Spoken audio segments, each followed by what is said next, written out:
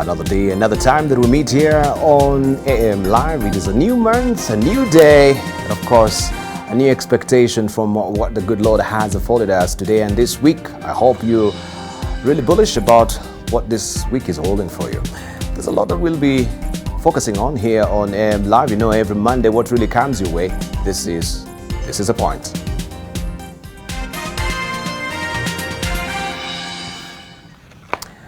So we shall be looking at what is happening with the coronavirus update so far. Of course, intervention from government policy decisions that have been made so far.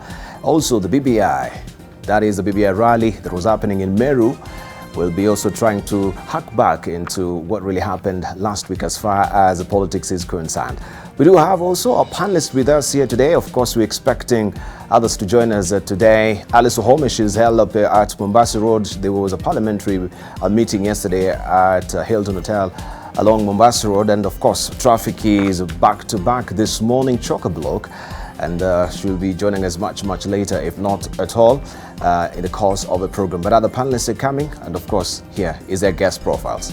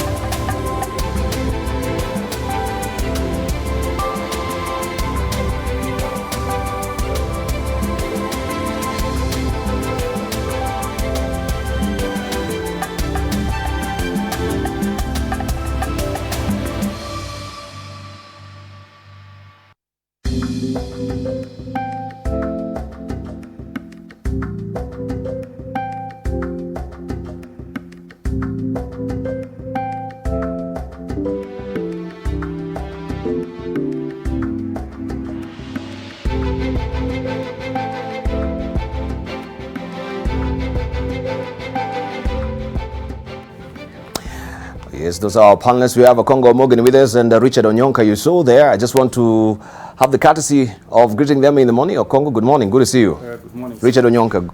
Good morning, boss. Yeah, you were up early today, so I'll serve you tea first. Okongo is next.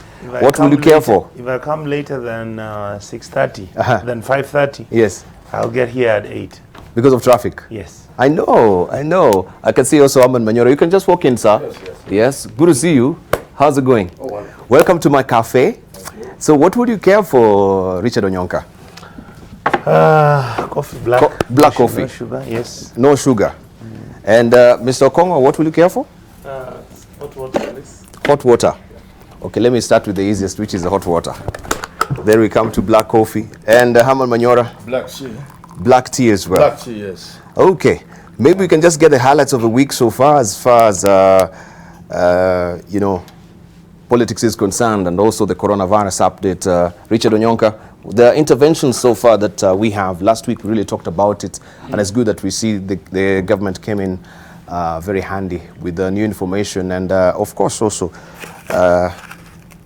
new interventions as far as this coronavirus is concerned. Continue. That is true. I think for me the intervention came a little bit late. A little bit too late? A little bit late, but we were lucky that the disease had not created, quote unquote, an emergency for the last 3 weeks that it's been the big story around. Yes. But I think we need to do more. Nobody knows basic facts. For example, we don't know whether we have the masks, whether the quality of those masks is what is recommended. Truth be told, we should never have allowed any of those planes to come in. I remember I actually tweeted about it some 3-4 weeks ago. I was saying I don't understand why we are allowing a Chinese flight to come, because we didn't know how deadly or how effective the disease was, yes, and whether we had a preparedness to take care of that. Yes.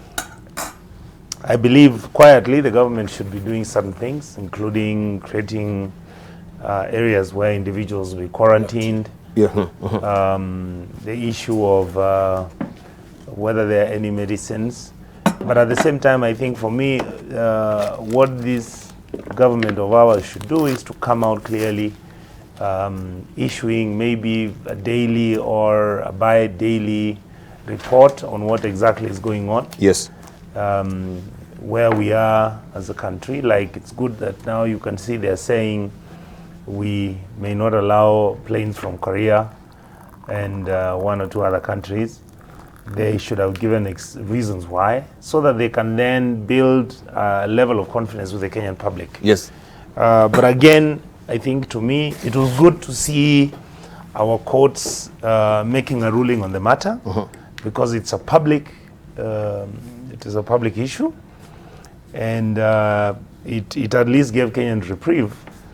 And it would also be good for the government to make announcements and tell us, the people who came from the China flight a week ago, where they all are, what has happened to them, what is their condition for each one of them. But at the same time, I also wish to persuade our people in our country that when such incidents happen, for example, you saw cases where in Athi River, people had already started flashing out, where these quote-unquote Chinese who had come, where they were staying, what they were doing. We need to be very sensitive about such issues, because they themselves are dealing with a life and death matter. Even in Lamu, they've abandoned construction sites as well, coming back to Nairobi, because the fear for their lives as well. The fear for their lives is, and also the embassy here in Nairobi has expressed its frustration with the way also the Chinese are being treated right now, being marginalized and ostracized as it is. Let's hear from Okongo Mogini, briefly. Yeah, I think first is to congratulate the new CS, Minister of Health. Yes. And I think he has hit the road running. I was impressed to hear him say that he wants to, escalate the awareness and our capability to deal with this virus outbreak to the counties. Because I was reading on the social media that that plane that came to China, 4 Chinese left for Eldoret. And if we don't have capacity to deal with this epidemic at the county level, that poses another risk. So I think congratulations to the new CS for being proactive and ensuring that our 47 counties have the capacity to deal with this virus. But I think also, Debal, we are talking about people coming in, but I don't know whether we have also imposed restrictions on Kenyans who are maybe traveling to China and coming back. And we are focusing too much about the Chinese plane that comes direct from China. But I'm told that Ethiopian Airlines also flies from China to Ethiopia and then into Kenya. So that could be another entry point for people coming in from China. So we really need to liaise with our ambassador in China to also monitor the people who are boarding planes coming into the country, so that we are able to take care of all entry points. I think I saw that is it Korea? Korea has closed entirely its border points, because the disease is spreading very fast in South Korea. We shall be looking at this as well. How about Manyora, briefly? Myself, Mike, I don't know that you can hear me now. First of all, it was very worrying that the government was doing nothing. So when the president came up with the task force, I was really happy, and I think many Kenyans were. I would only urge him to incorporate men who Kenyans have in the recent past had reason to believe are capable of doing something. I have in mind CS Matiangi, I have in mind his PS Kibisho, I have in mind head of the KDF, General Madate, the way they pulled out that Moi funeral has left no doubt in my mind that we have a few Kenyans who can perform. So I would urge the president to find a way of including Kibisho and Matiang'i and Madade. Yes. Because really, I would want to see a situation where the KDF plays a big role in this thing, because they have the capacity, they have the discipline, and they have the training. Thank you. But more importantly, the bar, I am not convinced we seem to know the seriousness of this thing. And I'm not convinced we know our undercapacity. So I think the government needs to move in a way that reassures Kenyans that we are doing something. And what we are seeing so far, the bar, is very, very heartbreaking. It is heartbreaking because we are maintaining our usual relationship with foreigners. Let's be very honest this morning. Kenyans fear foreigners. They don't respect them. They fear them so much. So we are willing to bend backwards. We are willing to do things which no sane government and no sane people can do because we fear foreigners. Let's respect foreigners. But I'm asking government. No. If you but when you say we fear foreigners and we don't respect them, I'm not saying we don't respect them. I'm saying we should respect. We should respect them. I got it wrong. And relate with them well, but not fear them. You know, we have not gotten out of this colonial and post-colonial relationship with foreigners, where a Kenyan instinctively, akiona mzungu, he's like wants to stand up and remove his hat. That thing is what is ailing us today, because some of the things that are happening in the country, like telling people, look here, if you read on the Daily Nation, travelers from Italy, South Korea, and Iran will now be required to self-quarantine. Self-quarantine. We'll come back to that. That's not right. We'll come back to that. We must borrow from best practices. Thank you. Thank you. And of course, we shall be looking and drilling deeper on this as well. But this is also on the front page of the Daily Nation, what just Haman Manyora was reading. But you can see the splash today is all about also the MPs, reveal secrets of MPs' Somalia trip. Tough questions for 11 politicians who secretly left Nairobi on Saturday for Mogadishu, where they were hosted and dined by President Mohamed Abdullahi Farmajo in what could herald a fresh diplomatic tiff between Kenya and its neighbor. You have this story continuing on page 6 of the Daily Nation today. Leaders say the mission was all about Northeastern region's security. That was the agenda. And you can see them alighting from the plane there. Wajir East MP Rashid Kasim, Mandera East Omar Salah Maalim, Lagdera's Mohammed Hire and Kulo Maalim Manisa, alighting from a plane at Jomo Kenyatta International Airport yesterday. We have Secretary Murithi Kangi saying what was of concern to the country was how the MPs traveled to a foreign country without the necessary clearance. And you can follow the story on page 6 of the Daily Nation. Seclusion for travelers from Italy, South Korea. This is what Haman was reading as well. Travelers from Italy, South Korea and Iran will now also be required to self-quarantine for 14 days. A government task force has said. The team on the COVID-19 coronavirus yesterday said Kenya will take measures adopted by other countries and those recommended by the World Health Organization seriously. The head of the task force, Health Cabinet Secretary Mutahi Kagwe, said cases have soared in the 3 countries and the government is thinking of other possible measures to take in order to keep Kenya safe. The story continues on page 3 of the Daily Nation today. Also, why General Kariuki is still a bitter man, wrongfully jailed over 1982 coup attempt, then vindicated by court. Mr. Kariuki is still searching for justice. This is how the Daily Nation looks today. And Downton plan to hold BBI rally in Eldoret. Team charged with leading campaign yet to set a date for meeting. This is on page 4 of the Daily Nation today. Standard is up next. And this is what you have on the front page of the Standard. Scramble for Kenya. A fresh start, that is the abiding question. BBI presents the country's biggest political moment since the 2010 referendum. We're on the cusp of a new Kenya, and this is how it is shaping up. You have the story on page 6 and 7, how politicians are marinating positions. We have the president, also we have the prime minister, deputy president, and deputy PM, that's 2 positions for the deputy PM, ministers from among MPs and technocrats. That will be followed by Parliament. The Senate will be the upper house, National Assembly to follow. Leader of official opposition will be from the National Assembly. 14 regional governments, 47 county governments, and MCAs. We have bites here as well. Uasin Gishu Governor Jackson Mandogo is saying, quote unquote, mambo ya BBI hiyo isiwasumbue akili. Hii BBI is not about you. It is about sisi wenye tuko kwa viti. Sisi wengine tulikuwa tumeona tunakaribia kuenda nyumbani. Someone is honest there. Also we have Kotu boss Francis Atwoli saying, quote unquote, where is Uhuru going and he is young? Atatusumbua watu wengi. We must amend the constitution to accommodate him somewhere. And that's how the Standard looks today. Also on the side, but there's 11 MPs in trouble for talks with Somalia president. This is a standoff there. The MPs from Wajir and Mandera counties flew to Mogadishu on Saturday for meetings with President Farmajo and intelligence chiefs that have alarmed Foreign Affairs Ministry. Also Kenya to work with Uganda, Tanzania in coronavirus war. Health CS Mutai Kagwe says Kenya to work closely with neighboring countries in screening people at the borders. The story is tucked away on page 2 of Standard today.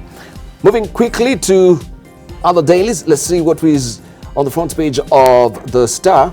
And this is what is a splash today. Raila gets free hand to woo Uhuru backyard.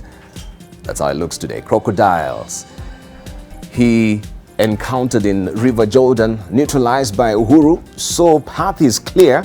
This is all the way to the road leading to Canaan. BBI meetings give former PM strategic opportunity to rebrand himself and build alliances. The story continues on page 6 of the Star. And secret visit by Kenyan MPs to Somalia gets them in trouble. You can see them alighting here. I read their names elsewhere. You can follow the story inside page 6 of the Star. Also, ex-warder says he can pinpoint Kimathi's grave for 25 million shillings fee. EACC to grill Korane over 233 million shillings World Bank cash, and 10 women killed since January, most by intimate partners. It's all about domestic violence. You can follow the story on page 11 of the Star. This is how it looks today. Quickly, also we have the People Daily for you, and this is what you're waking up to on the front page of the People Daily. It's getting corrupt there a bit. People Daily is looking like this. Why 11 Kenyan MPs secretly visited Somalia. Legislators, members of President Farmajo's clan who left Nairobi without clearance to meet the neighboring country's top intelligence chiefs and government officials for undisclosed talks, were arrested upon return for grilling. You have the faces all spread on the front page of the People Daily today, all the way from Ahmed Korosh to Aden Ali Sheikh of Mandera West. Also, House Budget Office raises red flag over Big Four agenda. Lack of sufficient funding and ambiguous priorities by Treasury threaten Uhuru legacy projects. This story continues on page 5 of the People Daily. And Lama's lactating moms suffer agony of dry breasts. You can read all about that in the new health segment inside the People Daily today. This is how it looks today. Also on top there, how BBI has changed Raila fortunes in Mount Kenya. Opposition leader using the handshake between him and the president to make political inroads into region that heavily voted against him in the last 2 polls. That is what we have on the front page of the People Daily this morning. Let's see what we have on the front page of Taifa Leo and also the Business Daily. This is how it looks today on the front page of Taifa Leo. Uhuru achia Raila BBI. Rais Kenyatta hajahudhuria vikao vya kuhamasisha BBI kikiwemo kile cha Jumamosi ngomeni yake Mlima Kenya. That is what the flag reads on top here. And wabunge 11 wanaswa JKIA kwa kuzuru Somalia kisiri. That is the story that you want to follow also inside Taifa Leo. Let's buckle down to business and see what the Business Daily is holding for us today. NSE hits 16-year low as blue chip stocks plunge. There's volatility here Foreign investors flee amid turmoil in global markets over coronavirus. And this is the blowback of the coronavirus, also how it's really affecting us. We can see also the international indices as well, indicating this. Nairobi Security Exchange main index dropped to a 16-year low on Friday as foreign investors withdrew amid turmoil in global markets over the coronavirus outbreak and profit-taking hit banking stocks. The story continues on page 4, and you can just get the grim reality from the NSE 20 index. The index has fallen to levels last seen 16 years ago. Look at that. Here is where we are right now, and this is from the Nairobi Security Exchange. So this is the reality of how coronavirus is affecting us when the global markets, of course, plunges as well. We take a hit.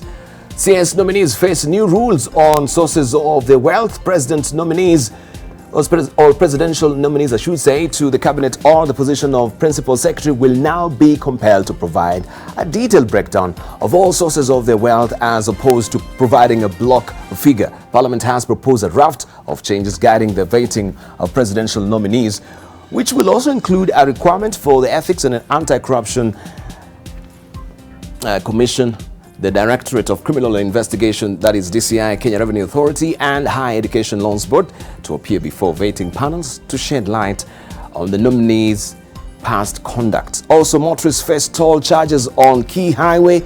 Beware, motorists in Kenya are headed for tough times as government prepares a new law ahead of the financial year in July to guide the introduction of toll fees for use of highways. Parliament has directed the Treasury, the Ministry of Transport and the Attorney General to urgently table a bill that will guide the imposition of toll fees on major national roads and establishment of a toll fund. You can follow the story on page 4 of the Business Daily this morning. On the ticker, quickly, on the ticker today, Kenya's exports to US hit 51 billion shillings. Exports to the United States last year grew at the fastest pace in 5 years to hit a fresh high, making Washington the second biggest buyer of Kenyan goods after Uganda. The story continues on page 5 of the Business Daily. Today's digit is 2 billion shillings, and this is the reduction in NSSF's latest full year contribution owing to job cuts and farms closures. And Kenyan delays dividend plan. Kenya Electricity Generating Company has postponed a decision on dividend payouts on the performance of last year's until a new Auditor General is appointed to scrutinize the power producers' books. And this is also we wanted to discuss with our panelists. Up to now, we don't really have an Auditor General, and you can see how this is affecting some of the parastatals in the country, because now they cannot really submit their financial reports without an Auditor General. This is also affecting dividends as it is right now. We wonder what is the delay with the Auditor General, that is Auditor General's exit, that is Edward Ouko last year. Kenya Power eyes garage for revenue boost. Kenya Power will commercialize its garage and lease out idle land in bid to shore up its revenues in the wake of dimming profitability. The story continues on page 17 of the Business Daily this morning. Allow me to just quickly cross over borders. We head over to Tanzania briefly and see what is on the front page of the Citizen in Tanzania. There you are. Publishers struck with 9 billion shillings textbooks.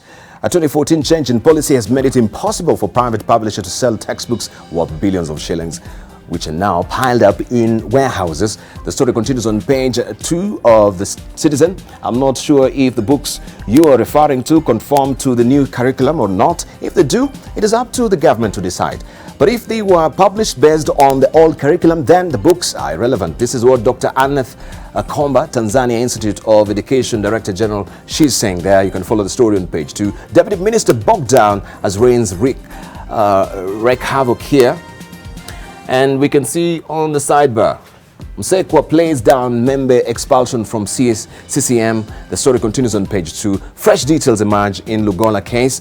You can read all the details on page 2. On prop committee and covers major Sizal scandal. That is on page 2 as well of the Citizen. I will skip today the Mwananchi to just go straight to the Daily Monitor in Uganda and just show you what we have on the front page of the Daily Monitor in Uganda briefly, and also the New Times in Rwanda. How green economy efforts will promote sustainability is all about the green imperative right now, that economies are trying to streamline to just not really focus on the profits, but the people, the planet, and the profits. And this is what is on the front page of the New Times today. Environmental consciousness and sustainability has become priority among the general population. Firm steps have in the past been made in terms of direction of investments and exploitation of resources. Read all the details on page 2 of the New Times. I want Rwanda to be our entry to African market, Israeli ambassador to Rwanda says. And the Tour de Rwanda 2020 is here. Eritrean Teffazion crowned champion. You can see him here. This is a standalone picture. The story continues inside at the New Times as well. I want to show you also the latest copy of East African, and it's focusing truly on the coronavirus this week. East Africa traders panic as 4 Chinese ships fail to dock. Shortage of goods and price increases loom as deadly infection spread across the world and city lockdown disrupt global supply chains. The story continues on page 4 and 5 of the East African this week. Also, Bernard Membe expelled from CCM. You can read all the story on page 6. And East Africans to pay more DNA for clothes as well. An upward tax review will affect imported fabric and Mutumba. And also fines for stray cows in Dar law. Kenya and Rwanda pastoralists face steep cash penalties or auction if they has cross borders. And presidential miss brews EACC crisis. The East African community is steeped in a financial and operational crisis following the postponement of the heads of state summit for the second time in a span of 90 days. That story continues on page 3 of the East African this week. Also, it's a new month, and you can also grab a copy of the Nairobi Law Monthly and also Nairobi Business Monthly as well. This is how it looks for the Business Monthly. Why you should invest in an educational plan, options, factors that come into play, and assets allocation strategies fund managers employ when putting funds in education investments. You can read all about it in the latest copy of Nairobi Business Monthly, so be all the wiser as far as the education policy is concerned. Also, company and industry, the future and challenges of digital financing. You can read also the rest of the details inside the latest copy of the Nairobi Business Monthly as well. I want to show you also what we have on the front page of Newsweek and the Time magazine as well. Let's try and see if I can grab a copy also of the Nairobi Law Monthly. But it seems a lot of my magazines or the papers also have been corrupted. This is the latest copy of the new Newsweek. You're right, stress is making you sick. That is the latest copy that we have today. The world's best hospitals as well. They're tucked away inside the latest copy of the Newsweek. I want to show you also what we have on the front page of the Time magazine as well. And this is what is on the front page of the Time magazine. This is the international edition, known by our deeds. A year after Christchurch, Jacinda Ardern has the world's attention. How will she use it? That is a question. And also, I can show you now the US edition as well, if I have it here. Just briefly, or it has been corrupted by most of them. That's how it is. Let me just leave it at that briefly. But now we have the laughter and liberty for you, which is up next.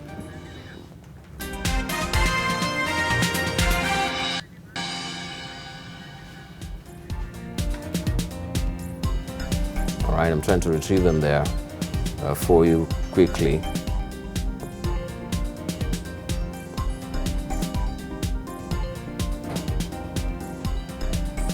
Interesting, the challenges of technology sometimes. Now, I cannot be able to read Mandarin because I can see a lot of them, they've just turned out to Mandarin as it is right now. I'll try and retrieve for you that quickly. Okay.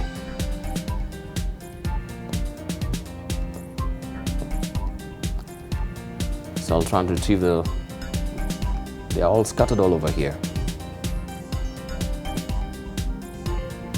All right, for the interest of time, let me just show you what we have on the front page of the raw copy, or this actually the copy of the Nairobi Law Monthly. Tyrants in life, saints in death, Moi last laugh, I should say, how Kibaki Uhuru blunders defied a man many called a despot. This is the latest copy of the Nairobi Law Monthly. Of course, this is not in the laughter and levity. This is just part of the publications as well that we have for you. But since now it has been corrupted, I will leave it at that. I will play it much later in the course of the program as we discuss with the panelists as well. But we still keep our eyes, we are keeping our eyes on the coronavirus update, where the government will launch county emergency centers for the coronavirus, according to the Health Cabinet Secretary Mutahi Kagwe. The decision is important in order to ensure each and every Kenyan's health is safeguarded. Kagwe spoke after the National Emergency Response Committee members drawn from various ministries met to assess and ensure Kenya's preparedness. Between ourselves, the national government, and the Council of Governors, therefore the county governments, we are going to be coordinated so that activities within the counties can also be ready. We are going to establish emergency response units in each of the counties. What we are rolling out is not just information on what happens if you get unwell and so on, because we don't want panic. The best way of reducing levels of panic is for people to know that we are ready. And we are ready not just at a government level, but at nationwide citizen level. There is no measure that is being taken elsewhere in the world that we are not prepared to do here to secure our people.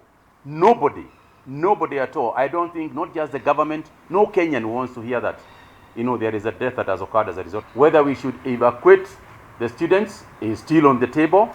It is one of the things that we discussed.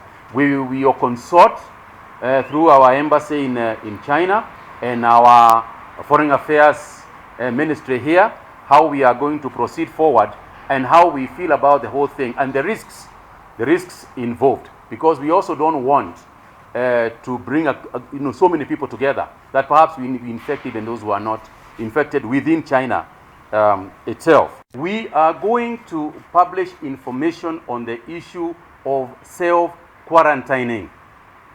Why would we do this? Going forward, your guess is as good as ours. What is going to happen to this disease, to this condition and disease globally? It might come to a time when even we in offices might have to go and self-quarantine ourselves. If there is an outbreak somewhere in an estate here in Nairobi, we might ask people to self-quarantine themselves. And we would expect some measure of serious discipline if we were to do so.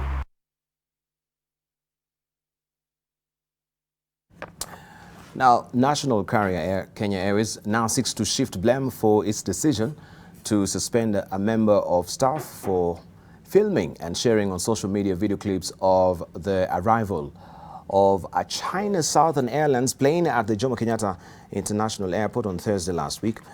In a statement shared out via its social media, Kenya Airways says it took the action at the prompting of the Kenya Airports Authority, which complained that Gire Ali's actions constituted a breach of security. Beyond that, the airline has assured that the investigation into Gire's action will be conducted with the utmost speed and in a fair and transparent manner. It has also sought to emphasize that Gire remains on full pay. Gire remains on full pay for the duration of his suspension, but that has done little to counter the public backlash that followed Gire's suspension. Gire's defenders viewing his action as those of a whistleblower exposing a corrupt system and viewing his suspension as an act of repression. At a press conference on Saturday, Gire's through lawyer Dunstan Omari said he will be moving to court to challenge the suspension on Monday, which is today.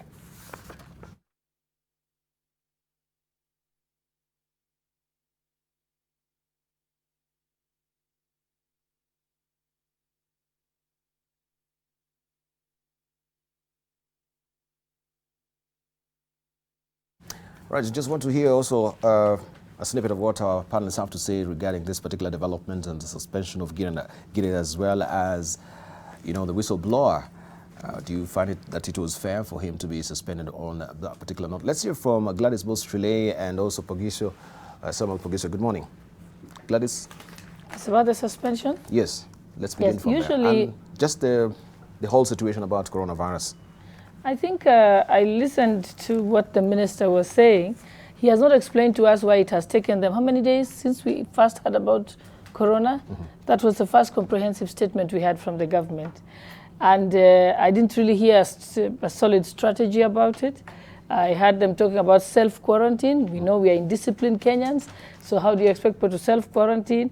He has used a word like, I guess, as good, your guess is as good as mine. That's disappointing from a Minister of Health.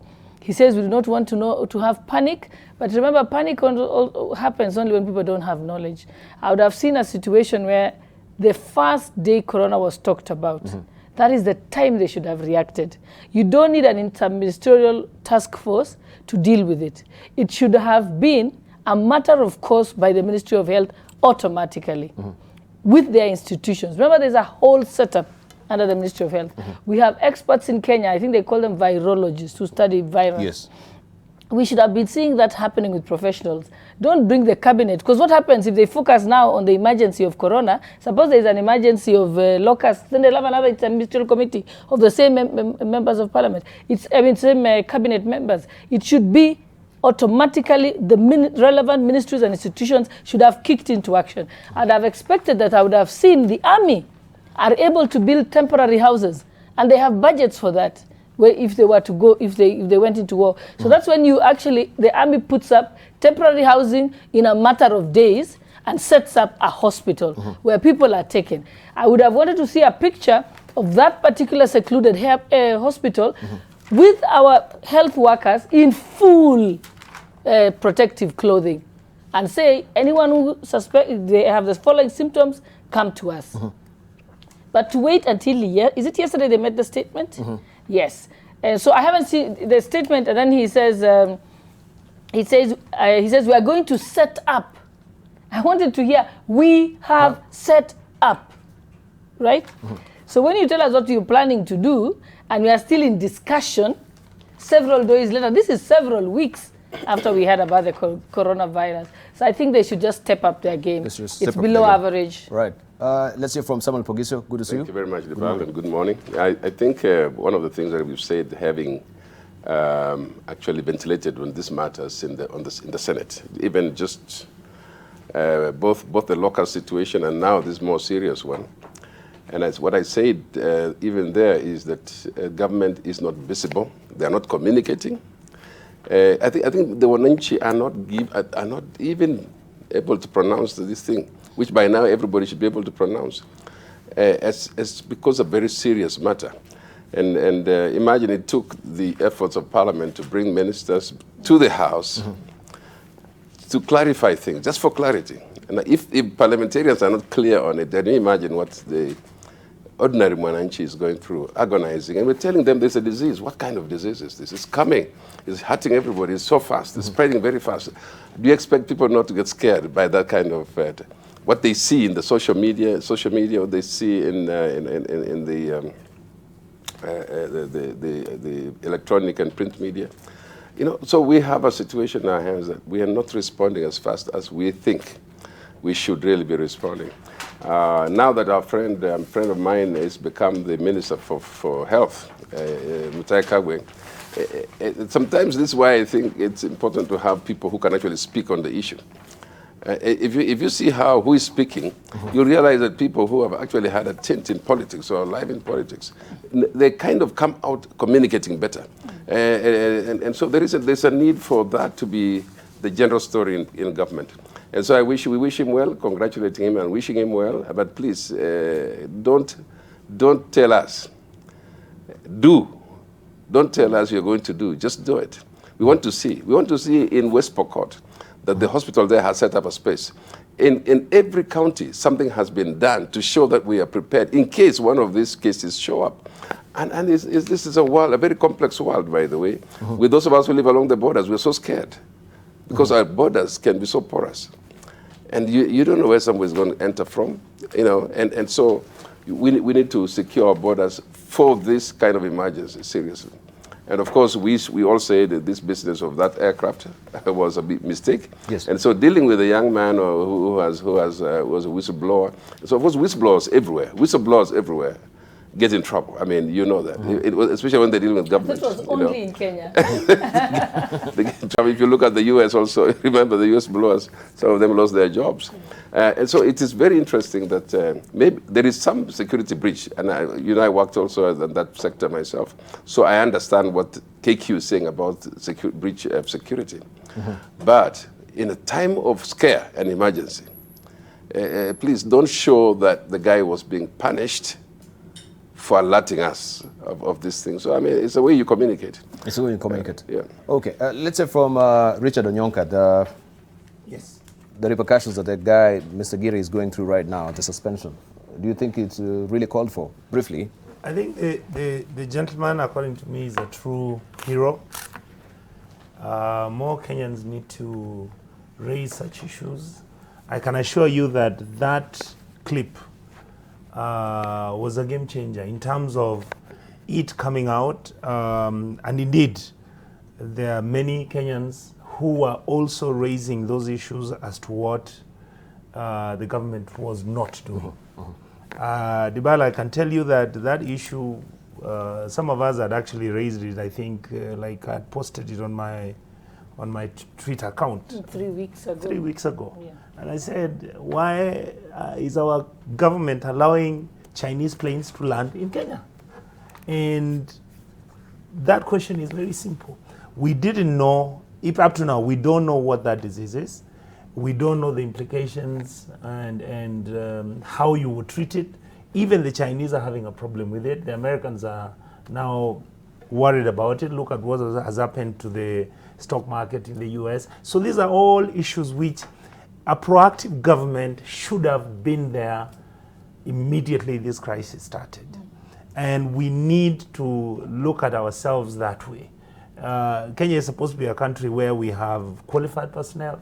We are always a country where we figure out what to do. Yes. And on several occasions, we really disappoint ourselves. And in this case, we really, really disappointed ourselves. Because if you look out there, the way Madam Sholea said and my Senator Pogisha said, a government, when something as substantive and as heavy as this comes out, Yes. the government must be on top of it. The government might say, we are aware this is happening, we are trying to do something about it, this is what we are doing, and this is what our expectation is supposed to be. So again, you have this dysfunctionality within Jubilee, which I don't understand. I don't know whether we are too involved into our current politics right now and nobody wants to work. But you see, Dibal, people who are picked to run government are not politicians. All right? So you would have expected that the interaction and the engagement would have been deeper than it is right now. And yet, or again, the other problem you had is there was a reshuffle, you had Madam Cicely Kariuki being So the handover could have so been, the handover could right, have created a relay sort of. Yes, a vacuum. But I think our government needs to Thank do you. better, and we need to pull our socks. Thank you. And make sure that we are actually in control Haman of this Manyora. issue. Dibal, Let's one wait thing that viewers must know that is important. No, we just a may have moment. stopped Let's hear from passenger Haman. flights. We'll come to you. It will help the conversation because the passenger flights have been stopped, but the cargo coming into the country from China has not been stopped. The cargo could be carrying the virus. No one has told us about that. All right. Also, I think Okongo Omogeni alluded to the fact that we have Ethiopian Airlines also coming or making the routes via also JKA as well. Let's wind up also with Haman Manyora and Okongo Omogeni on this. Two quick things before I talk about the coronavirus, but related. One, government must move, whoever is responsible, to reinstate that man who was sacked. Because government should not be seen to be hiding something. It is dangerous at these times. Reinstate that man and end the story. Number two, let's not blame government officials for not operating. In this country, nobody's ever hired to work. You have been long enough in this country. They never look for people who are capable. They never hire people to work. And if you attempt to show you didn't understand that script when you are employed, the Sholeis and the rest are here to tell you you'll be shown the door. PLO told us. Now look at CEO. They are looking for a CEO of the city. You say this city is in problems. Do you think they are going to hire somebody like Philip Kisha who has shown he can do it? They are going to come up with some crook from somewhere and give him the job. So let's not blame anybody for not performing. They never hire you to perform. They never even scout for people to perform. Now, on this coronavirus debate, government's first duty and responsibility is to its citizens. So when you are relating with the foreigners, you must relate with the foreigners in a manner to show the citizens that you understand government's first responsibility is to its citizens. Look here, and I'm asking government to be very careful. Government is going to make Kenyans hate foreigners, especially Chinese, in the manner in which they are behaving. You know, government is akin to a man who has mature children and brings a small wife in the family. If you become overprotective of this small girl you have brought, nobody will accept him in that family. You see, if there's very little food, you think she's the only one who should eat. Government is showing obvious preference towards the interest of foreigners. And this is, I'm repeating this. It is not in the interest of government. It's not in the interest of those foreigners you are trying to protect, to overprotect. Because we want Kenyans to interact with the foreigners very well. We want our Chinese to continue being our partners, our brothers, our sisters. You know, because they are doing such a wonderful job in this country. But don't set Kenyans against the Chinese and other foreigners by doing the kind of things government has been doing. I hope Mutahi Kagwe, who I have confidence in, will move and try to advise government. And I know that doesn't happen. You never advise government when you are given a job. Government wants to advise you what to do. But I hope government is listening to me. And if they are listening to me, let them not be overprotective. Let what comes out of whatever they do show Kenyans that it is their interest. And right now, I was doing my barber business, kinyozi. I don't go to a spa like Onyonka because I'm a small man. Small people there were saying things. I say, kumbe hawa Kenya wanaelewa maneno. They were saying this. What happens if this coronavirus hit Kawangware? You see how they are saying? Look at the city of Nairobi. Look at how crowded it is. Look at the traffic jam. These are villagers who are small little fellows. Say, look at the traffic jam in Nairobi. Look at crowded slums in the. What are we saying if this thing hit us? Are we really prepared? So government must know their concerns, and government must address the concerns of Kenyans as a way of building confidence. But I must not end before I repeat this. Don't appear to be there to serve the interest of foreigners. Show Kenyans they come number one, and then we relate well with our foreigners. Thank you. Iran, if you see the moves America has taken in the past 2-3 days, then you can understand what our country does if it sees and senses a problem and a danger. We don't seem to have sensed the danger. We hope this thing doesn't go far. I hope the doctors who are saying we are resistant are right. That Africa ikitu wataigonga, nothing. I hope that's the case. I really hope. Because if this thing came here, honestly, it will wipe all of us. It will. Right. Which is bad. Which is unfortunate. First, I think, Dibal, we should all accept that we have a responsibility as Kenyans to send warnings if there is a feeling that there is some danger. And I think what the young man was doing, he was trying to send an alert to Kenyans that, look, there is this plane that is coming in from China and it could pose a danger to the people of Kenya. I don't think the way you react to such a Kenyan is to sack him. I think really even if you invoke the Constitution, Article 47, what has happened to that young man is unfair, and I hope that if he's not reinstated, he can move to court and we get an intervention from court. But you know what is also worrying me is I've heard Madam Sholei speak about cargo. I don't know about Mombasa, the tourists who are coming into Kenya. I don't know whether we have put in place measures to ensure that we are sure where are these ships coming from. Have they passed through Europe? Do we have people from China? What about the chartered flights? From Italy. You know, from Italy. And I'm sure about 3 come into Mombasa every week. You have not had anything. And I think if you read what's happening in Europe now, Italy is really the center of that epidemic. Have we put in place measures to ensure that these planes coming in, we have a way of ensuring that we subject these visitors into some serious medical examination, and if they have symptoms, we can keep them in safe places? Because last I read, it was We had a bed capacity of, is it 14? And 11. the planes, 11. And the planes are coming in with over 200 passengers. I think we really need to be on alert. I read that in some countries like Japan, I think it's Japan, they have closed schools. Oh, yeah. Yes. So this thing is not a joke. You know, you can't just be a minister who says you are prepared. Do you understand the kind of danger that this country followed? Yeah, Yesterday, you know, another country. In fact, even when you talk about tourism in Mombasa, in Japan, they have closed a number of these tourist attraction centers. They are not working. So even as a country, we need to. It's not just about saying we want tourists in Mombasa. Do the coming of these tourists pose a danger to us as a people? Thank you. Well, there was a point. There's a point that I wanted just to mention a little bit. It's about this self-quarantine.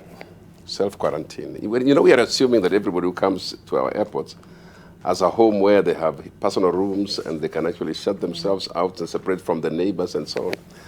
This is amazing. They need to know that there is no way African societies can self-quarantine. I mean, you will definitely live with people. They will definitely move around with people. It's difficult for people to self-quarantine. You're assuming that these guys live in upmarket areas, where they have their own compound, where they have their own house or room.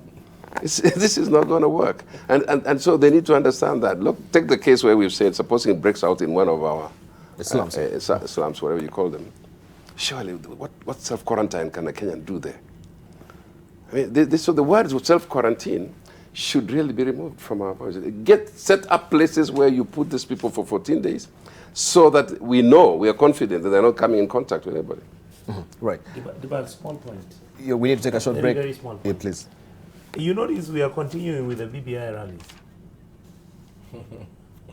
And it's like nothing is happening. Nothing's happening. We don't know anything dangerous. Shouldn't we look at it and say maybe we need to make a stop for now until we can figure out what the implications of all this is? But let's see also what politicians... Just a moment. Let's see. In your interest and the interest of this station and in our own interest, it must not be seen that we are spreading fear, because fear is worse than the disease itself. That's what WHO is saying. We are only saying let us apply the necessary caution, not fear, not rumors. We are not scaring anybody. We are responsible citizens, but we are asking government to do whatever it takes to first to give Kenyans the confidence that there's government in charge. You see that team in America, director of this, director of that, headed by none other than the vice president of America. That is the level of seriousness I want to see.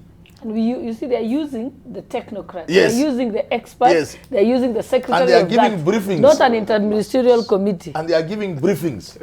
And you see, when the president gives room to that small short guy, the director of whatever it is, to speak, you can see the confidence. And the press is asking very serious questions. And these guys are responding. Thank you. I want us to move in that direction. Right. Yeah. As we're winding up on that particular session, we shall continue on the other side of a break. We have Njeri Wamai saying thanks NTV and the rest of the legacy media in highlighting this, because it was the media that catalyzed the whistleblower's video and everyone understood the seriousness of the Kenyan government's laxity. I urge the media to be diligent and follow up on UK order. Also, that is Uhuru Kenyatta's order. And also we have Kakamega Finance on Twitter saying that I didn't take the effort, or it didn't take the effort of Parliament, as Senator Pogisio is saying on COVID-19.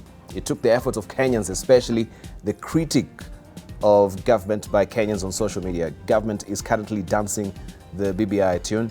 That is what also Kakamega Finance is thinking this morning.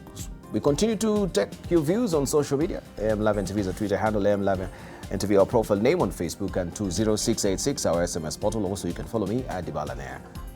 Don't go away, much more coming up on the other side of a break.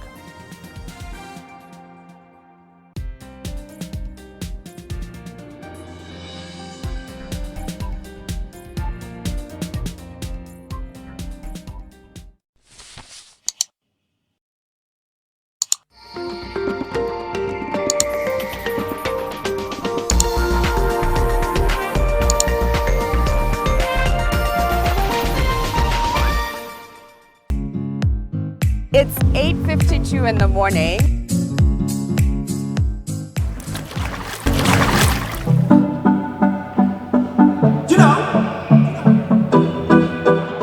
Living with S is the perfect destination for information, entertainment, and laughter, bringing a refreshing perspective to Kenyan television every weekday morning. Let's get revving.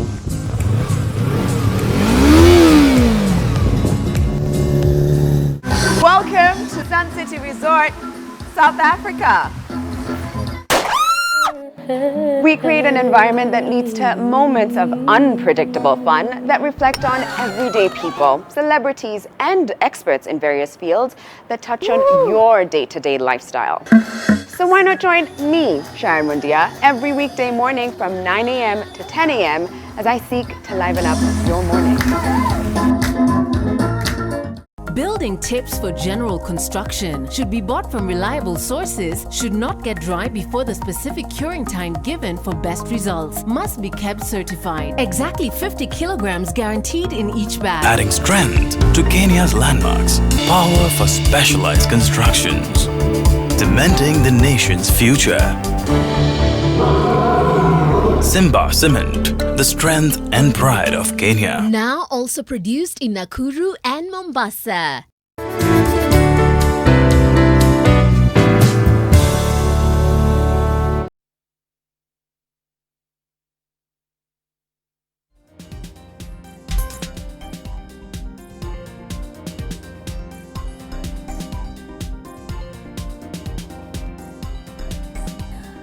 Back around to some politics right now, looking back at what was happening over the weekend with the BBI, and of course also we've tried to put together some of the voices from the podium there that is happening on the soapbox.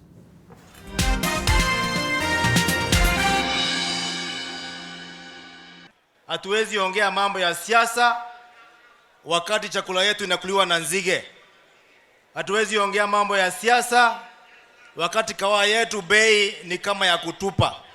Hatuwezi ongea mambo ya siasa wakati majani yetu haina bei. Kila mtu kura yake ni moja. Kura ya moja isiwe moja, mwingine yake iwe na dhamana ya 20%, 20 times that times. Lazima kura iwe value ni moja na resources iwe zinagawanwa vizuri kwa kila Mkenya, ndio kila eneo iendelee. Tunasema tupunguze zile viti ziko chini, tuongeze pale juu, tuunganishe nchi, tuwe na sura ya Kenya.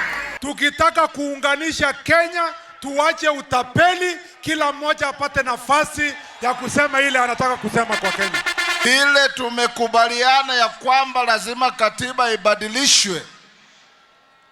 Tuhakikishe ya kwamba maoni ya kila mwananchi imeangaliwa sawa sawa. Sasa baba, shika watu wote wa Kenya na hata sisi wa Mount Kenya utusahau, sisi sote tufike Canaan. Jamii ya Wagema, Uhuru Muigai Kenyatta na Raila Odinga na hawa viongozi ambaye wako hapa, it is a sure bet. Tukibadilisha hii katiba, ikikuja katiba mpya, haizuii Uhuru Muigai Kenyatta kuchukua kiti. The town hall meetings that precede BBI public rallies are by invitation only and therefore remain a closed affair. Because we think these rallies are just for a chorus of public endorsement where contrary opinion is unwelcome. If it's a popular initiative, we are all aware that the million signatures required are yet to be collected. They are yet to be verified by IEBC if at all, before the process can be released for debate by the county assemblies. Therefore, talking of a referendum by June is a pipe dream. Ile mambo ya mtu anashikwa na shetani, anaanza kuongea mambo ya kiongozi Uhuru Kenyatta katika eneo la Mount Kenya, kuanzia leo tunasema ikome. Kama unaona kiongozi wetu wako mbele na mashika bendera, unapotea ukielekea wapi na unaona pali bendera imeelekea? Sisi watu ya Kiambu hatutaruhusu tena mtu yeyote ambaye atakuja kutokuwa na heshima kwa rais wetu.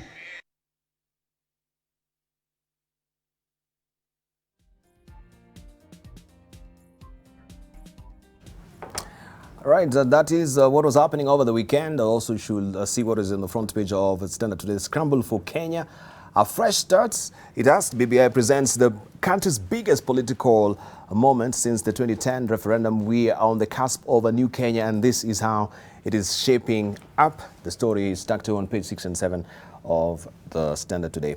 Let's hear from Onyonka, and for them that are also down on the ground as well as far as the BBI rally is concerned. What is your reading so far? My reading is, I was actually in that rally. I attended that rally. 3 interesting things took place. Number one, in the morning, as you got to the place and you listened and asked a few individuals who were in that rally, people have good faith and goodwill that the BBI is actually trying to solve the quote-unquote problems which are Kenyan. And these problems come in from what you've had. I don't have to repeat. Then there was the second message that I got, which is there's a general feeling that is coming out right now that indeed, like many have said, that this exercise is all about preparing Kenyans to accept that Uhuru is not going to step aside after he finishes his term of 2 terms. Number 2, that this exercise is actually purely set up to stop William Ruto from ascending to the presidency or whatever he wants to do. And number 3, that the general view that is existing out there is that even when we could be trying to solve the problems of Kenya, the third element of this scenario is that you are preparing Kenyans for former Prime Minister Raila Odinga to actually become the next president of Kenya. My feeling is that makes us the lesser. In other words, there is now a convoluted general feeling out there that we are no longer talking about actually what BBI is supposed to do. Whether it's supposed to solve the issue of our elections, which have been historically having a problem, whether you are talking about the economic downturn and issues which are affecting our country, whether you are talking about the general feeling in Kenya that we actually need to change our country for the next movement ahead. If you ask me as a politician, I actually don't know how I would balance between the political aspect which is coming out where politicians are positioning themselves and readying themselves for whatever positions that are going to come, and indeed trying to solve the problems which exist in our country, which need immediate intervention politically or otherwise, whether it means we're changing the constitution or otherwise. But as a whole, I saw issues being raised by the Mount Kenya community. Some of them were really incredible ideas. They were very, very good ideas. People are saying, look, we need this, we need that. People with disabilities, women are coming up with very, very ingenious ways on how they want this to be changed.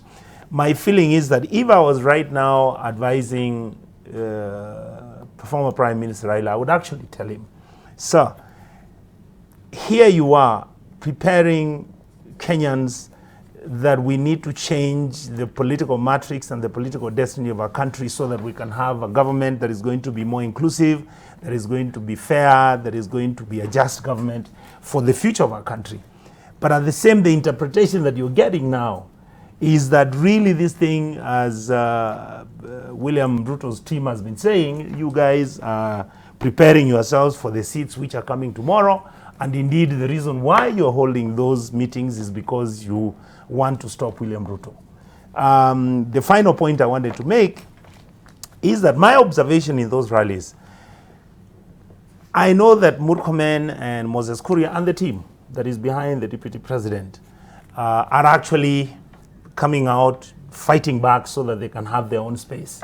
But what it does mean, obviously, then is I think this team of the deputy president has decided that there may be no more goodwill between the president's team and the deputy president's team. And if it means Nimbaya, Nimbaya, and they are going to go out there and ruffle the feathers and raise discontent Of course, you saw the crowd behavior. I was there, and the messaging you are getting is that money exchanged hands the previous night, and therefore it was choreographed and designed in such a manner that when Murkomen finished the discussion, the people would then walk out. But in terms of the people who had been there and who were listening to the messaging, it was very effective. Right. But Thank you. It is again taking us back to where we've been. So money was exchanged. You don't have any stitch of evidence? No, I don't have the evidence. I mean, you can. I'm a politician, Dibal. You can tell when a section of the crowd, after some point, you see people then But how shifting. do you just assume that the money was exchanged because no, I'm saying, let me change that. Most probably. Most probably. Money may have exchanged. So this is just a matter of semantics. Let's hear from Herman Manyora. Your reaction? Why are you skipping her? I'm just going with the sequence. Okay. No, it's the sequence, so that you don't say that. I'm going with the sequence of how they came. I must begin my observation by reacting to this, by making my observations about this 1 man, 1 shilling, 1 vote, 1 something. Because it's the other narrative of 1 kilometer. We have to be careful as a country. Let us not use this opportunity to divide the country further. Let us not rub salt in the wound of those Kenyans who have suffered since independence. It is common sense, and even a child will tell you, there are some parts of this country that were left behind.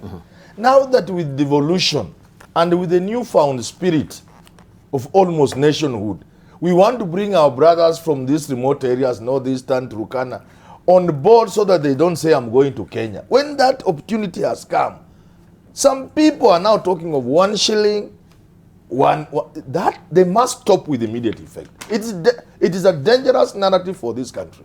Extremely dangerous. Look, because other people now say, fine, let us have 1 shilling, 1 man, 1 vote, fine. But let's look at the balance sheet. Because the balance sheet has both the debit and the credit side. Let us look at what historically you people have enjoyed that others have not enjoyed and make good for other people. Number 2, in that kind of constitution, we shall then make it very clear that if the president comes from this community, the deputy should come from the other. If the CS of this is, we must make it very clear, because people have enjoyed the fruits of this country because they position themselves, when they are in power, they put their people in those strategic ministries and the parastatal, so that they have been perpetuating a kind of hegemony in which they have been enjoying advantages over others. And now when we are about to do something about that, they are telling us they should stop that narrative. It's dangerous for the country. Let us move as Kenyans together. Let us bring on board our brothers who are left behind with whatever means we can afford.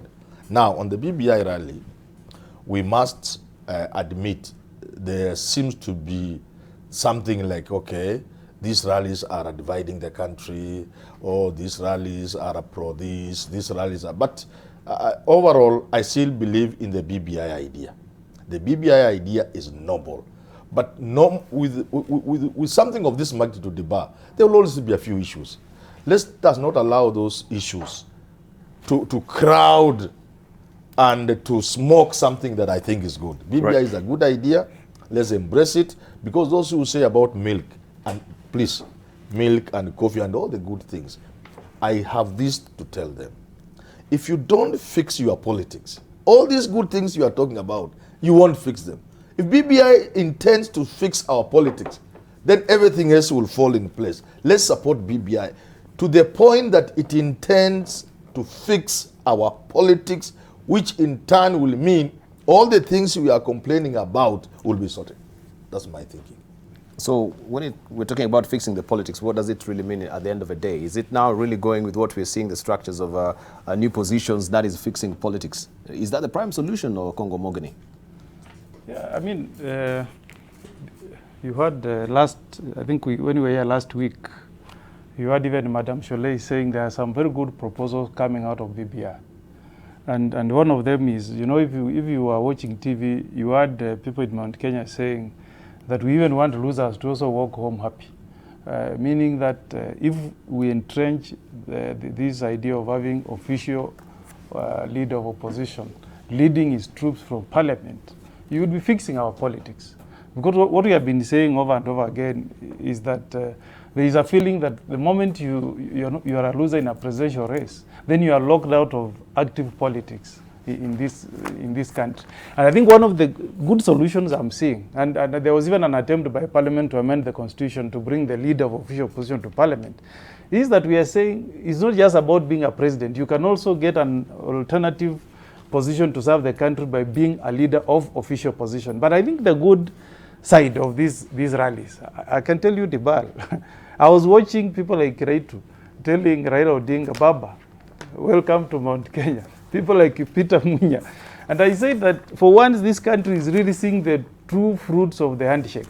Before handshake, I can assure you there is no way Raila Amolo Odinga would have gone to Mount Kenya, received by Kiraitu Murungi, ride on the same car to a stadium. I think that is very, very positive. If not for anything else, that fact that people are now saying you can disagree politically, but you can still come and sit on a table to discuss an issue that is for the best interest of this country.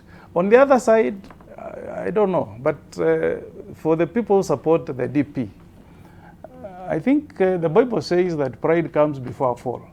I didn't like the tone that I saw from Senator Murkomen. You know, those words saying, kuna watapeli katika hizi rally, you know, and then walking out of that rally with Moses Kuria. And if you listened, this MP from East Africa, Mpuru Apuri, he said, you have come to Meru, you have shown disrespect to us, you have walked out of us, but my brother, we are warning you, you will come back again to beg us. I think if I were in that camp of DP, it's good to play humble politics at times, especially when you go to people's backyard. Just sit there. You have been given a chance, you have expressed yourself. Don't show disrespect. Even if you come to Kisii, I expect you to sit with us. We say what we have to say, and then after we finish the rally, we shake hands and walk away. Thank you. So I think if we want to build on this handshake thing, let's agree that we don't have the same views. You will have divergent views, but let me defend your right to say your views, and you also respect my right to say my views. Thank you. Let's hear from Gladys. Yes, I think what is happening with the BBI rallies is making me laugh because it's exactly what we feared about BBI. It's coming to pass. When the report came out in Bomas, it was a report that I eventually said I agree with it because it says what's wrong with Kenya and let's go on and implement it. The trouble has begun when they have gone to the BBI 2 rallies and now they've come out boldly. What they didn't achieve in BBI 1, they are attempting to achieve in BBI 2. It is now clear to Kenyans, and I want Kenyans to get this loud and clear. BBI 2 is about positions. It's about individuals ascending into power through the back door. It's about individuals amending our constitution in order to accommodate themselves. It is nothing to do with Kenyans. It will not improve our economy. It will not provide jobs for our youth. It will provide jobs for some particular bigwigs who are well off and none of them suffer from unemployment and their children are employed or their children have businesses that they've created for them. But it has nothing to do with the poor man. So the BBI rally is what they call, in political science, creating a mood of acceptance. When you keep telling him there's going to be a prime minister, when Otwali says, where is Uhuru going? He's young, atasumbua watu wengine. We must amend the constitution to accommodate him. So we have been told this is direct from Atwali, that this is about extending the term of the president. If you listen to what Governor Mandago says, they want to extend the term of governors who are finishing off their second term. You've seen the standard headline.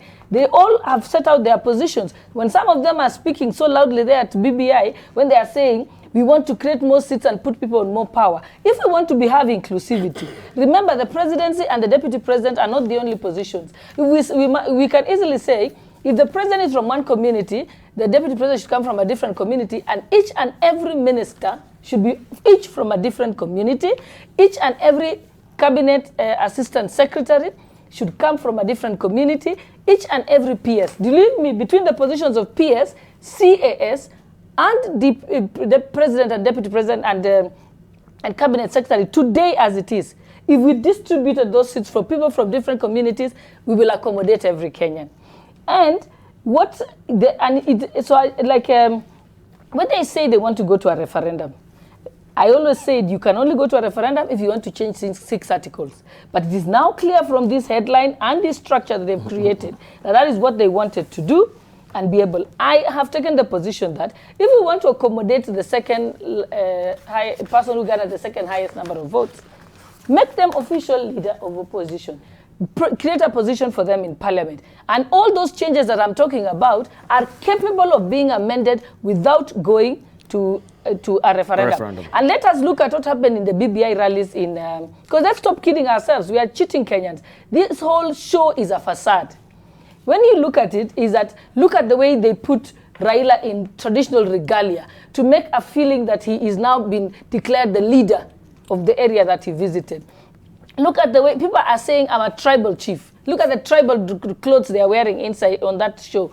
And then dancing. How does that resolve the problems of Kenyans? That's why I said, tell me about coronavirus and locusts. There is more energy that has been spent on BBI rallies and more money than spent on coronavirus, locusts, and the problem that up to today, the National Cereals Board in Eldoret has not been opened. Up to today, the subsidized fertilizer is not on the market. Thank you, Gladys. Let me finish this. And let me talk about the actual BBI rally. I want you to look at the clips of the BBI rally. Look at the number of school buses that had ferried people. They are not school buses from Meru. Look at the names of the schools on the, and this is on picture, I don't want to say it. You have the pictures. I want the media to play it. When you ferry people from Kirinyaga, when you ferry people from Western, when you ferry people from Nyanza, people from Coast to come to Meru, who are the Meru people were not there. If it's a Meru affair, just ferry people from within areas of Meru to come to one central point. And then, and also, why spend money to ferry people if you're coming to talk to the people on their own ground? And the story, and Honorable Onyanka, when you're talking about that this was seen as to stop William Ruto, first of all, no one but ordinary Kenyans can stop William Ruto. It is not anyone in a BBI rally. It is the people who vote that make that decision. We are beginning to forget that it is us who are. So this BBI has divided Kenyans more than it has ever been. Let's leave it at that. And so all this is optics. Hold it, Gladys. We hear also from Samuel Pogiso, and we continue. Thank you. Let me pick up from where Gladys has left. I think the biggest problem is the optics. And optics, by the way, is what you see. When you see the BBI rally, it definitely, people who are supporting William Ruto as DP cannot accept the optics, what they see on TV. It becomes a problem. Where Raila is the one who's kind of the leader of this thing. And I've said this even in a rally. Of course, I was there in the rally as well, and I saw the shenanigans and the things that was happening there. I have said that if you do not understand the handshake, you can never accept the BBI. Because the handshake is what created the BBI. And unless you go back to that where we all said we support the handshake between Raila and Uhuru Kenyatta. Those are the basics of BBI. It's not the optics thereafter. Secondly, Dibal, it is what happens in the documents presented by those communities. If we only focus on that, of course, then the media will focus on the politics around it. The media will take pictures and we see. They cannot be the basis of our conclusions. But if you really focused on the document given by Mount Kenya East people, that document should have been the one that was been focused. Kenyans would understand that Kenyans are talking to each other. The same document which was given by the Ma community in Narok, it is not Meru only. It was actually a whole consortium of places. So I just wanted to say that one of the things that you must understand, if your heart is not ready to accept that handshake, you can't understand BBI. You cannot actually approve of BBI. You'll always critical. Now, number two, I'm beginning to understand, even from Gladys, my sister here, I'm beginning to understand that there's already opposition to BBI. And BBI 2, not BBI 1. Well, BBI is still BBI. There is actually opposition to it. And if you look at what Murkomen said, it was exactly the language of Deputy President in another clip that you're showing over here. Exact those words. They are beginning to wonder, why BBI instead of doing development? And then given optics again, I see a picture here of Deputy President in a church. I still see that picture, holding millions of shillings in his hand. And putting not before putting in the basket, a picture has to be taken, of that thing. I said, those optics are not good anymore. I think also, like you would advise even anybody, like you would advise Raila. I mean, I would also advise William Ruto. What are all these optics? Thinking that those donations is development is not necessarily the truth. And so let's also speak to each other the truth about BBI. BBI is about that handshake that began. And the spirit of that handshake carries BBI. That's why everybody's coming on board. People are coming on board. The other thing on the money, which I think Professor Manyora raised, and I want to say the what you call sharing of resources. We must again speak to each other and come up with a formula that accommodates everybody. Right now, everybody's giving their formula. There is 1 kilometer, 1 shilling, and then there is all this one vote. It will eventually come to an agreed formula where everybody benefits. And I think that it will be done that way so that both sides, or three sides, whatever side it is, can benefit. Population plays a big role. And there are more youth where there's more population. So I would understand when people demand more money in certain areas. The thing that we must agree as BBI is devolution must stay, devolution must be stronger, and devolution must be down at the ward level so that people, everybody benefits, or even beyond, I mean, even below ward level. And I think if we did that, all these shenanigans, all these optics about what we see in the rallies, look at the documents given specifically by those groups. Thank you. Yeah. Right. So Deputy President William Ruto wants politicians to include the voice of Kenyans in the BBI report as the public's opinion is important because they have issues they want to address. And Ruto also has accused politicians of conning the public through the BBI report and the process as it is now. Of course, this was happening over the weekend. Let's just listen in and then we shall continue with that debate. Hii mjadala ya BBI haiwezi kuwa ya wanasiasa na viongozi peke yao. Hii mjadala ya BBI hata mama mboga ako na maoni. Hata mtu ya bodaboda ako na maoni. Hata mtu makanga ako na maoni, asikizwe. Hata yake ni ya muhimu kwa sababu taifa hii ni yetu sisi wote. Also looking in the Standard today, Ruto tells of Raila over the BBI rallies, and he says, and he's reiterated that the BBI meetings led by Raila have lost favor among Kenyans. Richard Onyonka, your reaction? You know, I've always said William is very clever. That message of his is targeting basically what he calls the hustler nation, where he is trying to send a message to the disenfranchised, the unemployed Kenyan youth, so that he can bring them on board to his side so that they can begin to reason with him, so that then you create disenchantment and discontent with the BBI arrangement. But the truth is, William knows that in politics, any politics, sometimes leaders take the front banner, leaders come, I mean, if you look at the constitution which was drafted in Kenya, it is the political class that deliberately had to sit down, come up with the changes that were necessary. Number two, the narrative is giving where he says that the ordinary mwananchi is not being involved. The truth is, Dibal, when we were in Kisii, we actually engaged most people, the teaching fraternity, you had the Kupet, you had the women representatives, you had Mandela, you had really a semblance, not even a reality that many people came, and we engaged ourselves 2 days towards the meeting, and we finally came up with the draft resolutions which were handed over to the BBI. I think largely this exercise, again, confirms and proves what William's detractors have said, and that is, unless what does William's detractors mean? His supporters? Let him finish, Gladys. No, the people who don't agree with him. Oh, okay. Yeah, detractors are the people who don't agree with him. Those people who don't agree with him say he's against what Uhuru Muigai Kenyatta wants. He has therefore declared himself a non-engaging politician in terms of his responsibility as a deputy president. But you've mentioned, and of course I can hear all of you talking about optics. Yes. What we are getting is that politics is all about perception. That is true. That this is not mwananchi driven. This is politician driven. No, and that's what we have here on the Scramble for Kenya. It's all about position. And this is the position that is being advanced by Gladys. This is their side.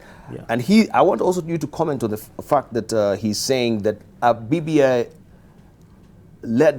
rally by Raila yes. is losing favor with Kenyans. That is his opinion. William was, I mean, I don't see any single day for the last 2 years. I haven't seen William anywhere, for example, make a comment where he thinks Raila is worth anything. So I don't expect him to say anything different about Raila now. I mean, the truth, look at the comments. For example, the other day, when Raila gave a comment about William, he said, in fact, I may not have much disagreement with William, but William has been with me and he has even learned and honed his skills around me. Maybe the question that is certainly coming to bear is, where is Uhuru Kenyatta in this particular metrics? Uhuru Kenyatta... Because it is all about the handshake. We understand, of course, he's the head of state as it is right now. Uhuru but the BBI is the two of them. So when we have Raila Odinga, who is now looking like a maverick with the BBI, what are we left to think of? Dibal, Uhuru Kenyatta, as the president of Kenya, cannot come to the BBI rallies because it will be a state function.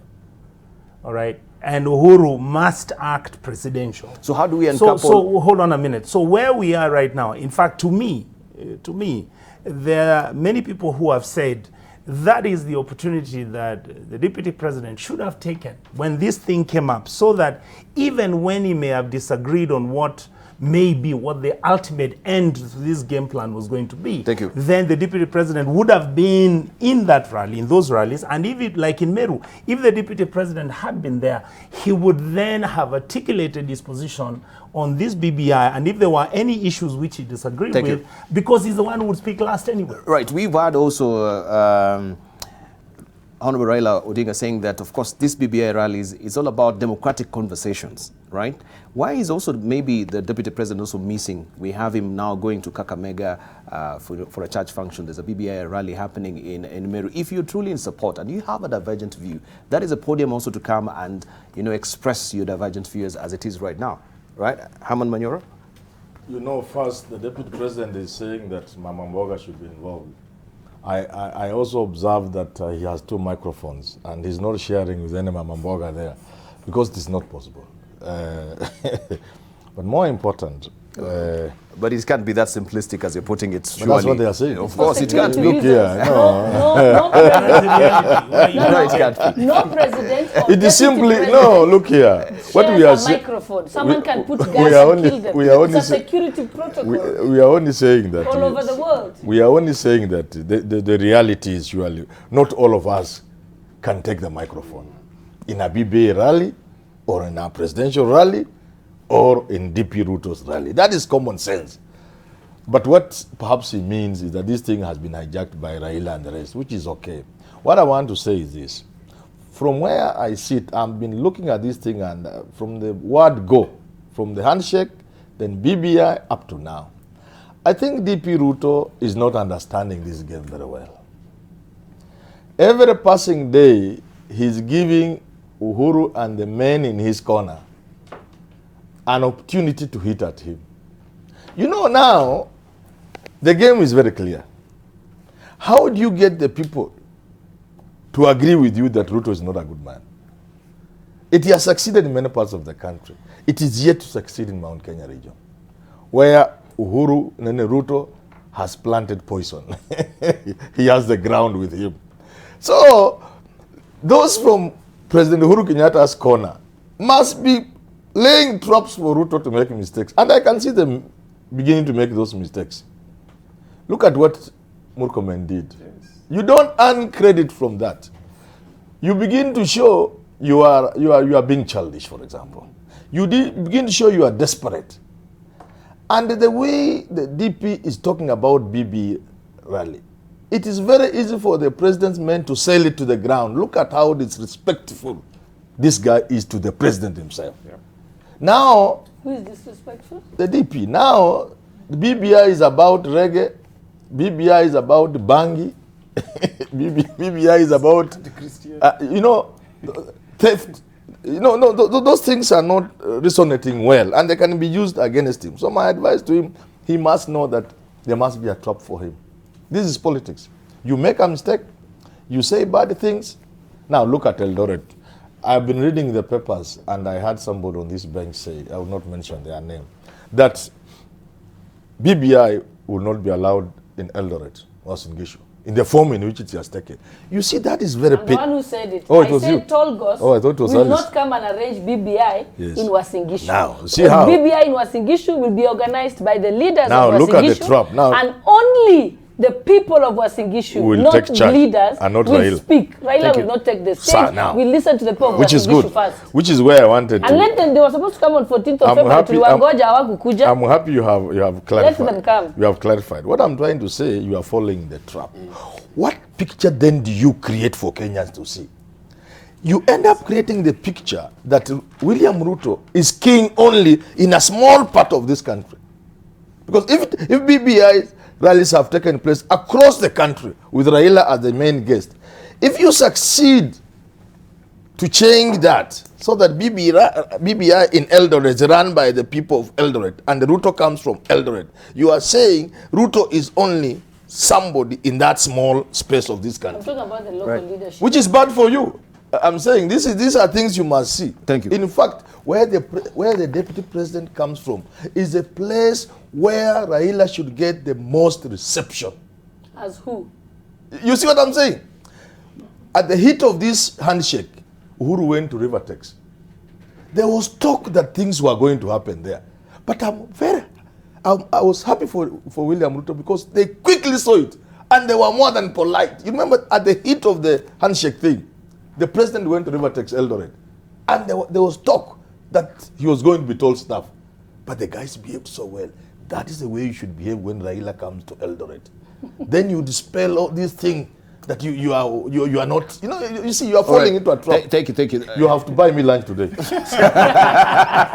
Because I'm helping you. I can't afford getting Very bad advice. I think, Ibal, you asked something about the position of the president vis-a-vis the DP. I think if we are to be honest to ourselves, and we are politicians, we know who speaks on behalf of who. The reality is that we are seeing the Ruto camp being more and more anti-BBI. That's the reality. While the president people, if you saw the governors in Mount Kenya, they are all in support of BBI. If you read page 4, I'm seeing a very close ally of the DP, Honorable Kositanyi. He's saying that Raila and the BBI is not welcome to Wasingishu. See? And here you are telling people that this BBI is supposed to divide the nation. The people in BBI are trying to divide the country. Now, between these two, who is dividing the country? Who is preaching politics of hatred? If you are telling people that they should not come to Wasingishu, and this is an MP of the party that the deputy president belongs, who is sending fear to Kenyans? If you were in Meru, and you saw what Moses Kuria and Murkomen did, how they behaved, walking away. And then there is Raila, humble with humility. He sat there, listened. As people walked away, he was just there. Whose cause politically? I'll tell you it is Raila whose cause. Because I think DP is sending a message that is invincible. It's like the Arsenal team of 2 or 3, 2 or 4. I can do anything. You can do anything against me. You can organize your rallies. I will not come. And if I come, I can speak, walk away. Politically, that's suicidal. That is, it's like the Greek gods have given him a rope. And every BBI meeting we have is just tightening the noose on his neck. It does not serve his interest well. And I'm telling you, a day in politics means a lot. These people in Mount Kenya, if you heard the message there, everybody is saying, we are not going to allow anybody who is abusing the president to do politics in central Kenya. That should be a warning sign. I think the best way, William Ruto started very well. He was very soft at the beginning. Now we are seeing a very confrontational William Ruto. That will not serve his quest for presidency well. I think what I'm seeing is that this BBI is building into another political alliance. And if we are not careful, it will sweep so many people along the way. So going forward, if I were to be in William Ruto's camp, please start smelling the coffee, join the BBI team. This thing is unstoppable. This thing enjoys the support of the president and the majority of the political leaders. The sooner you join the team, the better for you. Right, Samuel Wagisho, let's wind up on it as well, briefly. I thought it was my turn. Yes. It was going to her and me, but it is your time. Okay, sorry. But she has spoken several times. So I think he's been very fair on the time distribution. I must say, first of all, what I want to say is that when BBI was first fashioned, they said they will take the town hall meeting methodology, where they go and hear the people of the locality that they have visited. Not to hear Raila, not to hear Anne Waiguru, not to hear Murkomen, not to hear anyone. It was supposed to hear the people of that locality. If we could take an example of the constitution-making process that was led by Yashpal Gai, he went to every location in Kenya. He listened to the people of that locality. No one else spoke. There were no experts at that stage. They recorded everything that was said by the ordinary people. It was then collated, and the experts looked at it. It was then taken to Bomas, where there are delegates from every location in Kenya. So there was a structure. So we have a precedent on how to do this. What we are against is holding a rally in Uasin Gishu County, for example. And when they come, the people there, they play music, they dance, people make political statements, show off their political muscle, and leave. We want a situation where the people who will take center stage, the people who will speak, we will have a border representative, we'll have a Mamamboga representative, we will have a farmer representative, we will have a representative of the youth who are unemployed to speak, because it is their turn to say what ails them. It is their turn to ensure, then that is the BBI.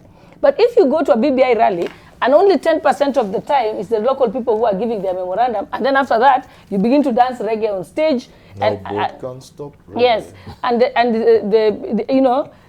so that is the problem. And then if you look, and I think, let's be honest, before Murkomen walked out, he made it clear that I'm speaking, and I'm sorry I'll have to leave because I have another engagement, and I'm being given a lift by somebody. So he was very clear. He sought permission. I have done that before in rallies. I have requested for permission to speak and leave. So he did not walk out as in order to walk out with people. And let me tell you, if the Wananchi decided to walk out, then you should ask yourself what you should be thinking about it. Because if people really wanted to hear the leaders that are left behind, they will remain there. And remember, it was the BBI proponents who organized these meetings in any case. And then I want to get rid of this issue that we constantly say is people are abusing the president. Can you quote the sentence where they are abusing the president? And then people keep saying, stop disrespecting the president. The president is big enough to protect himself. The president is big enough to take criticism. The president is big enough to be able to take abuse, if there is any. Because when you're a leader, people bash you every day. I get bashed every day, but I'm not going to start crying foul. It comes with the territory as my position as leadership. People have a right to abuse me, to criticize me, and disagree with me. And that is what leadership is all about. And the last one is saying, you want the deputy, so now you want to be declaring the schedule for the president, the deputy president. And the deputy president must attend BBI rallies. The deputy deputizes the head of state. He undertakes duties on a daily basis that are allocated to him by the head of state. When you say he should go to BBI rallies, I haven't gone to BBI rallies, but you know what I do? Every day I get the full write-up, and I get a full transcription of what transpired. So I'm up to date what is happening in the BBI rallies. Because I tell myself, I don't need to go to the BBI rally to speak, because I want to hear the Meru people. So when I get the transcript and the memorandum, that is when I read it. All right. And that is the briefings. All right, Gladys, but what that we're able to. Thank you. What would you say then when he says, or maybe what will be your reaction when he says that any BBI rally that is led by Honorable Raila Odinga is losing favor with Kenyans? If you're saying he's got his own itinerary, and you're talking about optics here, okay, what will be your reaction? Let's think about it. Raila, as it is at the moment, of course, has time to go to BBI rallies because he's jobless. He's forgotten that he even supposed to be running infrastructure under the AU and has decided to focus on AU. I wanted Raila Odinga to talk as a leader about locusts. I want Raila Odinga to put pressure on the government as a leader of opposition about coronavirus, because that is what the opposition is supposed to be doing. Opposition is supposed to be keeping the president in check. But as it is, we don't have any opposition as it is. Sorry? We don't have any. That's the thing. We have failed. You know, Thank and you. let me tell you, when you take a position as a matter of principle, because sometimes... Hold it, Gladys. Let's hear from Samuel Pogiso. I just want to give the last quote, actually. The last quote? Yes. Briefly. Which One is- line up. Yes. What you say is, when you stand for something, there will be people against you. Okay? But if you stand for nothing, there will be nobody against you and there will be nobody for you. So life is about, as a leader, is about taking positions. Thank you. Samuel Pogiso. Well, I just want to say that I think, like I said, understanding BBI rallies is, if you look at what's on TV only and the media, you will not understand BBI rallies, because the meetings we are talking about happened the day before the rallies. All these groups come together the day before, and they have agreed on what is going to be read the next day. So if you want to engage people to do that, they meet the day before, agree on everything, and then bring the document for BBI. The other thing I need to say is that the BBI task force itself is busy hearing views from everybody. They're not in the rallies. In fact, only one of them comes to receive the document. The rest, they have their program. They continue to hear views. And so I think let us, the one thing which I thought was very clever of our Deputy President is to try and now delink BBI from development in the country. And that is to show that he's now the only one who is concerned about youth unemployment. You know, the suffering youth, all these guys, is trying to craft a message for his campaign in 2022. And we're trying to say that, BBI should not be about 2022. BBI actually is for posterity. The issues of BBI must be communicated effectively. And, if we say really that Murkomen came and said that abusing the Deputy President must stop now, I mean, it's the same thing. I should assume that the Deputy President is big enough, like the President is big enough, for everybody, for him to be talked about, because he's occupying a very important political position. So I think the one thing which I would not go with, Debal, is the sentiments which have been shared here by Gladys of protectionism. You cannot protect Eldoret from the rest of the world. You cannot protect Western Gishu. I think that is a bad sign. Really, to say that nobody will take this microphone and so on and so forth. I mean, BBI has got its own schedule, its own format. And this is the format that has happened all over. It cannot change now in Eldoret, say now is the time for people to come. It cannot change now. So we must actually say, be big enough, your own words, be big enough to hear people talk about you in Eldoret. Let the world come to Eldoret. Let the entire Kenya come to Eldoret and Western Gishu. And by the way, when you say that Mandago is the one who is going to run that and not Tolgos, these are just very important people who already believe in BBI. But now if Mandago indicates that he doesn't believe it, how do you lead a system you don't believe in? If guys don't believe in this BBI, surely how do you then come and lead the process? It's like Murkomen coming to a rally. And I saw him come to the rally and say absolutely nothing good about the rally, but say his language over there. Thank you. Was a bit vulgar. Right, thank you. Let's just also get reactions from Twitter But here. Deval. You had finished? It's okay, but No. I thought I thought you had finished. No, I mean, Are you done? It is. I wasn't done, but I think I didn't want to interject. Finally, I just wanted to say this. If we don't get to the point where the Deputy President gives the indication to his supporters and his followers that BBI is okay, we must all come together. Instead of talking about it, give us the indication. Because the signs are so bad. I didn't expect that Caleb would say things like that, or people would say things like that, stopping us from going to Eldoret. I think that's not fair. Thank you. Yeah. Right. So we have Philip Mbithi Kiswi saying on Twitter that Raila has always been voted in by Kenyans, but he has always been denied power by the deep state. Gladys supported deep state before, but she is now mad that the same seems to withdraw their support from her preferred candidate. Gladys, you'll react to. I'll give you a chance to react to that. Also, we have a Jamie Kenyan saying, today, Prof, you're missing the point. The BBI in Mount Kenya is becoming a hard sell without DP. Also, you can't dismiss one man, one vote, 1 shilling quest and equal representation and saying it's dangerous. Pogisio articulated well. All views are valid and will be accommodated. That is Jamie Kenyan there. Also, we have Njeri saying Mount Kenya spoke. In Nyeri, governor couldn't hold a meeting because there was no BBI document. In Meru, multiple people walked out and were even in agreement with Murkomen because they don't agree with BBI. The politicians need to read between the lines. This is what Njeri is saying. Also, we have Andrew Sule, saying that the music industry has provided jobs to many DJs, and most of them play reggae music. So when you stop reggae, you'll put most of them out of employment. Kindly never blame reggae for your political sorrows, right? This is what Dr. Andrew Sule, and I know he's an avid fan of reggae music. Also, Ahmed Kiari Njoge is saying, why is it that of the 5 panelists, 4 are pro-Raila and BBI? Right? 4. Right, so they're saying that is a perception. Maybe also you sucked into that as well. But I need also to make a caveat that one of the panelists, Alice Orome, couldn't make it as well this morning. So maybe just we can react on that. Then we gravitate to just briefly, because of interest of time, just a one-liner on the happenings with Nairobi, if it was legal or not legal. Now the handover of power, because many people are saying it was not really as part of the Constitution, that invocation of Article 157. Right. Dibal, I think briefly, sir, for anybody to have expected that the meeting in Nyeri was going to be a walk in the park for Prime Minister Raila would be wrong. This has been Raila's weakest point politically. My interpretation is that he has made half the stride. He has not made as many visits to that region as, for example, the Deputy President has. So for anybody to dismiss that Mount Kenya has totally and completely made a decision would be too early to make that conclusion.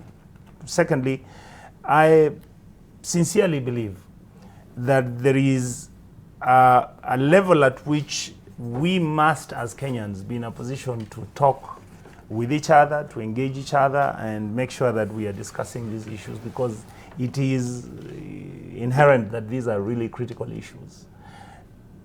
My honest observation, the rally which took place in Meru was actually, to me, even when somebody has said that we are pro-Raila, we are not really pro-Raila. I support Raila.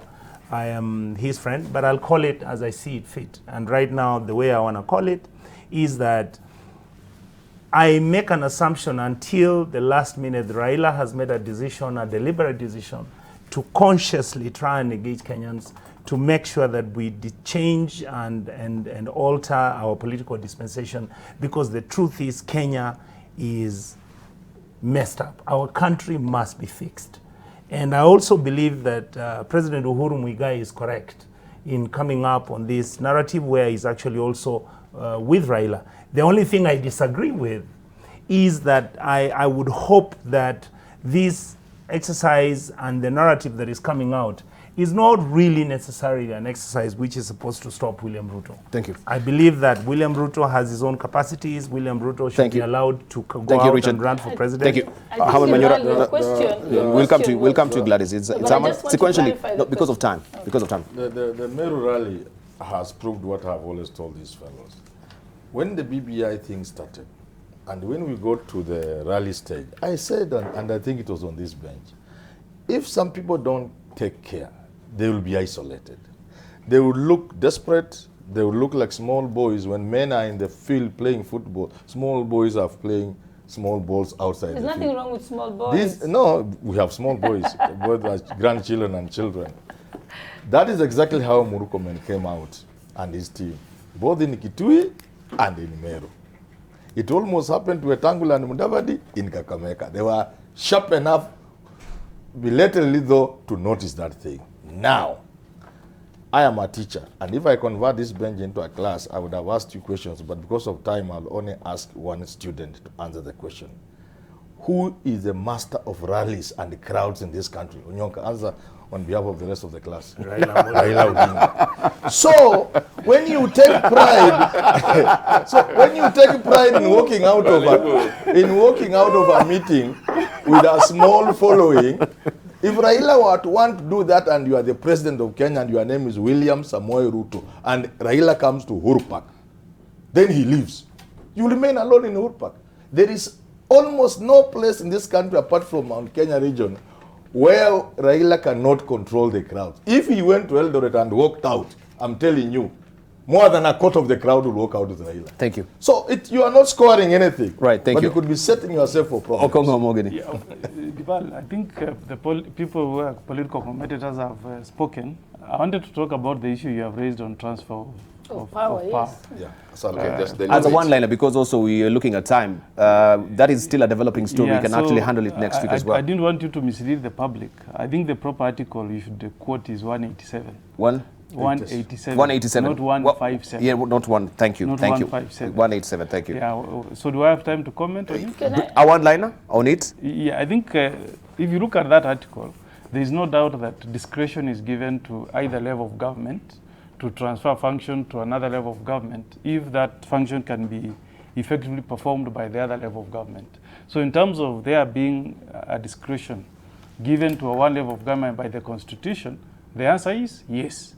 2, the involvement of the County Assembly. If you read Section 26 of the Intergovernmental Relations Act, the obligation is just for the County Assembly to be notified by the governor that he has entered into an agreement with another level of government for the transfer of those functions. But the bigger picture for me is that I think these are test case. We are doing a test case of the 47 county governments. We have picked one, transferred some essential functions, including the health and county planning. Let's see how this comes out. Let's see if Nairobi will be, we'll enjoy better services in Nairobi by deed of these transfer of functions. If the answer can be yes, then we would have found an answer to the problems facing devolution. If it doesn't, then we say... So was all the avenues was of... it legal or illegal? Yes, that's the question. My answer is it's legal. Okay. If you read Article 187... It's legal. No, let me now, he said it's legal and Just, to can I this finish? point. Let him finish Please, Madam Cholet, in court we normally get time, we speak, then the other person responds. Otherwise you disorient us when you interrupt us so many times. All right. Yeah. Just so continue. in terms of the law, yes, the law was followed, Article 187 was invoked. As long as the County Assembly of Nairobi is notified, it's legal. I think public participation bit? Yes. Dibal, I want to draw the attention of Kenyans to my article on page 16 of the Saturday Nation.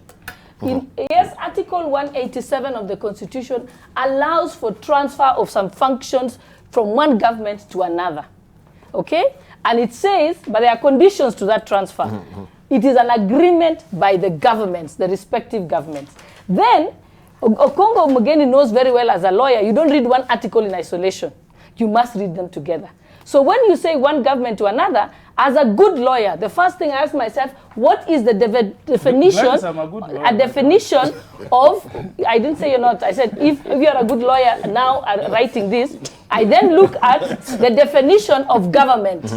Definition of government, of the county government, in article, in chapter 11 of our constitution, clearly talks, and that's article 176, it says, there shall be a county government for each county, consisting of the county assembly and county executive, which means when we talk about government, we're not talking about the governor. We are talking about the county assembly and the county executives. For Kenyans to know, the usual waziris that are in the counties. So there has to have been, that is what forms government. Just the way, and I put it simply for Kenyans to understand, does a football team consist of a captain, or does it consist of a captain and the team? So the governor is just a captain. The team is the county assembly and the county executive. So if this transfer of power was to be done legitimately... What about national government? It was to be done legitimately. Then what would have happened is that there should have been a process where the conversation begins from the county assembly, the county executive, they reach an agreement, then they send their governor to go and sign that agreement to them. Let me finish first. No, to go and sign... No, the definition of county government... Just a moment. Yeah, let's have... It's just the definition of county government. And I will be proved right on this. I am not wrong. It's a very simple process of the law. Now, the question you should ask yourself is that unless you're telling us that the governor, who is an individual, can act on his own. And lastly, remember, there is a court decision that said that Sonko can no longer exercise duties as a governor and he can no longer sign anything on behalf of the county government. So you are violating, first of all, that decision to hand over Nairobi, or what they are calling the landmark agreement. Thank you. Is an illegality from the start. Remember, they should have, the county government constitutes of those two bodies that I said. If we allow that issue, in fact, I would have thought that the first people to complain is the MCAs Thank you. And when you talk about notification, lastly, when the MCAs went, Nairobi MCAs went to State House, the ward reps sought clarification of their role in the new arrangement. They were told, you will find it in the deed of agreement, which means the county assembly members have not even read the agreement. So this is such breach, and I'm shocked that the Council of Governors is not taking issue. I'm shocked that the county assembly members are going to issue, and let me tell you, the court is going to overturn this decision. Right. Pogisio, on anyway, that, it is... and also I want you to comment on Lusaka, the suspending probe into the Sonko deal as well. Yes, let me just say something on that briefly, one. Because of time. Say something, because when this issue of Nairobi came, and the deputy speaker, who was in the chair that time, this is what you call a motion of adjournment. We adjourned to discuss this subject. The deputy speaker then evoked standing order number 1, which said to use his own discretion and referred a matter for discussion like that, which was for ventilation, to a committee. Now, there is a quagmire in terms of understanding what standing orders say about what you can refer to the committee. And so when the speaker, substantive speaker came, Lusaka came, he then had a question on the floor. He was asked to clarify, was that really the way we should go? And so for him, which the only reason he suspended it, and I want to make this very clear, he says, okay, for that matter, I'm going to consult the Hansard, consult even with my deputy and others, and come back with a decision. So the suspension is not forever. The suspension is until Tuesday. Until Tuesday, then he'll clarify the point. All right, thank you. Yes. And just to now come in on what the other Briefly, matter. 30 seconds. Okay, I know you don't have much time, but I think that we should then allow the interpretation to end somewhere, instead of saying, like my sister there is saying, that the court will overturn. I mean, let's not allow, we are not here to make those kind of conclusions, because we say it's legal or illegal, but I think by that time, this guy will be on the opposing side, the other one on the other side. Nobody wants to say, I'm going to lose already a case before it's done. All right. See, I think 30 seconds. For me, Nairobi County was a matter of national interest. The city had become totally dysfunctional. The governor doesn't have a deputy governor. He didn't have half of his cabinet. I think these are matters that the court and maybe the Supreme Court will end up interpreting. What happens when you have a county government which is dysfunctional, where the governor has been taken to court on an alleged corruption matter, where you have no deputy? Does the speaker have the responsibility? All these things, I think it is good that this happened. Thank you. I think President Uhuru was proactive. 30 seconds over. It is something that we need to wait and see what the ruling is. There is the bar. There is a lot that doesn't make sense about Nairobi County, including the recent takeover. There's a lot to be worried about and to be concerned about. But I want to use this to say one small little thing. If anybody had doubt in this country where power resides, how decisions in this country can be made, let them look no further than that. That is very symbolic. That is very telling. So those who are making noise in this country about certain things, they should know where the power in this country is and how things can be moved in this country. Thank you. All right, thank you. No, I give it to no, thank you. Sonko has not been bad. Sonko has not been bad from performing duties. Performing duties. He's only been bad from accessing the offices. Okay. It's a very important legal right. Thank you to make that distinction as well. And I hope Haman Manyora, Gladys, that lunch is happening. Yeah? No, I'm not buying him lunch because I... All right, let's see what the activities of the days are holding as well before you go. This is on the True North, which is up. Just to give you a snippet of where the True North is facing today, where is the needle new. Ministry of Health CS, Mutahi Kagwe, is expected to meet with editors today.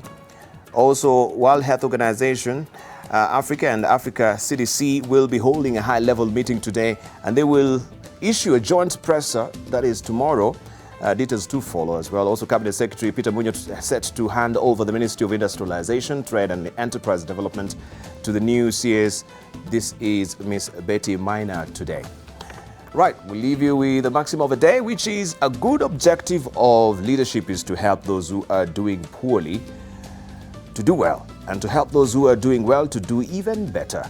This is from Jim Rohn, a very salutary effort that he gave, especially to the Leadership Forum as well, Jim Rohn.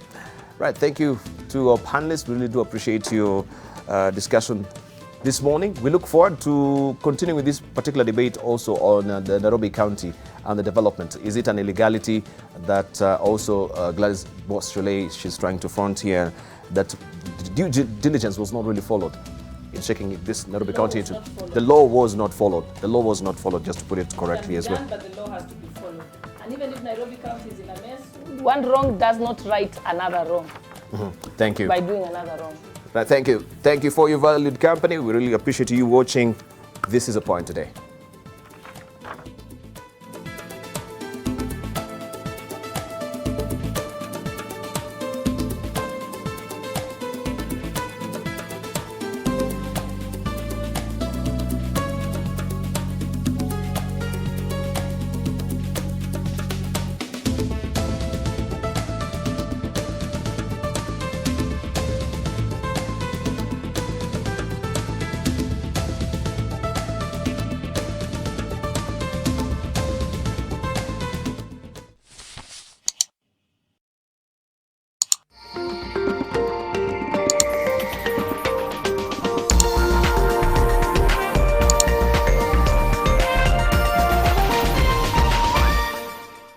In your paper this week, the coronavirus trade heat.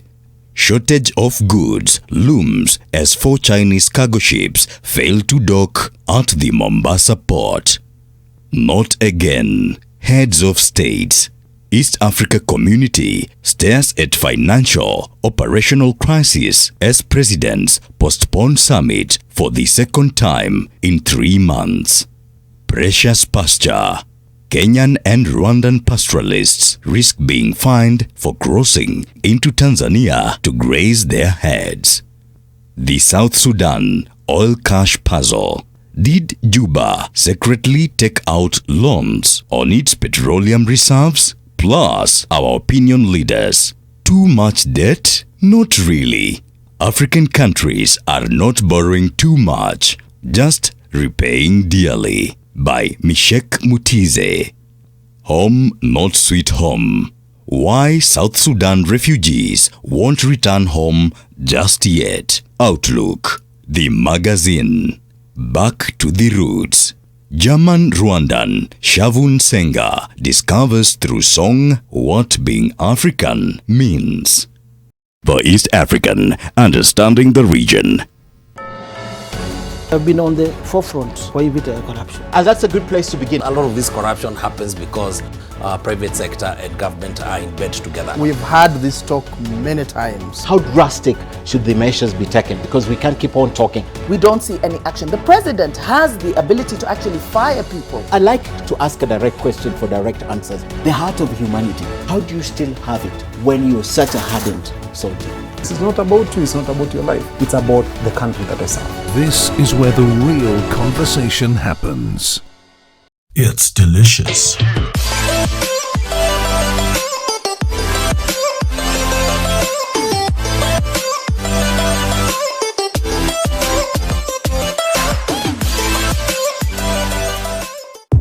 Benja ni bro wako, si ndio? Na feel ni kaa there's a bit of disconnect. I don't know, because I know the story vaguely. So my hubby has a small brother that he actually never wants to talk about. Benja si bro yenyu. Nani alikuambia story ya Benja kwanza? Benja ni brother yetu Drango, acha bro unatuka.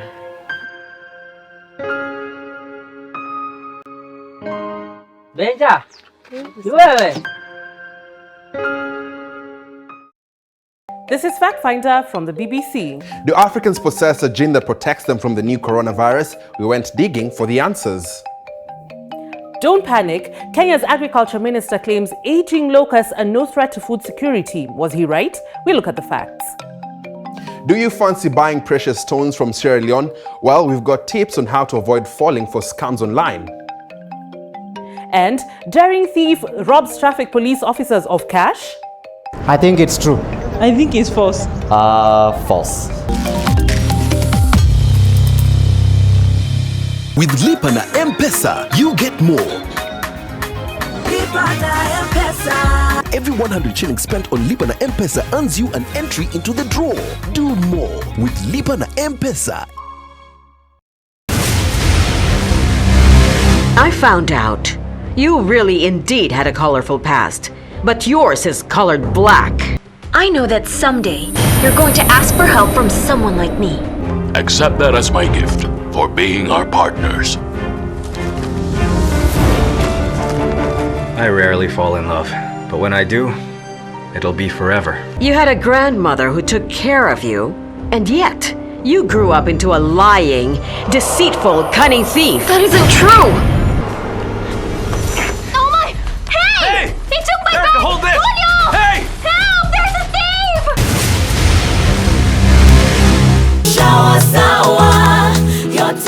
Sour Shower has never been better with the new look Sour. Now with a new formulation too that will leave you feeling fresh for longer, while the soap lasts even longer.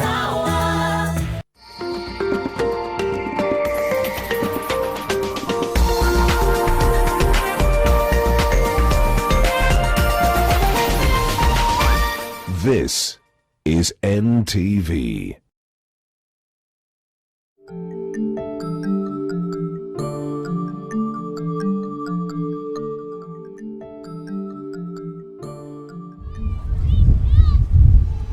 Grass-thatched roofs which are feebly supported by worn-out mud walls intertwine between cracks and holes. Tumaini Primary School stands tall. The school's nearly non-existent infrastructure paints the grim reality that is the pursuit of education in Kinango constituency, Kwale County. Perhaps pupils and teachers in this particular institution often pray it does not rain during the day or the strong wind may have mercy on them when the skies open. Kukinyesha, ukweli ni kwamba watoto wote wanatoka kule ambako waliko kwenye madarasa. Wanakuja kwenye ile structure ambayo iko na bati. Wote, hakuna masomo ambayo yanasomeka. The classes are ever dusty, and the desk is shared by up to 5 learners. The school, which was registered in 2007, does not have a permanent structure. Its survival now is by the mercy of few well-wishers. Makuti wale wanarekebisha. Ni mchango tu wa wazazi ndio ambao unasaidia hii hali. Lakini kama si hivyo kungekuwa na hali nyingine ambayo sio. The institution, whose student population is 236, currently needs at least 6 classrooms to accommodate the pupils who learn in mud-wall structures and under trees. There is no administration block. The head teacher and his staff have to use a mud-wall structure to keep important records and prepare their lessons. The Ministry of Education rolled out the competency-based curriculum after a 1-year nationwide experimentation. It targeted pre-primary, grades 1, 2 and 3 learners. The question of infrastructure development in schools, especially in rural areas, is one that cannot be wished away. Under a thorny tree that barely keeps away the scorching sun, a group of children aged 5 and 6 years sit on the dusty ground. Hello, hello. Hi. With little success, the teacher struggles to regain full attention of the easily distracted classes and rushes through the lesson. Yes, very good. Sheep. Lower classes are conducted under trees. This comes with insurmountable challenges. The pupils miss out on the quality of education that they ought to receive because they do not concentrate. The head teacher says, despite filing complaints with the county government, no help of any form has come their way. Mambo ya ECD tumeenda kwa public participation kila mara, lakini hakuna siku hata moja tumefaidika. Twashangaa kwa sababu kwamba upande mwingine kunafanyiwa, huku kwetu kuna kuwa na shida. Watoto 80 wa ECD wako hapa na wako nje mpaka saa hii. Hawana choo chao, maana kila ambacho kiko chatumika na wale watu wakubwa. Number 5. Rice. Sisi kama tungepata facilities za kutosha, tuamini kwamba hawa watoto wangefanya vizuri zaidi. Mfumo umeingizwa lakini vitabu hatujapata. The situation is replicated at AIC Ngangani Primary School. The classrooms are in a deplorable state, many of them destroyed by heavy rains. Most of the classrooms, poorly constructed with mud walls, are so frail, they're literally shaking. When it rains, the roads become impassable, the classrooms leaky, and many people simply stay away for the duration of the rains. The school, which was started in 2005, does not have a toilet. The pupils and teachers are forced to relieve themselves in the bushes. The place is rocky. Parents tried to dig some pits, but then they are filled. In fact, I'm worried if a public health officer comes in here. I'm afraid the school may be closed. Even when I came, I was also shown some bush where teachers always go. And I'm not comfortable with that one. The school has 4 permanent classrooms constructed by the Constituency Development Fund. These are preserved for the lower classes. The upper classes have to make do with mud wall structures. The worn-out walls make teaching a difficult task due to noise from both ends of the classroom. This, according to teachers, affects teaching and learning as children lose focus. The blackboards are battered. As learning continues, unlikely visitors can be seen roaming within the classrooms. The head teacher says that the allocation from the government is not enough to do maintenance work on the mud-walled classrooms. What we received in first term, it was around 37,000. That's peanuts. It's like a drop in the ocean. So you can tell me, what can you do with that money? We need to take care of our property. So that's the watchman who should be paid not less than 4,000. We pay him 4,000 shillings. And with the introduction of the competency-based new curriculum, the school faces another challenge. Only 3 of its teachers have been trained for this new system of teaching. The grade 1, 2, 3, all have been trained. But with the shortage now, they go to lower and then come back to upper. You come to maybe class 4, class 8, and then you go back to grade 1. Teaching is not very effective actually. So we are now 5. So at one given period, there are 3 classes that remain without a teacher at any given period. So really we have a problem. Performance is not good. First of all, we have to study that map. The major challenges are just the textbooks that we are not getting them, especially when it comes to giving work to the learners. You see, the way they have been designed, it's like every pupil should have a book. So if they are not there, then it becomes oral. It is not practical. Those books that they have are for the mathematics activity, language activity, but those others are not there. They are yet to be delivered. If resources shall be made available, this curriculum is the best because it is actually focusing on the holistic development of that child. One could be good at a certain area. Again, ukiangalia the present one, it is just purely academic. 7 years after the pre-primary schooling was devolved, AIC Ngangani is yet to get a permanent structure. Young pupils continue to learn in deplorable conditions as their teachers work under the mercy of parents for pay. The classroom lacks basic learning materials such as desks, chairs and blackboards. After the devolution, that was 2013, no teacher has been sent here by the county government. The pre-primary teacher is here. Is paid by the community. In a month you can give her maybe 1,000, 2,000, anangojea, lakini anavumilia. Magodzoni Primary School sits in perhaps a worst state. The school is in a dilapidated state, exposing the hardship learners and teachers are subjected to at least 8 hours a day. The pupils learn in classes that have developed huge cracks such that one cannot differentiate between a door and a window. Entrance is through any opening in the classrooms. The school does not have chairs or desks, and pupils are forced to sit on makeshift pieces of timber supported by 2 stones, which acts as chairs. When it rains, water leaks through the holes in the roof and the children's books get wet, and when it's windy, it penetrates through the cracks. The school, which has a population of 260 pupils, has only 2 permanent structures, which are allocated to the lower classes. Grade 1, 2 and 3 are forced to sit on bare floors while attending their classes for lack of desks. The sounds are The class also acts as a storeroom. What is the sound? The worst nightmare for the young learners is during continuous assessment tests and end-term exams. Due to lack of enough classrooms, pupils are scattered all over the school compound. But it doesn't end there. According to the head teacher, a shortage of teachers has drastically affected the implementation of the new curriculum at her school.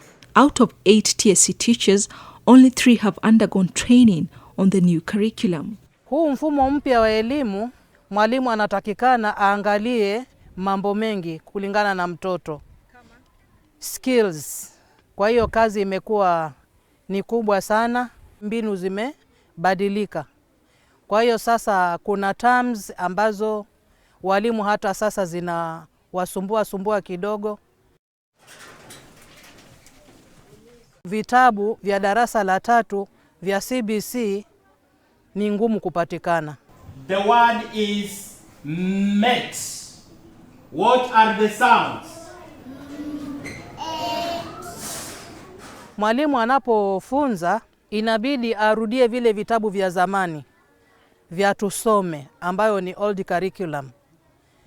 Ndio arudi sasa awafunze watoto, ambapo inakuwa ni changamoto sana kwake. This structure is a classroom for the pre-primary who attend school here. In their quest for education, it was built by the parents for the young learners, but the conditions here are threatening. The very foundation they hope to build.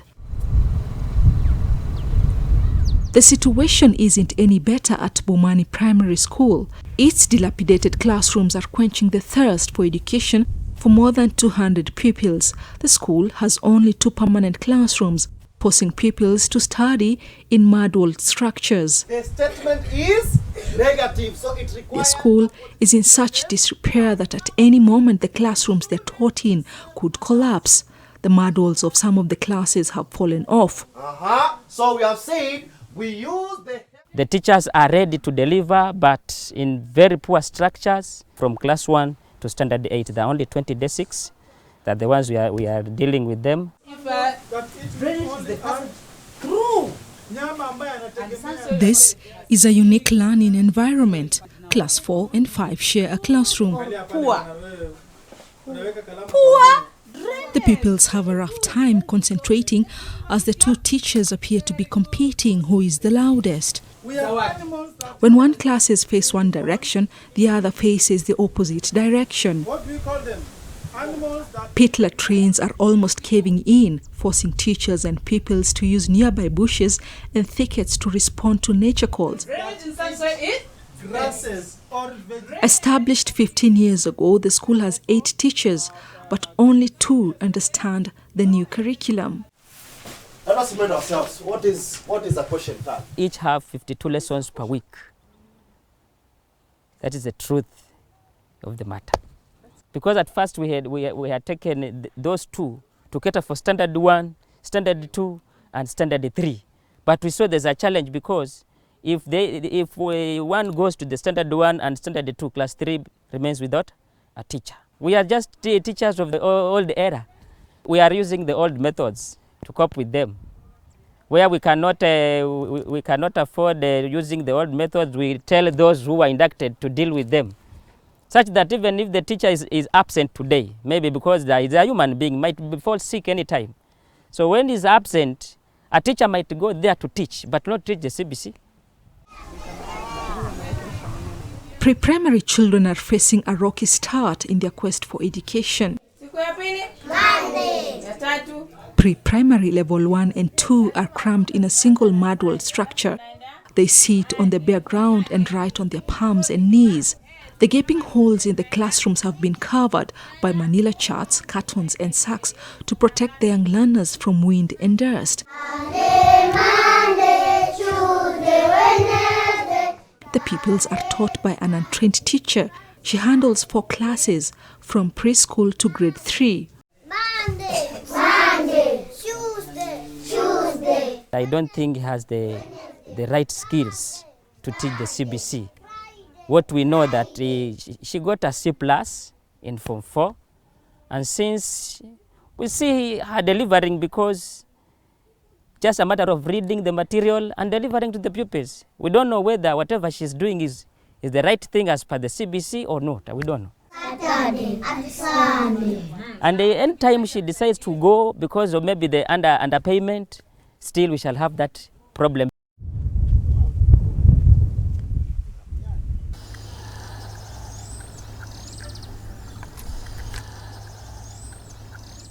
At Mbwaleni Primary School, there are 121 pupils in PP1 and PP2. There is so little space that the teacher can barely fit in the gap between pupils' knees in the front row and the chalkboard. The pupils sit on the floor and place books on their laps when they are writing. They have no desks. In 2012, the county council came up with a building which did not complete. And because of that, we have been forced to converge the children in the classrooms which are already collapsing. We have made some calls for the county government. They have promised to come and build an ECD. At first we had high hopes, but now it is almost 5 years since they promised, and we have not seen it being fulfilled. The school, which has a population of 421 pupils, but the classroom space cannot fit the growing numbers. It operates with only 6 TSC teachers. Most of the classrooms are built using homemade low-quality bricks. The roof is made of iron sheets that rattle on a windy afternoon. In some classes, the roof has partially caved in and sags dangerously. There are only 3 permanent structures occupied by the upper classes. It's only class 8 and class 7 which at least has some desks for children to sit. From class 1 to class 6, there are no desks for children to sit. Although the teachers are backing the implementation of the competency-based curriculum, they are of the opinion that the system has added more work. The curriculum covers the following learning areas. In PP1 and PP2, the subjects include languages, mathematics, environmental activities, psychomotor and creative activities, and religious education. In grade 1, 2, and 3, the list contained titles in the following areas: Kiswahili literacy, English, mathematics, environmental activities, hygiene and nutrition, Christian, Hindu, and Islamic religious education, movement, and creative activities. Ideally, for CBC to be effective, there should be at least 20 learners per class. But here in Kinango, that is not applicable, since most of the schools have only 1 teacher handling an average of 50 pupils or more. We had teachers who were trained for only a day, and the teachers were trained for 3 days. We have had some challenges. The enrollment of class 1 is around 80 children.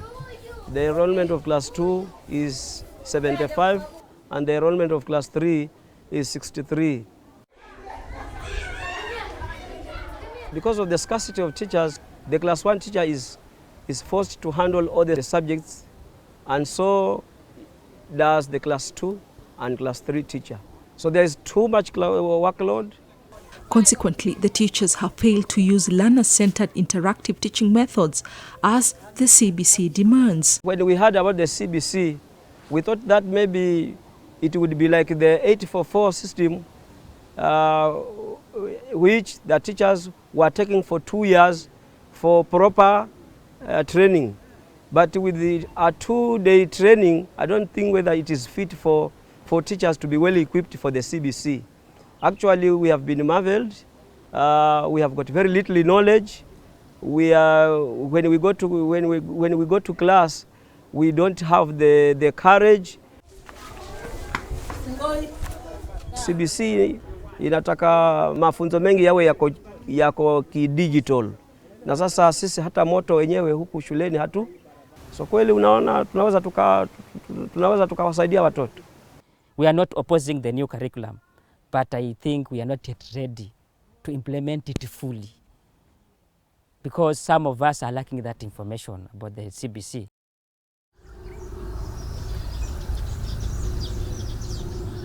Ngaura Primary School was damaged by heavy rains, and now parents have come together to repair the mud wall classrooms. According to the head teacher, the school has never received financial assistance to give it a facelift since it was built.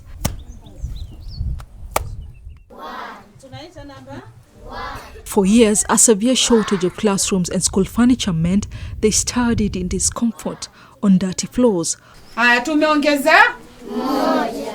Najua Bunda tries her best to instill as much of the knowledge as possible in the best way she knows. 4, 5. Looking into the eyes of the children squatted on the ground before her, one notices a yearning for something more and better. Kuna hiyo PP1 na PP2 wote wako pamoja, na kama hiyo CBC vile iko, naona inanikoroga sana watoto wakiwa mahali pamoja. Kama vile inatakana kama wewe kila grade iko na mahali kwake. Kitu kigeni kimekuja sasa, inataka uzoefu na mafunzo kwa uzuri. Na sisi tumefunzwa kwa siku moja na field officers, twaitwa tu hivi mara moja, tunapigiwa tu kutoka mwanzo mpaka mwisho. Ukitoka pale kamba umekorogeka. Kazi nyingi unaelezwa hapa, unaelezwa pale, mara unakuwa kamba umechanganyikiwa. 2. Mimi naona mfumo mpya ni mzuri kwa sababu unamlenga yule mtoto na urahisi wake, unamuonyesha kile kitu practical. Kwa sababu ukimwambia hii ni 1, unamuonyesha hasa 1 ina value ya vipi. Manake ni nini 1. After enduring a long and hard journey to get to school, the pupils at Chizaya Primary School still do not get any comfort while learning. This is because the school has inadequate classrooms. Preschool have a permanent structure which was constructed by the county government, while grade 1 and 2 occupy these 2 classrooms which were constructed by the CDF in 2016 at a cost of 2 million shillings. But the floor is already worn out. Teachers here claim the contractor did a shoddy job. There is no furniture and the young learners place books on their laps when they are writing. The school runs on the fuel of 3 teachers employed by the Teachers Service Commission who are serving over 200 pupils. Grade 3 lessons are conducted under a tree, with the young learners crowded into the available shade, peering at a battered blackboard that is leaning against the tree and straining to follow what the teacher, who can barely keep the board up, is saying. Josephine Umazi handles grade 1, 2 and 3. She handles 2 classes at the same time. While she's busy teaching grade 3, class 5 are also waiting for her services. Hamjambo. Ketin. Having 3 teachers who understand the CBC is a burden, because we have to deal with all the classes from morning to the evening.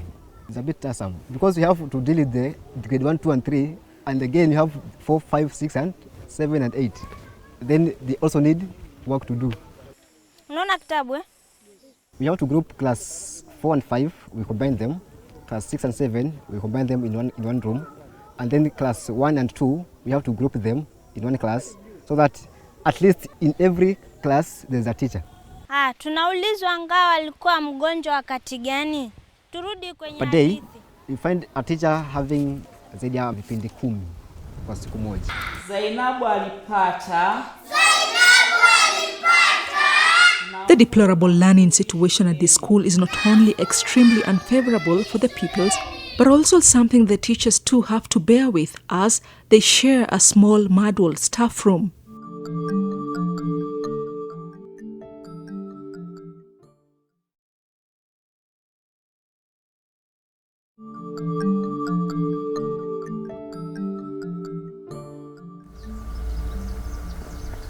Kinango constituency has 164 public primary schools. Out of these, 72 are in a deplorable state. This is despite the constituency receiving the lion's share of the Constituency Development Fund CDF cash in 2013 with an allocation of 171 million shillings. According to records seen by NTV between 2013 and 2017, the constituency received over 800 million shillings. Area Member of Parliament Benjamin Dalu Tayari has acknowledged that the infrastructure of public schools in his constituency is not desirable, but he says he's not to blame for this state of affairs. I feel I would have done a lot with the 170 million to improve the infrastructure of the schools. So there have been so many question marks on how the CDF funds is being utilized, and I just want to remove, in my leadership, I want to remove that fear that there is misuse of CDF funds. Mimi nilipoingia nilipata shule nyingi zimejengwa kupitia CDF, lakini hata ukiangalia ile hali zile viko si hali ya kusema kwamba hii pesa serikali imetumika vizuri. Na hapo ndio nimebadilisha msingi, nimeweka msingi mpya, tuko na kamati mpya ambayo inasimamia vizuri. The last time for CDF to construct a building here was in 2012. Where they put up that structure there and it was not complete and they went. Wakati mwingine CDF zinajenga mahali hata ambapo kuna majengo ya kutosha, ndio wanapeleka majengo hapo. Hasa hizi shule za huku ndani ni kama zimebaguliwa sana.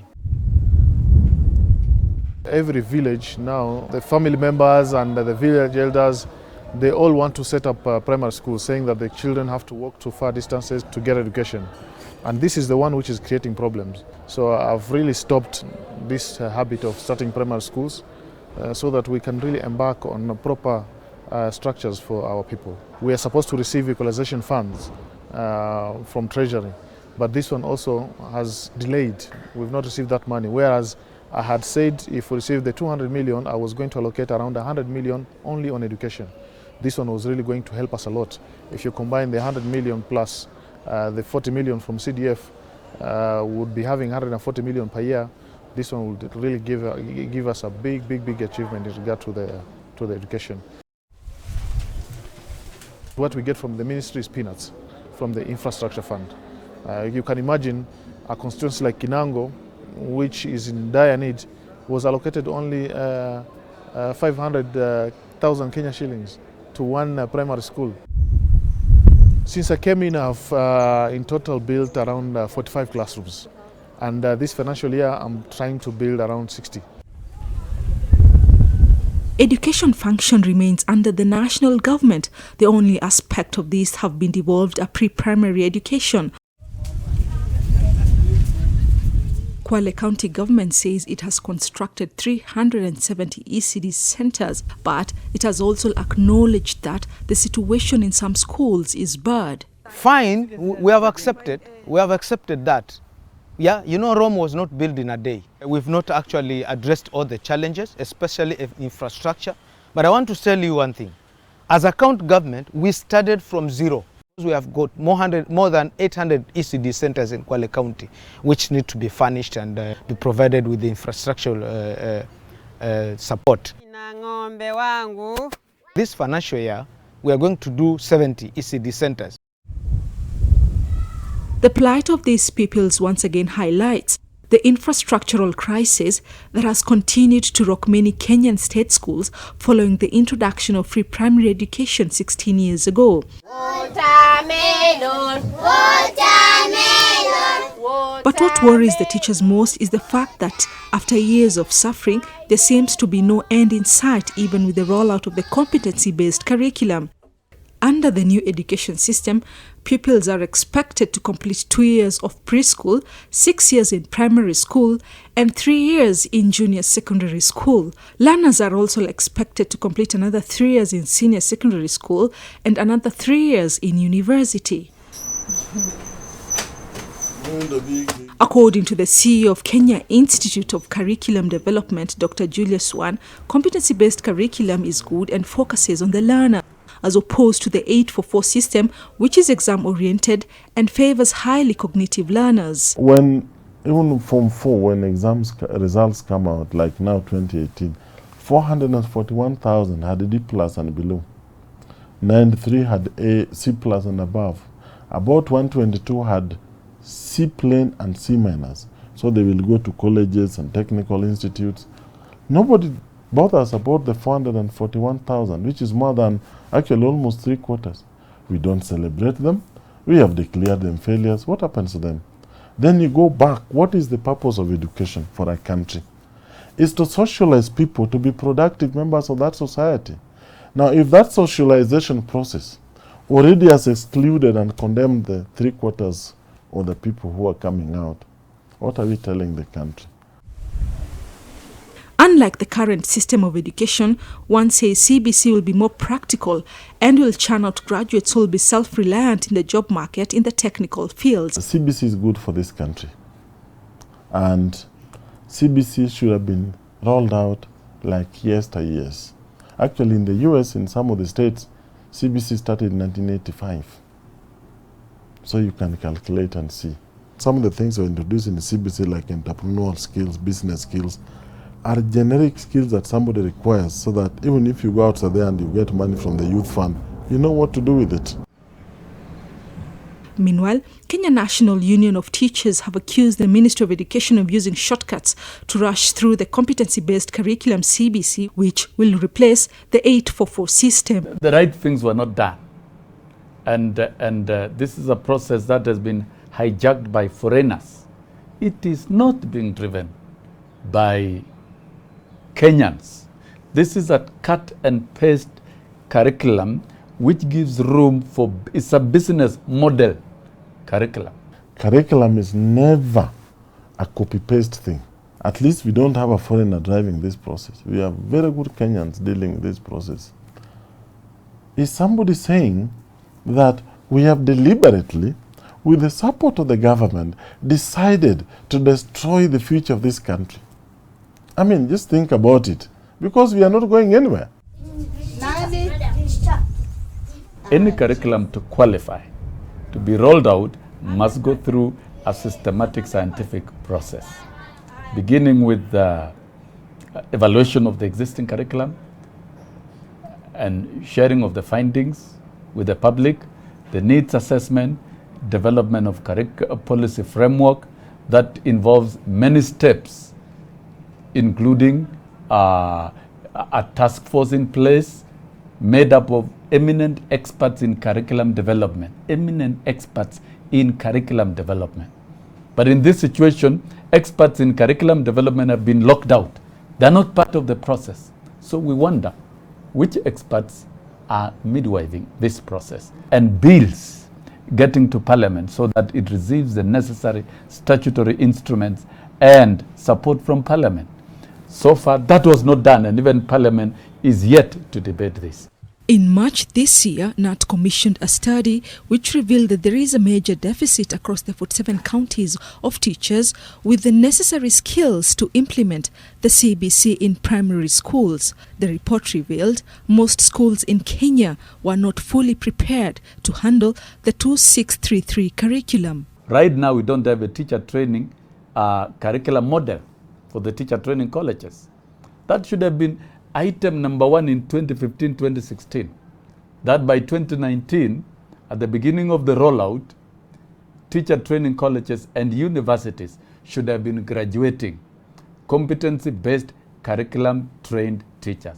This has not been done. Some of the issues cited by the union as hampering the success of the new curriculum include rushed implementation, shortage of teachers, poorly developed infrastructure, lack of support in monitoring books, and failure to involve the participation of private schools in the training. The trainings that teachers have been given are not trainings at all.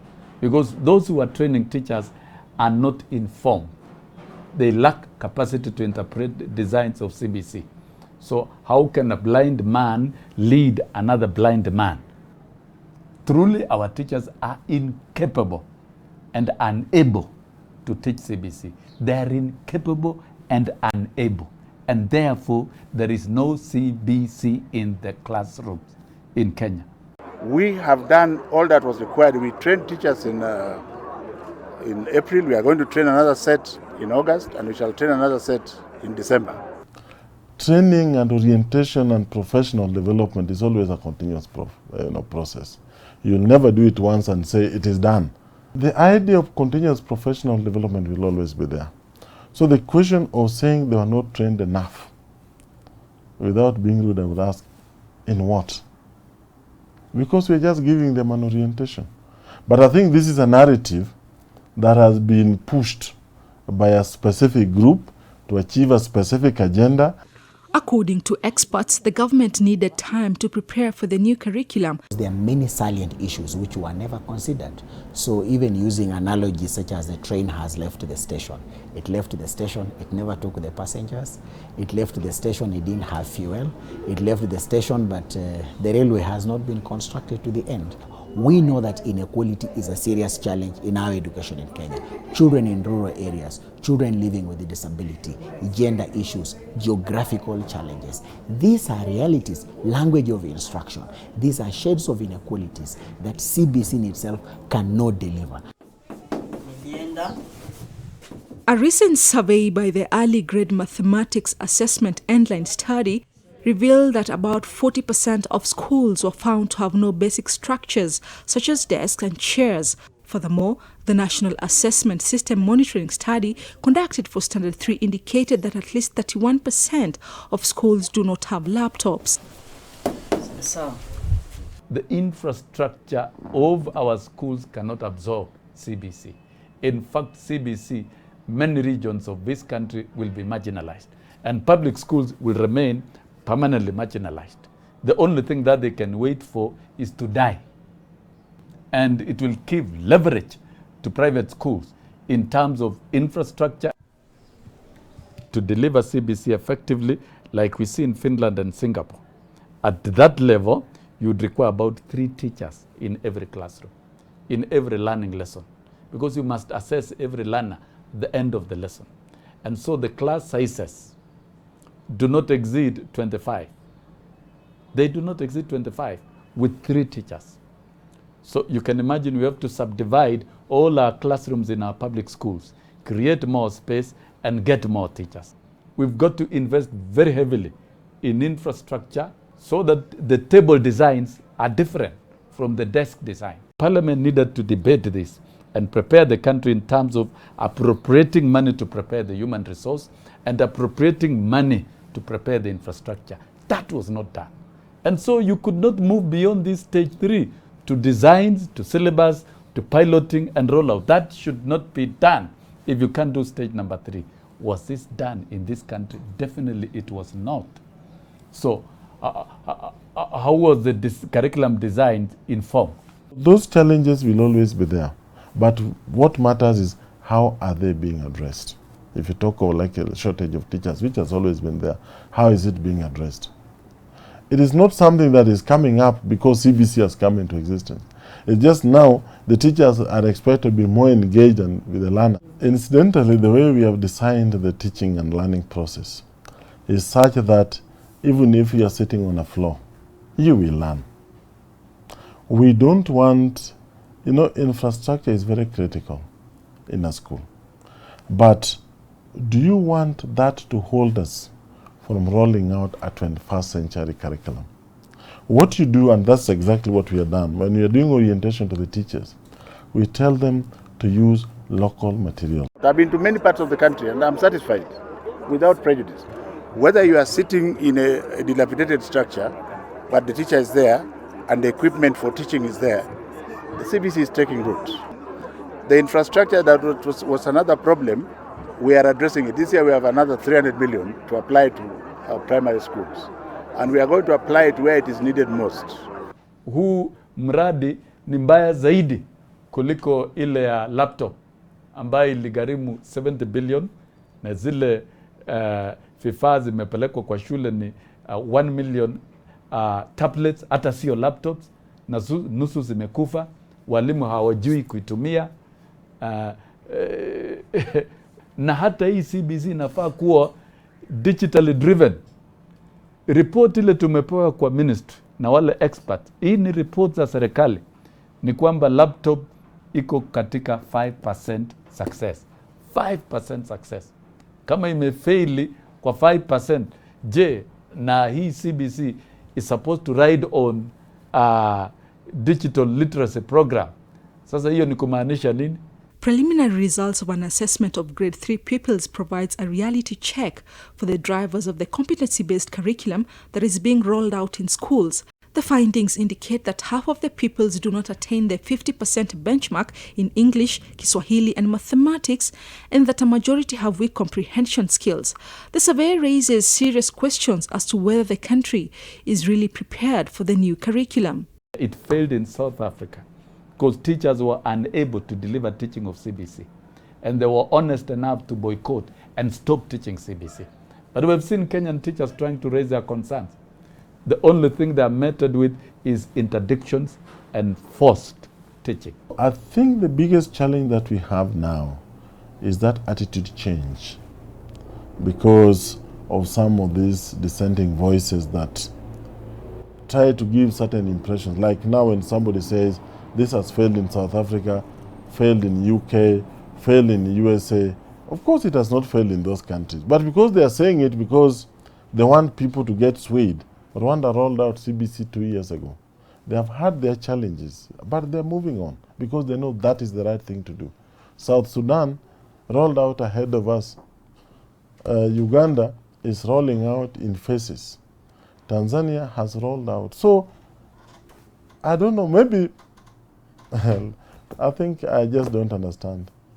We carried ourselves, invited by NAT. They invited all the executives from across the country.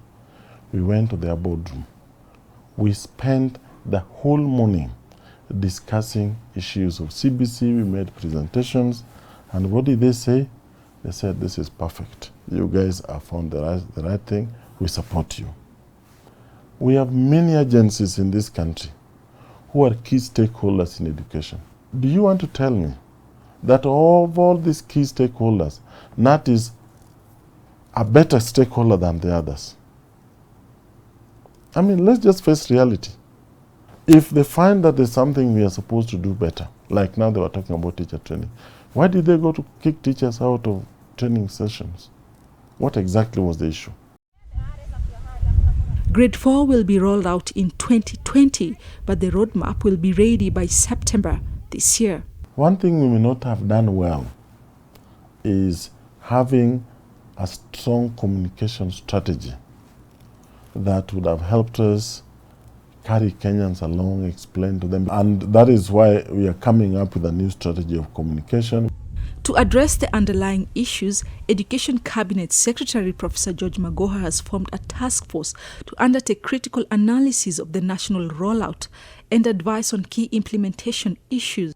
How do you form a task force that excludes unions? And look at the members of the task force. They have been very loud proponents of CBC who have been put on the task force. So what we expect is a rubber stamp process. We don't think that task force is any task force that will deliver any meaningful work. They will be told what to approve and what to do. The state is yet to decide whether the 11 years of schooling or grade 9 under the new 2633 system will be part of primary or secondary education. Currently, primary school ends in the 10th year of school or class 8 under the 844 curriculum that was introduced in 1984 and is gradually being phased out. We are now beginning to get sober. If you thought that implementing CBC in early years, pre-primary 1, pre-primary 2, grade 1, 2 and 3 was challenging as it is right now. Wait for another 3 years when we walk into grade 6 and now these children have to graduate to go into junior secondary school. Right now, they're not sure where to domicile grade 7, 8 and 9. It is a difficult agenda.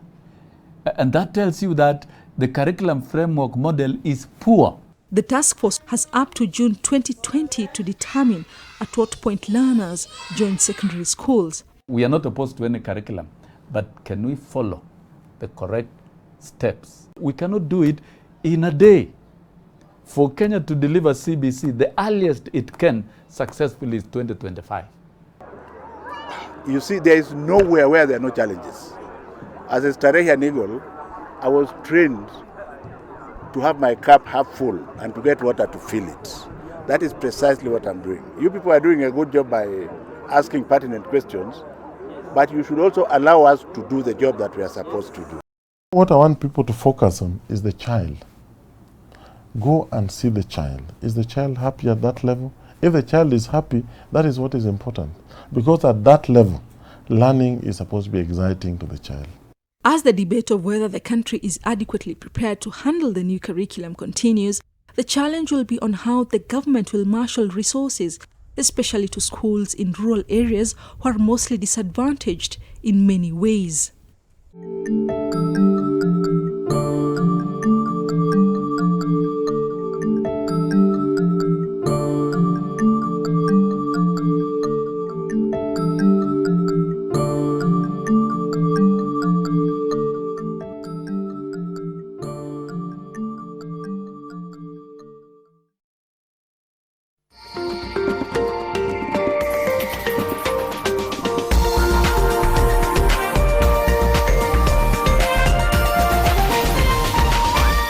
This is NTV.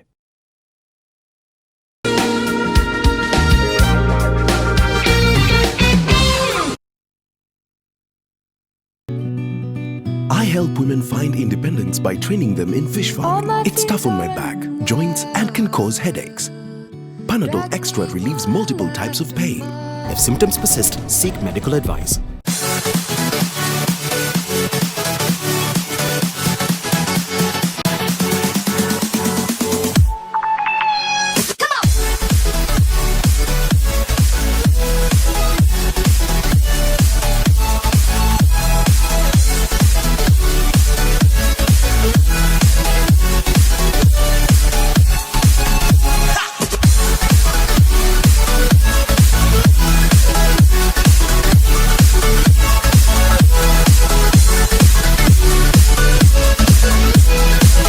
Rib-cracking comedy. Just move to NTV. Just move into the weekend where there's something for everyone. For relationship, financial, and travel information, grab the Saturday magazine. For trendy farming practices and the latest in agricultural technology, read Seeds of Gold every Saturday. Get your gossip and entertainment news in The Buzz every Sunday. For updates on lifestyle hacks, read Lifestyle every Sunday. To keep your child entertained, get Young Nation every Sunday, covering your needs. The waves have begun. It started. Coordinated attacks on metropolitan areas. The first wave knocked out all the power. Then the second wave hit. An earthquake strong enough to shake the entire planet. Cassie! I got you. With the third wave, disease spread across the world. By the fourth wave, they were among us. How are we supposed to fight them if we don't even know what they are? What are you? They took everything from me. My sister's coming. Sam! This is our world. Imagine a cab that's always on time. Imagine experiencing luxury and class at no extra cost. Introducing the new Prepare Taxi hailing app. Download the app today and experience love at first ride.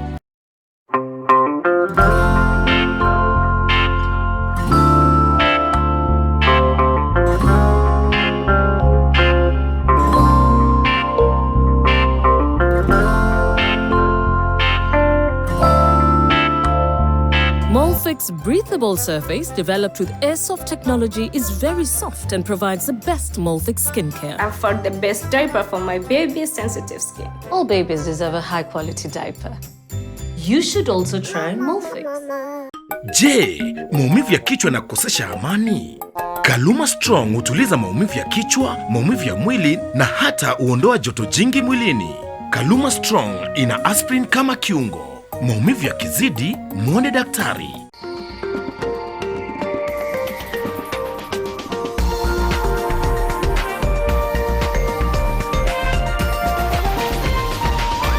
NTV, turning on your world.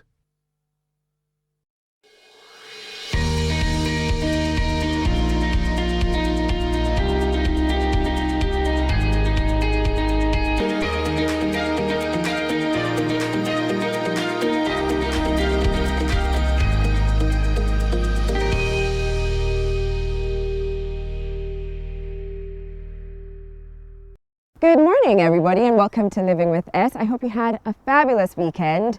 Do you notice anything different over here? Yep, that's right, we changed things over, and today's show also is going to be fun and fresh. We're out in the wild. If you didn't know, tomorrow, that is the 3rd of March, is World Wildlife Day, and the theme is sustaining all life on Earth.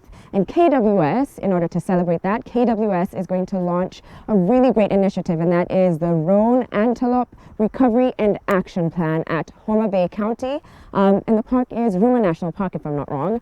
It's going to be big, it's going to be beautiful, but now we're not there. No, don't worry, we're not there. We are here at Nairobi Safari Walk. We're also going to be at Nairobi National Park, where we'll talk animals and conservation and get to see the animals too. So join me for a fun, fabulous, wild show. Let's get started.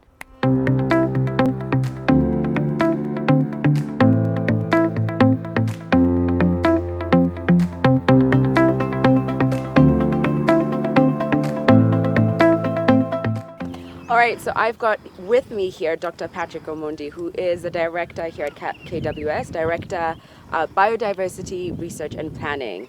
So how are you today, Dr. Patrick? I'm good, and welcome to Kenya Wildlife Service. Oh, it's a pleasure. Yeah. Now, I know tomorrow we celebrate World Wildlife Day, and the theme this year, I believe, is sustaining all life on Earth. Yeah. Sustaining all life on Earth. So what does that theme mean to KWS? The theme for this year's World Wildlife Day is very key to Kenya Wildlife Service. Okay. Actually, it is in line with our mission, to sustain all species and spaces they occupy, wherever they are. So this year and tomorrow, we have aligned that theme to the rare species of antelope, the roan antelope. Right. Because currently we have 12 remaining in the country. 12? Only 12.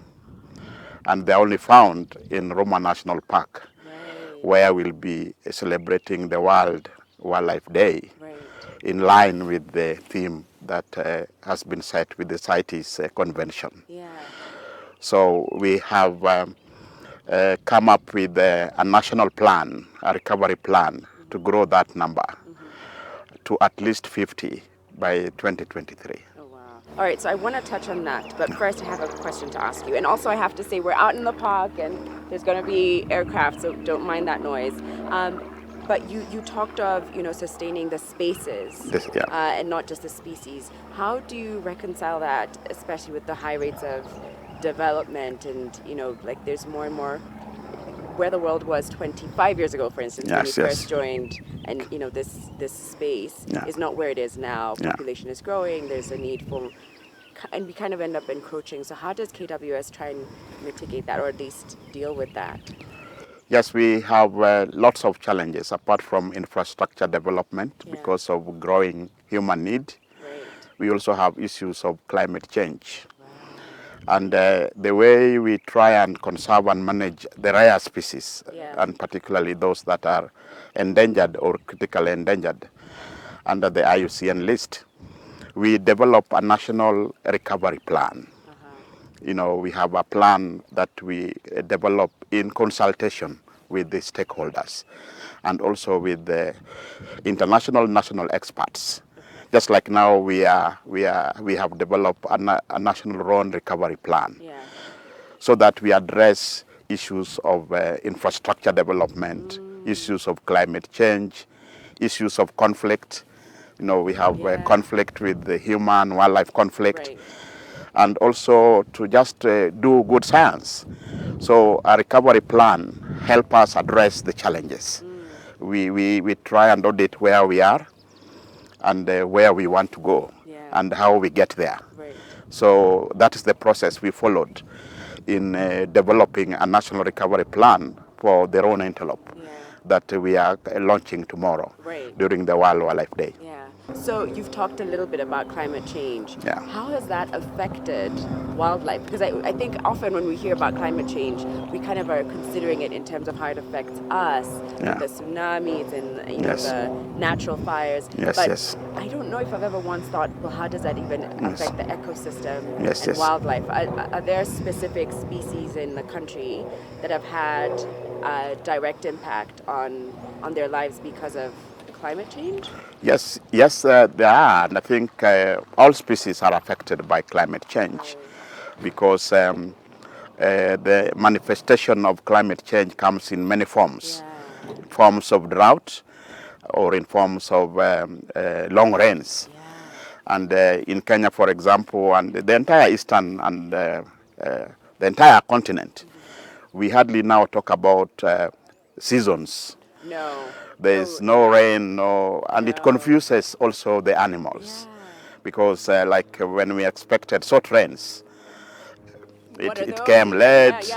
The animals stream out. When, for example, in Nairobi Park, when it is wet, the prey gets out, and the lions follow them outside the park. So it changes the behavior of the animals, and because there's erratic weather pattern, as a result of the depletion of the ozone layer, it affects the animal behavior, and it is manifested now in the high level of human conflict, because animals have to now move outside in very unplanned area. So there are some of the challenges that we deal with at KWS, and we have to use many innovations to try and address the erratic movements that comes in.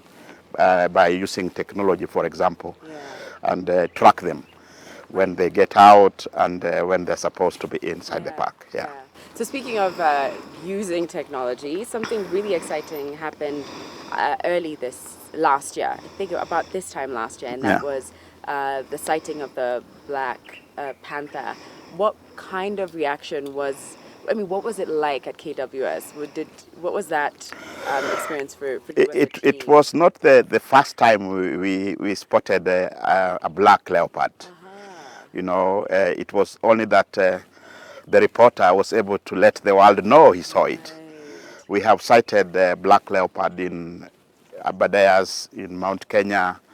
It's a common sighting, and it's a common phenomenon. Just like in human beings, we have albino, as a part of genetic characterization. This is just like an albino case. So we have black leopards, and we have sightings in Aberdares even as late of 2 weeks ago. Oh, so it's not a black panther, it's a black leopard. A black leopard, yes. So is it a win, though, for KWS when it becomes a national conversation? Yes. Because it's one thing for you and your, and the team to kind of be aware of all these great species. How does it impact KWS? It's something we are trying to deal with, and for example, we've had albino giraffe, albino zebras, and Kenyans want to see. Like, for example, we have an albino zebra in our Nairobi safari walk. So it's been a thought process, but leopards are difficult. Not that when it is a black leopard, it will come to Nairobi Park and you just come and see it. Not unless we cage it, which we do not promote. We want it to be as natural as possible. So we have black leopard, and it's a genetic condition. It's just a change, just like we have albinos in human beings. We have albino zebras and we have white giraffes.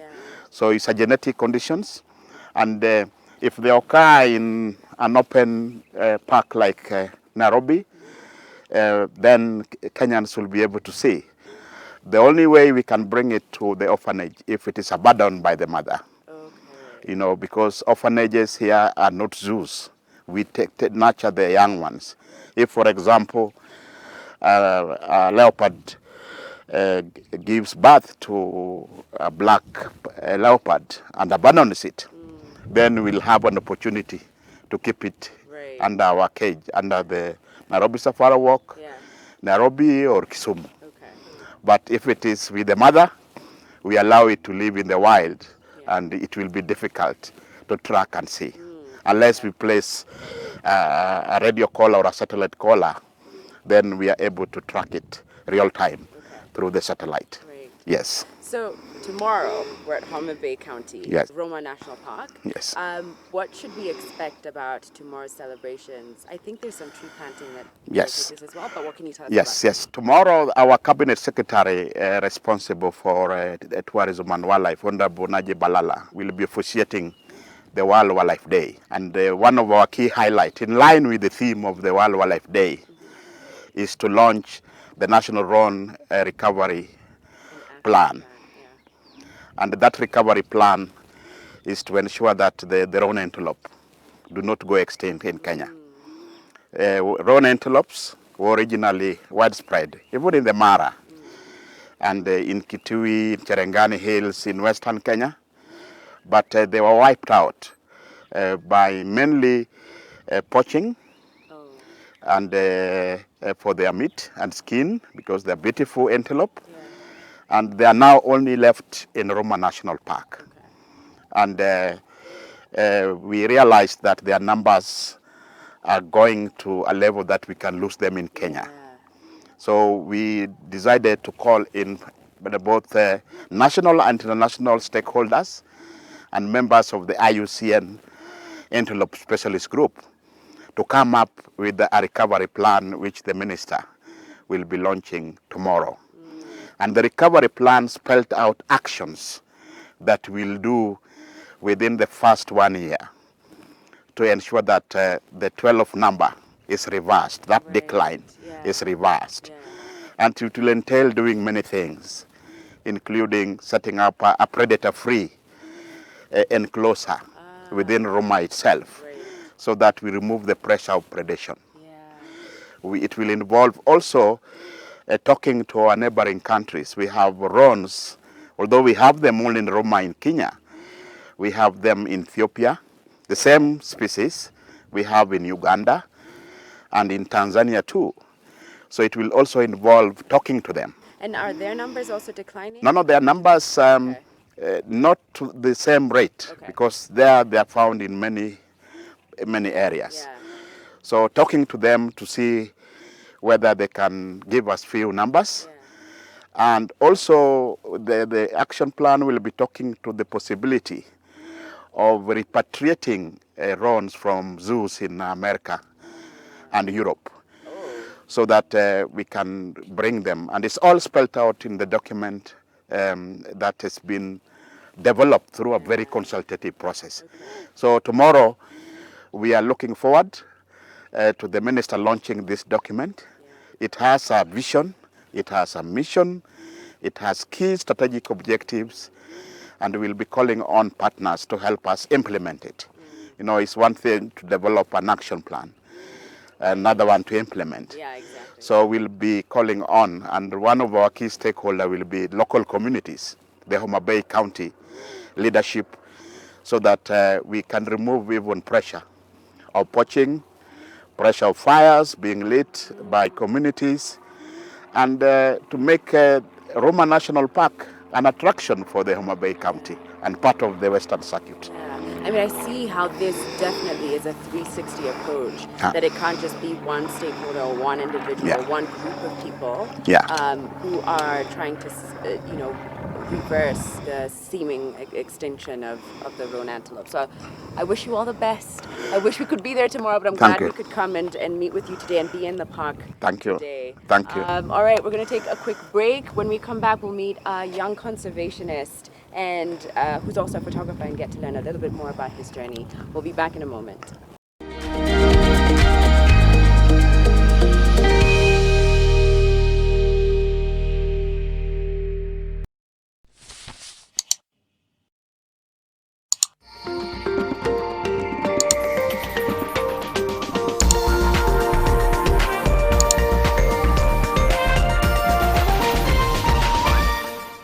At Safaricom Foundation, we believe that people's dreams have the power to uplift their communities. And this is why we are committed to investing in programs that focus on health, education, and economic empowerment. Through Ndoto Zetu, last year, we met one such dreamer, Dr. Michael Kazungu, who believed that improving some of the facilities at Blue Nile Hospital would increase the levels of access to healthcare for the residents of Mkoroshoni in Kilifi County. Tulikuwa kama wanakijiji tunapata shida sana. Kwa bahati nzuri tulipo apply basi tulitunukiwa zawadi kubwa sana. Mashini ya kupima damu inaitwa full hemogram machine pamoja na kile kitanda. Wengi ambao wanakuja sasa hivi wanapata huduma nzuri kwa bei nafuu sana. Ndoto zetu, uwezo wetu. In your paper this week, the coronavirus trade heat. Shortage of goods looms as 4 Chinese cargo ships fail to dock at the Mombasa port. Not again. Heads of states. East Africa community stares at financial operational crisis as presidents postpone summit for the second time in 3 months. Precious pasture. Kenyan and Rwandan pastoralists risk being fined for crossing into Tanzania to graze their heads. The South Sudan oil cash puzzle. Did Juba secretly take out loans on its petroleum reserves? Plus, our opinion leaders. Too much debt? Not really. African countries are not borrowing too much, just repaying dearly. By Mishek Mutize. Home not sweet home. Why South Sudan refugees won't return home just yet. Outlook. The magazine. Back to the roots. German Rwandan Shavun Senga discovers through song what being African means. For East African, understanding the region. I've been on the forefront for eviting corruption. And that's a good place to begin. A lot of this corruption happens because private sector and government are in bed together. We've had this talk many times. How drastic should the measures be taken? Because we can't keep on talking. We don't see any action. The president has the ability to actually fire people. I like to ask a direct question for direct answers. The heart of humanity, how do you still have it when you're such a hardened soldier? This is not about you, it's not about your life. It's about the country that I serve. This is where the real conversation happens. This is Fact Finder from the BBC. Do Africans possess a gene that protects them from the new coronavirus? We went digging for the answers. Don't panic. Kenya's agriculture minister claims aging locusts are no threat to food security. Was he right? We look at the facts. Do you fancy buying precious stones from Sierra Leone? Well, we've got tips on how to avoid falling for scams online. And daring thief robs traffic police officers of cash? I think it's true. I think it's false. False. With Lipa na M-Pesa, you get more. Lipa na M-Pesa. Every 100 shillings spent on Lipa na M-Pesa earns you an entry into the draw. Do more with Lipa na M-Pesa. It's delicious.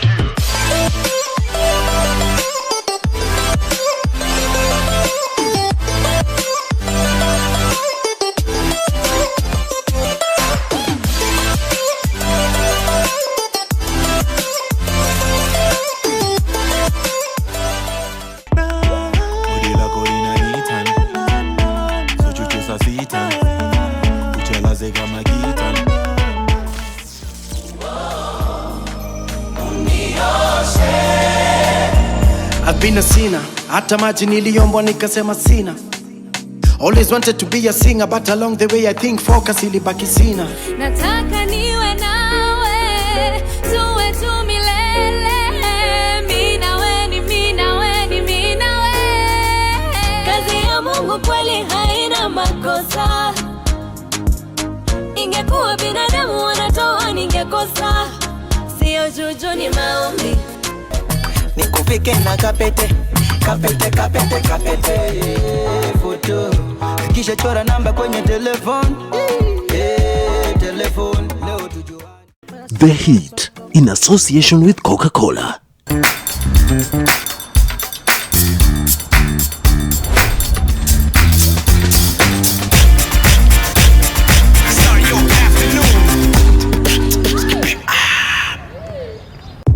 Benja ni bro wako, si ndio? Na feel ni there is a bit of disconnect. I don't know, because I know the story vaguely. So my hubby has a small brother that he actually never wants to talk about. Benja si bro wenyu. Nani alikwambia story ya Benja kwanza? Benja ni brother yetu Drango, acha ku. Wewe unatuka.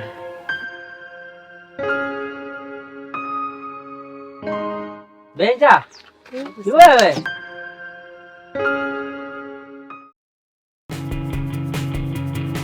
Ayo kuja hapa kuturingia hiyo nyumba yako ya kijusuru penye unakotanga takataka. Point of correction. Hiyo nyumba ni release. Niko na mradi mwingine nataka kushughulikia. Sasa wewe unadai kwa imani ngapi hapa? Mimi unafaa kuuliza unadai mangapi? Ukiingia hapa kwa hii gate, huko umeona pale pameandikwa na chokora salau. Ai, serious ya witi. Kama walikuwa wameandika hivyo, na wewe ulikupaliwa acha hapa ndani. Hizi Jacob, unajua ni Crotas kwa mabwana wawili. What about Crotas? Na Crotas je? Nimekukanya kumuita mbebu. Katafuta machokora wenzako huko waite mbebu. Crotas. Sisaka kameenda tunaweza ongea. Do I know you? Ndabishana na ile siku tawaga. Afadhali mimi nafaa kuoga mwili peke yake na niko sawa. Wewe unafaa kuoga mwili na akili na bado utafuta pesa. Nikishika chakula yangu mnanawa mkono kwanza. Ama kuna place kunauzwa gloves hapa karibu? Pia tujui sana, lakini nimesikia hapa chini kuna mahali panauzwa common sense.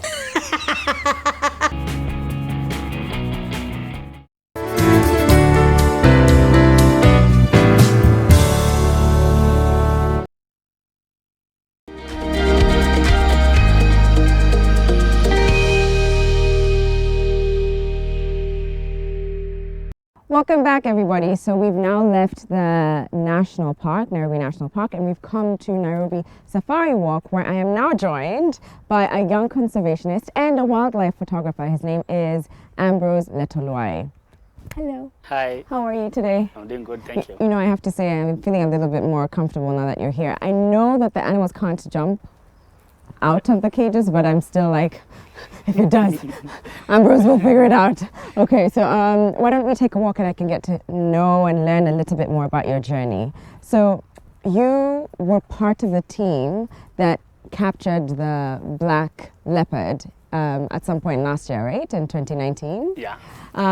But before we get to that, which is a juicy part, tell me about how your love for wildlife first came about. Sorry, I keep glancing because there's a cheetah right there. And it looks too close for comfort. It looks so close. Does that scare you or no? No. It doesn't It's safe. To me, I'm just like, I know it looks like it's sleeping, but please, Yes. at any moment it could change its mind. But tell me about your journey into wildlife. So the journey for wildlife conservation began when I was very young. In primary school, whereby we went to see wildlife in Olchogi in Laikipia. Yeah. And the club is called the Wildlife Clubs of Kenya.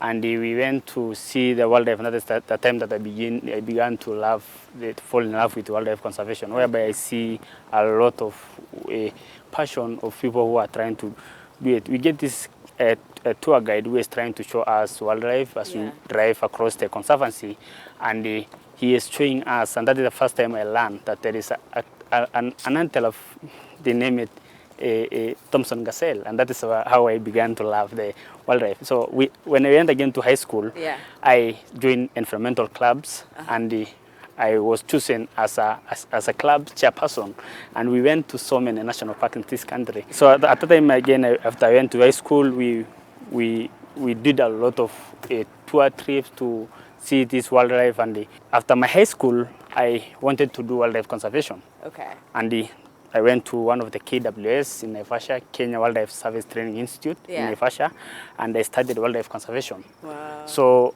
I studied wildlife conservation, whereby after that I went to Loisaba, and they give me the internship. After my internship, there's this guys from San Diego Zoo who came and they wanted to see wildlife. They wanted to start a program to study leopards, and they wanted a local person. The Loisaba CEO, Tom Selfister, recommended me to this scientist. His name is called Dr. Nicholas Filford. And Nicholas Filford trained me to know how to do research, to go to the field to track leopards. At the beginning. Wait, I just heard running. And I can't help but to come to this side for a second to see what's happening and what they're running from. So these are the olive baboons. They're what, sorry? Olive baboons. Oh, it's jumped over. That thing looks like it can take me out. I am not about to fight this.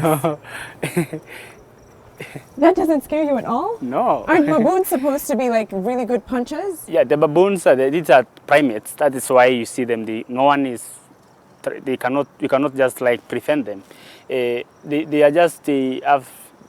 have the common sense just like human beings, and they are just primates. This one, they are already habituated to human beings, and that is why you see like they are just walking. They don't bother. They don't care. They don't care about it. And this is the ostrich. This is the ostrich that you see there. So. Oh, right. Sorry. I'm seeing more coming, and I see mothers with babies, and I know how mothers are with babies. Yeah. And I just feel like we should give them permission to cross. Sure. And it's always. Oh, that is so cute. Look at the mom and the baby. Yeah. Look at that. Look at that. Look at that. Hi, guys. Welcome to Living with Us. Happy for you to crash our show. You know, I've been here many times before, but I've never had this encounter. They don't even they don't bother with us. Like they're just going. Yeah, they're a little curious. Yeah. You can see them like just checking us out as they. And the ostrich even is trying to join the party. I'm curious to know, how did you narrow in on leopards as your animal of choice? How did that become your passion or, your point of interest? So what happened is that I come from community whereby we keep livestock. Yeah.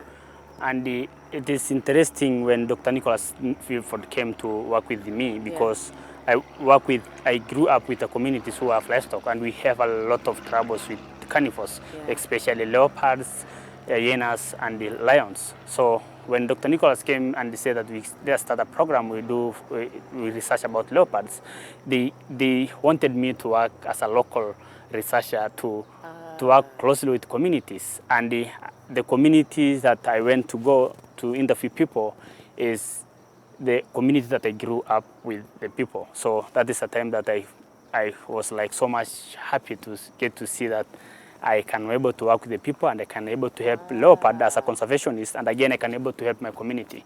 Right, so it started off as a way to try and solve or mitigate the human-wildlife conflict. Yeah. And that's how you narrowed in on leopards? Yeah. Okay, so go on, carry on. I'm curious to know how this leads to you spotting that black leopard. So what happened is that after I went to communities, I tried to ask people about leopards. I showed them pictures. Which one is the one that is causing problems? Yeah. Which one do you guys think that is causing a lot of problems? And I was showing these elders pictures. Yeah. And one of the elders said that, this one is causing problem, hyenas. And I printed some pictures of different carnivores, including lion and the hyenas and leopards. And one of the elders is so much curious. He said that, look at this, look at this. Leopards, they do have rochettes. Yeah. And he looked very curiously, and he said that there is one that who look very similar to this one, but it's black. It's completely black, but it has the very dark kind of spots. Yeah. So that is the time I was so much curious to ask people. I asked the elders if they have ever spotted a black leopard ever. So when I asked them about the story about the black leopard, and the people say that there is a black leopard in Aberdare Forest those elders who know there's a black leopard again in Kirisia Forest, there's Yeah. black leopard in Laikipia. So there are many. There's so many. And like the more you spoke to different communities, the more you realized, wait, this isn't a single phenomenon. There's many of them. There are many which of is them. which actually corroborates what Dr. Mundi said, which is Yeah. like we've had black leopards for a long time. Yeah. Yeah. So I asked my grandma, did you ever spot black leopards? Yeah. And she said, yeah, I saw the black leopard in Kirisia Forest, but they are very shy. So when I told my boss, there is this story, people say there's a black leopard. And he is like, there is no way there is a black leopard in Kenya.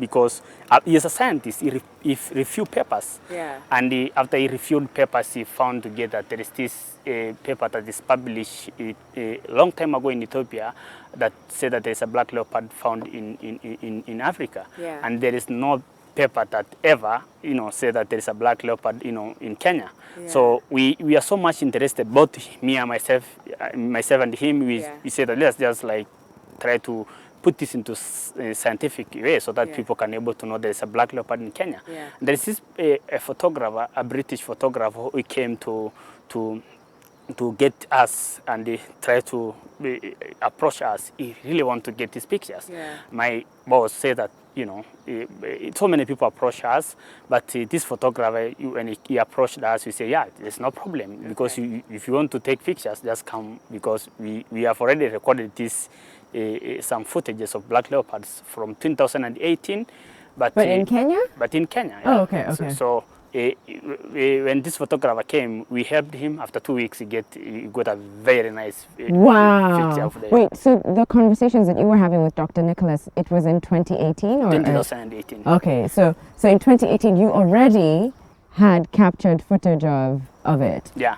What did you do with that? Was it a video or a picture? There are footages. Footages. Yeah. So what did you then, did you try and publish it or make it public? So what we did is that my boss, because he is a scientist and he know how science is can able to help the conservation, he said that let us not put these things into the media. First of all, let us follow. Let us know if how many leopard we have, how many of these black leopard occasionally coming to, you can able to see in our camera traps.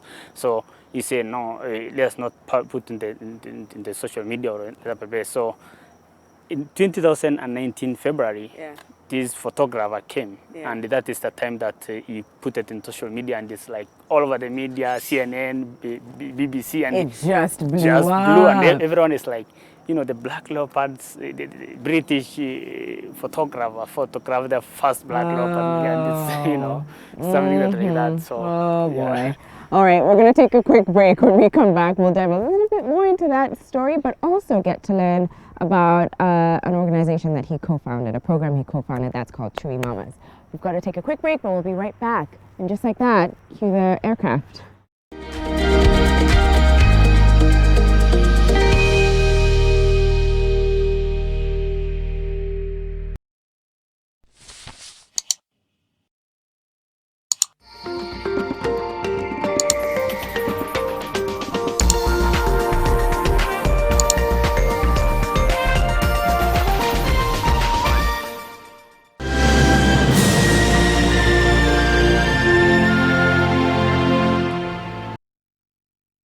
Eldora Technical Training Institute (ETTI) prides itself as a student-centered institution committed to nurturing and growing careers. Enrollment for May and September intakes is ongoing. Apply now. Eldora Technical Training Institute.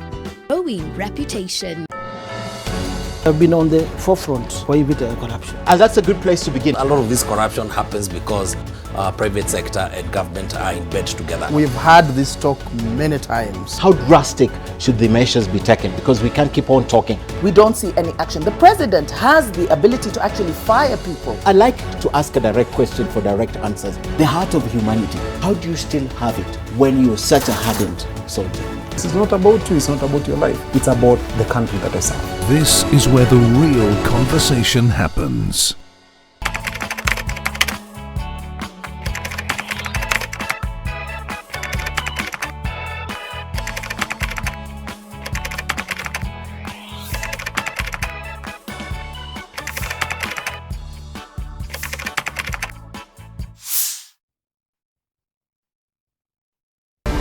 have begun. It started. Coordinated attacks on metropolitan areas. The first wave knocked out all the power. Then the second wave hit. An earthquake strong enough to shake the entire planet. Cassie! Okay, I got you. With the third wave, disease spread across the world. By the fourth wave, they were among us. How are we supposed to fight them if we don't even know what they are? What are you? They took everything from me. My sister's coming. Sam! This is our world. Imagine a cab that's always on time. Imagine experiencing luxury and class at no extra cost. Introducing the new Prepare Taxi hailing app. Download the app today and experience love at first ride.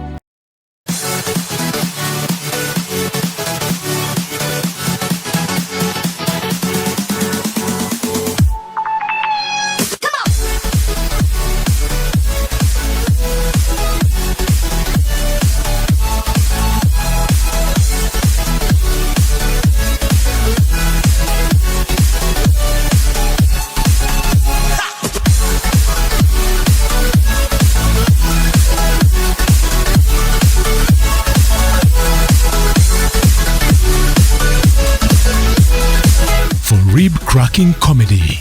Just move to NTV.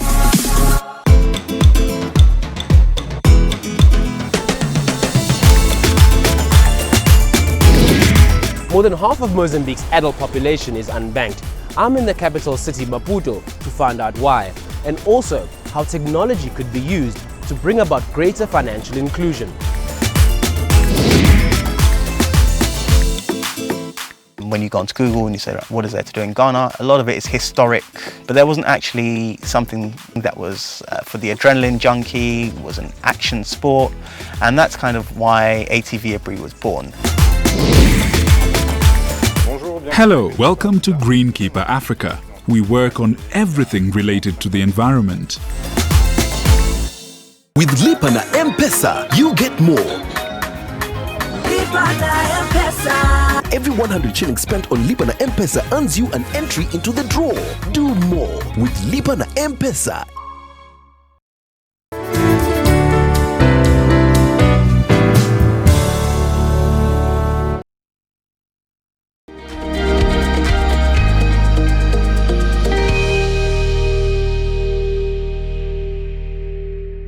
All right, welcome back everybody. We are at Nairobi Safari Walk and I have got Ambrose Letoluai, who is a co-founder of Chui Mamas and also a young conservationist and a wildlife photographer. So now I want to go back to what we were talking about, which is when the photographer came and he took pictures and within 2 weeks had spotted it and took photos and then it was online.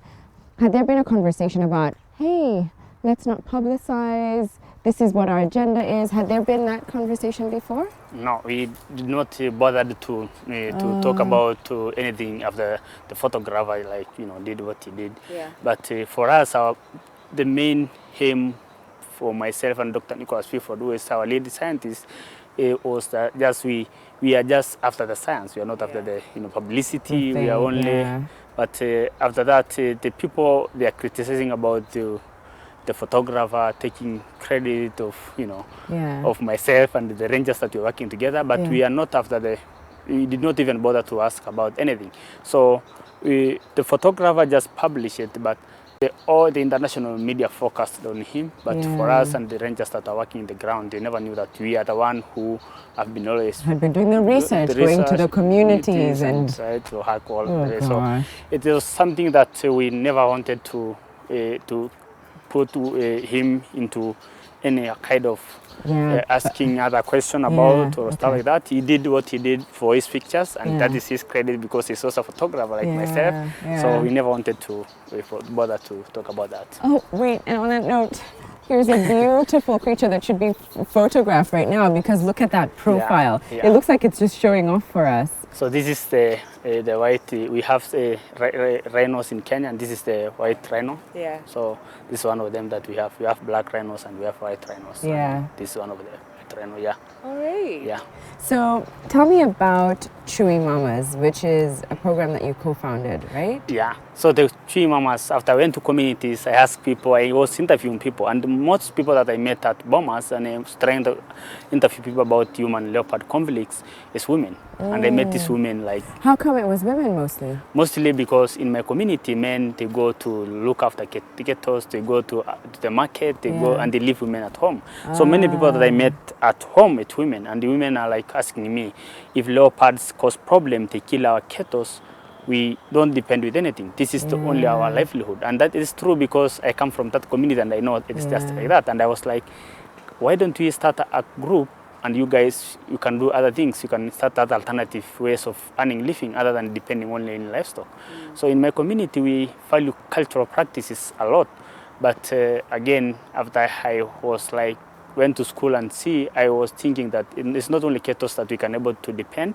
We thought of starting a group where women can able to come together and do something unique and hand living. So myself and another lady by the name Modesta Eli, we co-founded this group called Chewy Mamas. And what happened is that I am the only man in the group, and the reason why I wanted Eli to be also part of it is that women know each other. She is the leader and she is very good. She is very nice in trying to control women. And we started this group called Chewy Mamas, and we asked women, what do you guys wanted to name this group? So the women say that, why don't you say leopard, because you are the one that is working with leopard, and this, just because of your work that you are doing with communities, they resulted to this group. So I asked them, do you guys want to name them Chewy? You know, I never even know that. I never even, bothered to name the Swahili word Chewy. But women said, say Chewy because we know Chewy, we can able to pronounce Chewy. So we started a group called Chewy Mamas, and these women, they do different things. They make beadwork. They make the multi-purpose soap, and then they can able to go and sell in the market. And again, they do a kind of a sewing whereby they make pads. There is this woman by the name Madifi, and we met with her and we went to Laikipia, and she donated them with pads. And because again, after we met with this woman, we come to find that so many other women in the communities, they don't wear, like they don't use, it's very expensive for them to get keep up with the pads and the economic. So Madifi work, it really helped because they can able to use these reusable pads, and they can able to rewash and reuse, because it's very in that particular area it is very they cannot just get it from here in Nairobi and take it to the place.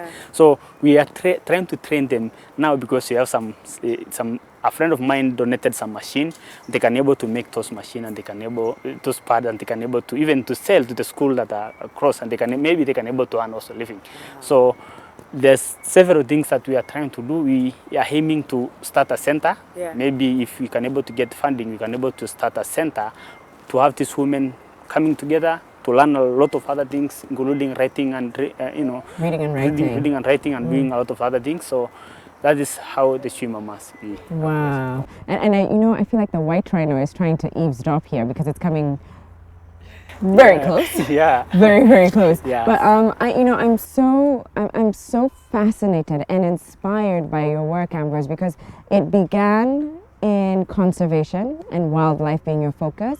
And as you were speaking, I just thought it's grown bigger than it's now. You're meeting several of the SDGs. You're looking into gender equality, economic empowerment of women, menstrual health management by providing them with sanitary towels, and even climate change, because what you're providing them is not disposable sanitary towels that take, sometimes hundreds of years to dispose. So I was just listening to you and thinking the impact that you're having because of your passion for conservation is just going to be bigger, and bigger than even you, which is just such a beautiful thing. Now I know you've got another passion, and we'll come back to Chewy Mamas, because I'm going to ask you how you'd like for people to help, but I want to talk about another one of your passions, and that is photography. And before the camera started rolling, we were having a conversation with my producer about wildlife photography, what it takes, and we came to the conclusion that it must be such a difficult job. Sure, it's rewarding, but it's a lot to try and capture these animals in their elements. Sometimes it's dangerous, but tell me, why do you love it so much? And is it as difficult a job as we painted it out to be? Because we were like, wow, it's just, you're lying in the jungle for 3 days. But tell me about that. So for wildlife photography, it began in my career when I was just joining into conservation, and I wanted to tell stories. I wanted to tell stories about wildlife conservation, and the only thing that I could have just able to tell is when I take pictures. So pictures can speak a lot. 1,000 words. They can speak 1,000 words. So when I started taking pictures, I was like saying that it's better for me to take picture, post it in social media, and try to tell people how it's very important to say, for example, a rhino, like this rhino, is very beautiful, and it can able to educate several people. So what I did is that I wanted to have little children to learn who cannot come to national park and can able to see. So photography can able to, if I have a knowledge in wildlife conservation, I can take picture and try to let little children learn about wildlife conservation through photography. So wildlife photography is something that really it can able to help us educate and amplify the message. Yeah, can able to help us deliver what we want to deliver. Because at the end of the day, when you take a picture and try to let person learn about wildlife photography, they can able to say that, you know, I want to see this animal, and they can able to go on a national park. For example, this photographer who captured the black leopard is all over the world, and people are coming. Talking. Yeah. So, but does it ever get dangerous? It's not dangerous if you know, the only thing that you can able to let you into danger in wildlife photography is when you don't follow the rules. And on that note, I'm hearing like the animals are screaming at each other. I think it's time to go. I think it's the baboons, is it? Yeah. No, sir. No. I'm going to say goodbye now. But before we end this show, I want to hear from you. How would you like for people to support Tree Mamas? Because what you're doing it's so incredible. It's so important as well, and you deserve all the help. So how can people participate or help Tree Mamas? So the Tree Mamas, if there is any person who is watching this show now and they can able to help to Tree Mamas, they can able to reach us, myself and my co-founder Eli Mondesta, and if they can able to even to reach out to Lesavo Conservancy and ask about the Tree Mamas, they can able to come and to us and they can able to help the Tree Mamas, because these women need a lot of help. First of all, we need a room to have them because we can able to have them get started in the training and then reading and writing and literacy. All right. And again, so to reach out to you or to the Conservancy? To the Conservancy. Okay. And again, these women have children who like, for example, want to be helped. Right? And rely on them. And I mean, there's no doubt, there's studies that have shown that, you know, if you empower the woman, you empower the village. Thank you. Thank you. Thank you so much, Ambrose. Thank you. And thank you for watching. But don't go just yet, because we have some clips of some of the other wildlife that you can find here. And here's a confession between me and you, don't tell anyone, but I'd never actually been to the national park, and I went today for the first time and saw some cool things, and I want to take you with me. So stay tuned for that. But for now, I'm going to love you and leave you, and remember to celebrate World Wildlife Day, and that's tomorrow, and to just honor these creatures and the ecosystem by doing right by them. Thanks for watching, everybody. Bye.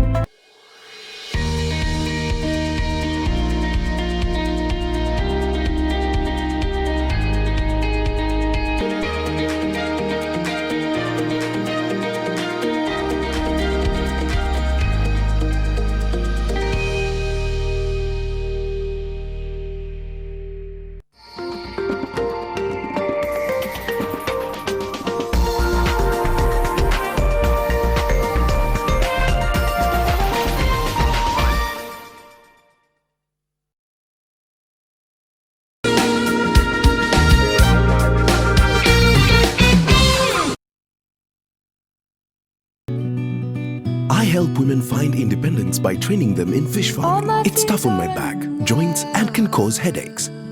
Panadol Extra relieves multiple types of pain. If symptoms persist, seek medical advice.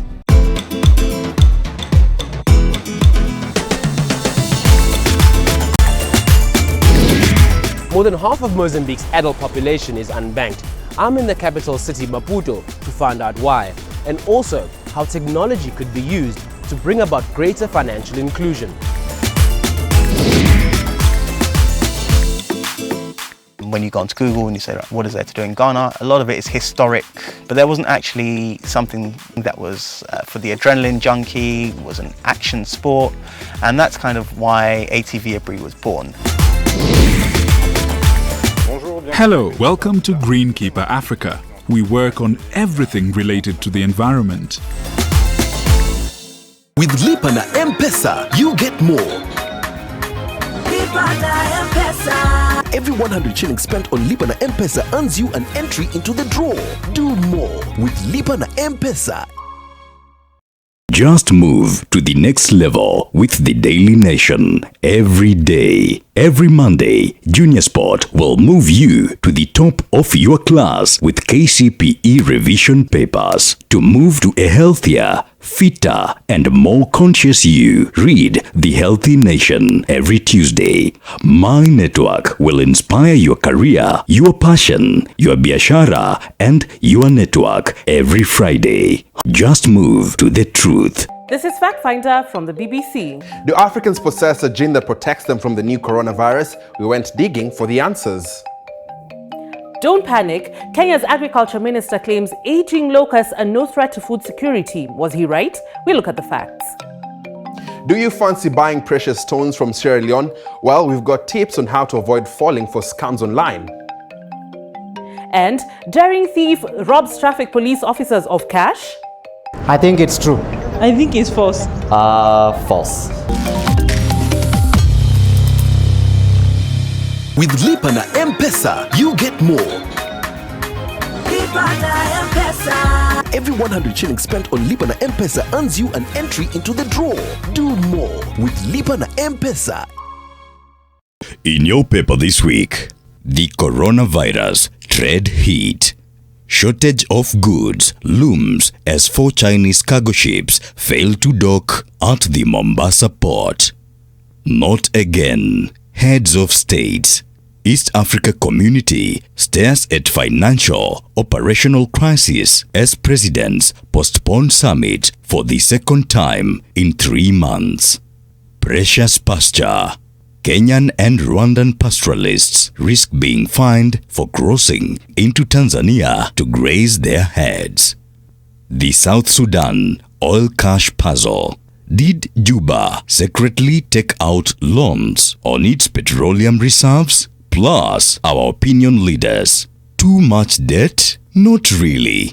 African countries are not borrowing too much, just repaying dearly. By Mishek Mutize.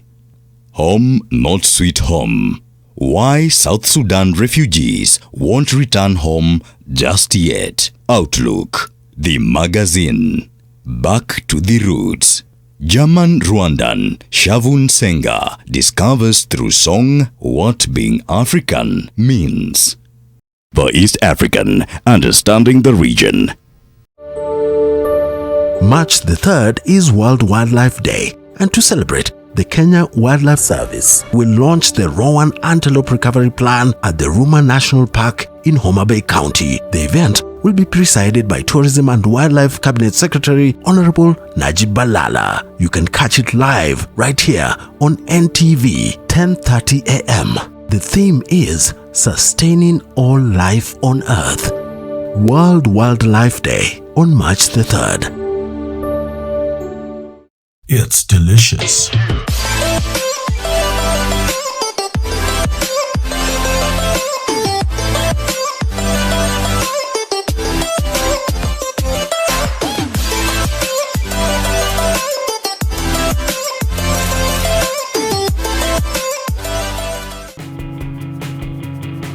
I hope hujakuja hapa kuturingia hiyo nyumba yako ya kijusuru penye unakotanga takataka.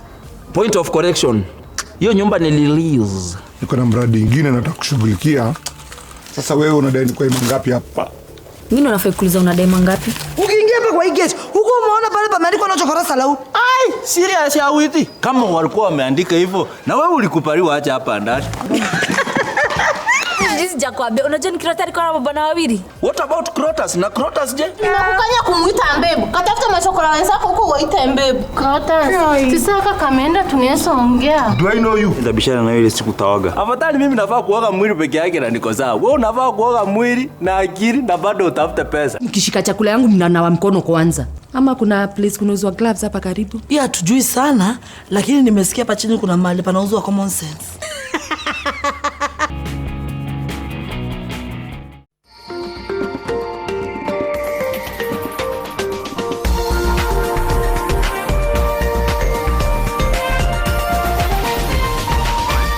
This is NTV. The following program has been rated PG. It may contain scenes unsuitable for children under the age of 10.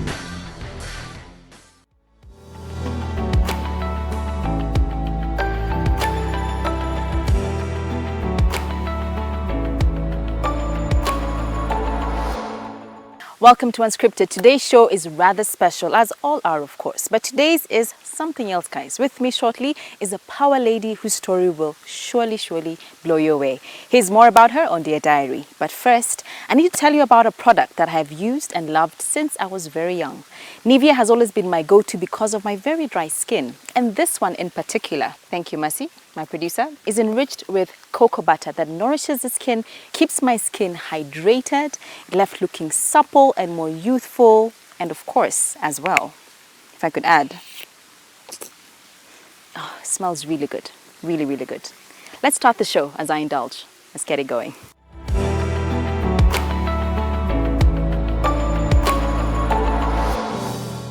I know very well that life has so many challenges, but as a person living with HIV for 27 years, you should be encouraged that everyone has their own challenges to face, and therefore we should, it's so maybe sad that we can never ever choose whatever challenges we face, but the only thing to do is have a force that really encourages us to move on.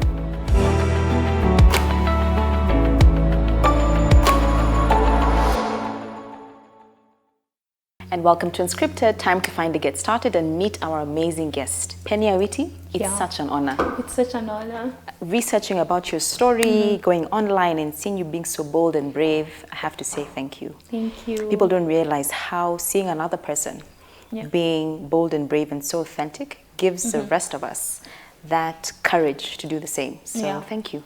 Thank you for having me. Well done. Like your story is something else. So let's start from the beginning. We got a taste of it in Dear Diary, but let's start from the beginning. At 16 years old, when you have your whole life ahead of you, you discover some news that could possibly change your whole life. Take us back to that day and what happened. Well, so there was this organization that came to our school, in high school, and then they were testing for HIV and they were giving soda and bread. Okay. So you can imagine them with soda and bread, you know. So I said, you know, it's not a big deal. I mean, I was not even thinking of the HIV anymore. So I went and I tested. Testing for me, my goal was just having the soda and bread. True. And I remember the counselor that counseled me happened to be our school nurse, and she asked me, have you ever been tested before? And I told her no. And she said, okay, do you have a boyfriend? And I said, no, I don't have a boyfriend. So at long last we tested, and then to my surprise, she's like, okay, you said you don't have a boyfriend? I'm like, okay, yeah, I don't have a boyfriend. And you remember what I told you about interpreting the results? Yeah. So they came double line. That means you're HIV positive. Yeah. I'm like, okay. So, and that was just it. There was no post-counseling or anything. Nothing. That's all she told you? Yeah. And she told me, you can now go. I knew that she's bluffing, one. Then two, we all never like our school nurses, you know, because of kufinyo tumbo, that you're pregnant and all that, you know. Yeah. So I just said this mama, it's the usual attitude and all that, yeah. Really? But So you didn't take her seriously? At first, I didn't take her seriously. But then immediately, walking outside the door, because I didn't take her seriously, I went and registered for the soda and bread still. But then after holding the soda and bread, I'm like, oh my God, this may just be true, you know?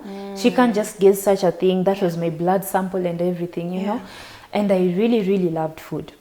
For the first time in my life, I don't know how the soda and bread dropped off from my hands. I can imagine. I just felt like my world was so small. I was just done.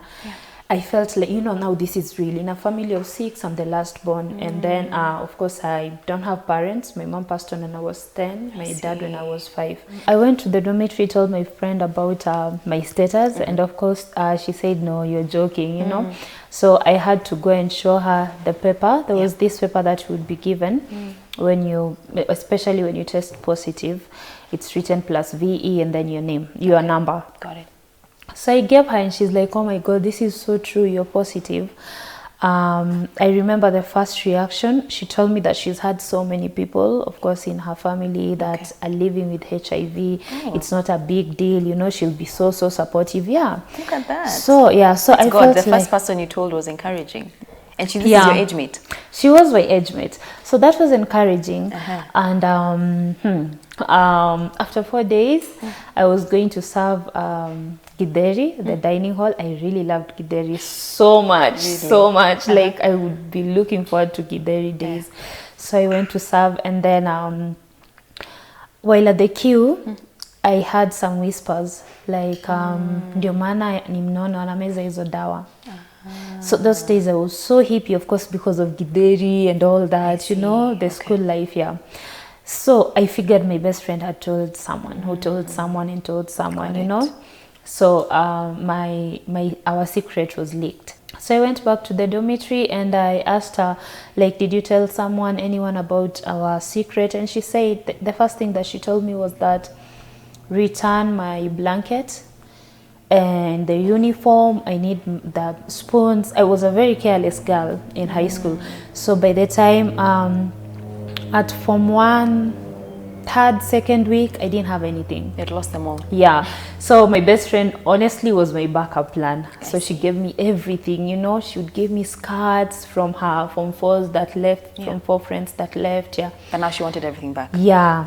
So she wanted all these things back, and she said, because you're going to infect me with the virus. Wow. Yeah. So that was the first time that I ever received, I ever faced stigma one-on-one, you know.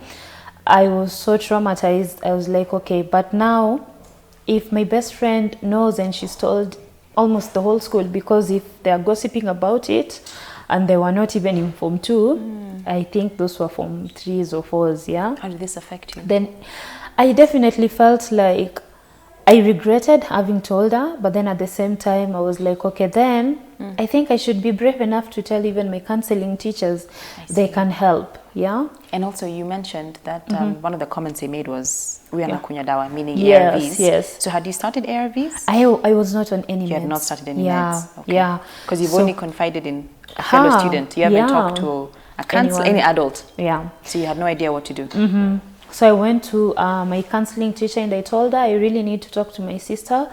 There was a sister of mine who would be coming to visit me every single time. Okay. I told her I really need to talk to her because I'm losing it and I'm positive. I discovered when the last time that these people were here for testing HIV and all that. So she said, okay, it's okay. We can call your sister and then she will come and you guys can talk. So so from the counselors and the adults, you didn't get any stigma or not really pushback? Yeah, so she called my sister. My sister came after I think 2 days. Okay. And she told me, so they all broke the news to her, of course. Now we were like the 3-4 of us because there were 2 counseling teachers, me and my sister. So she said, yeah, you know, there's no one who really had the courage to tell you that you are HIV positive because mom... So they knew. Yeah. When dad and mom passed on, it was a very... it was trying moments for all of us, and there was no one who was actually just willing to disclose that you are HIV positive, yeah. So, and you were born with it, and there was a time that my mom and dad separated. So when they reunited, I think there was someone who had moved on, and when they came back, they were infected, yeah. Got it. Yeah. So I was the only person who was infected with the virus. So from all your siblings, it was just you? Yeah. And everyone else knew but you? Yeah. How did you feel at that moment? Of course, betrayal. I felt so betrayed. I was like, that's not a very genuine reason, in as much as they wanted to quote all the English in the world and all that. I was just like, but I lied. I remember just saying, it's okay, it's fine, you know, it's fine, I'll just move on. I mean, it's not a big deal. See, you guys are here. But at the back of my mind, I'm like, these people are evil. Right. How can you even do that? Like, how do you walk with yourself every day knowing that I'm HIV positive? Even, did you have questions for, if you knew I was sick, why wasn't I on medication? Why wasn't Exactly, and I would be sickly. That is even worse. Now it started making sense. I had the mumps, you know. As a child? Yeah. Okay. I was in and out of the hospital. I had tuberculosis. I had pneumonia, you know, all these opportunistic infections. Yeah. And anyway, so that was Form 2 second term. When I finally went back home, of course they had to run all those tests and all that, the viral load, and that time it was CD4 counts, not the viral load like this time. Okay. Yeah, and the CD4 counts were very low. I had like 115 CD4 counts. A normal human being should have over 350 and above. And if you're infected, you should have that. I mean, a normal human being living with HIV should be having 350 and above. So yours was very low. Yeah, very, very low. And you know, CD4 counts defines the immunity. So that means that my immunity was so low and weak, And I remember immediately being put on the meds, on now the ARVs. I had to go back to school still, to the same school, because my sponsor was my uncle. Okay. And he had paid for the whole 4 years. So you had to go back the So same I had school, to go back. face the stigma as you take medication. I didn't have a luxury of saying, you know what, nichenjeni shule mnipeleke. No. I had to deal with it. At a very young age. Yeah. But while taking my meds, you know, it was odd hours. It was 9 a.m., 9 p.m. people are in class. I could not just tell the teacher that I'm out going to take my ARVs straight up. I could not say that. Of course. Even after everyone knew that I'm HIV positive, it could not come from my mouth that, yes, I'm HIV positive, never. And I can understand that's not an easy conversation to have. We have to take a short break though. Okay. We'll be right back with more from Fenia Witi as she tells us what it's like living with HIV for 27 years, believe it or not. And we're filming right here at Intim Sidai. Stay tuned.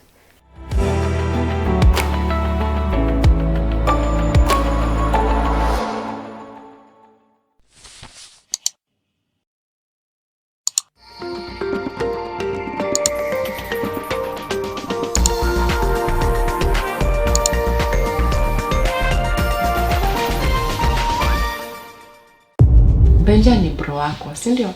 Na feel ni kaa there's a bit of disconnect. I don't know, because I know the story vaguely. So my hubby has a small brother that he actually never wants to talk about. Benja si bro yenyu. Nani alikuambia story ya Benja kwanza? Benja ni brother yetu Drango, acha kwa unaruka.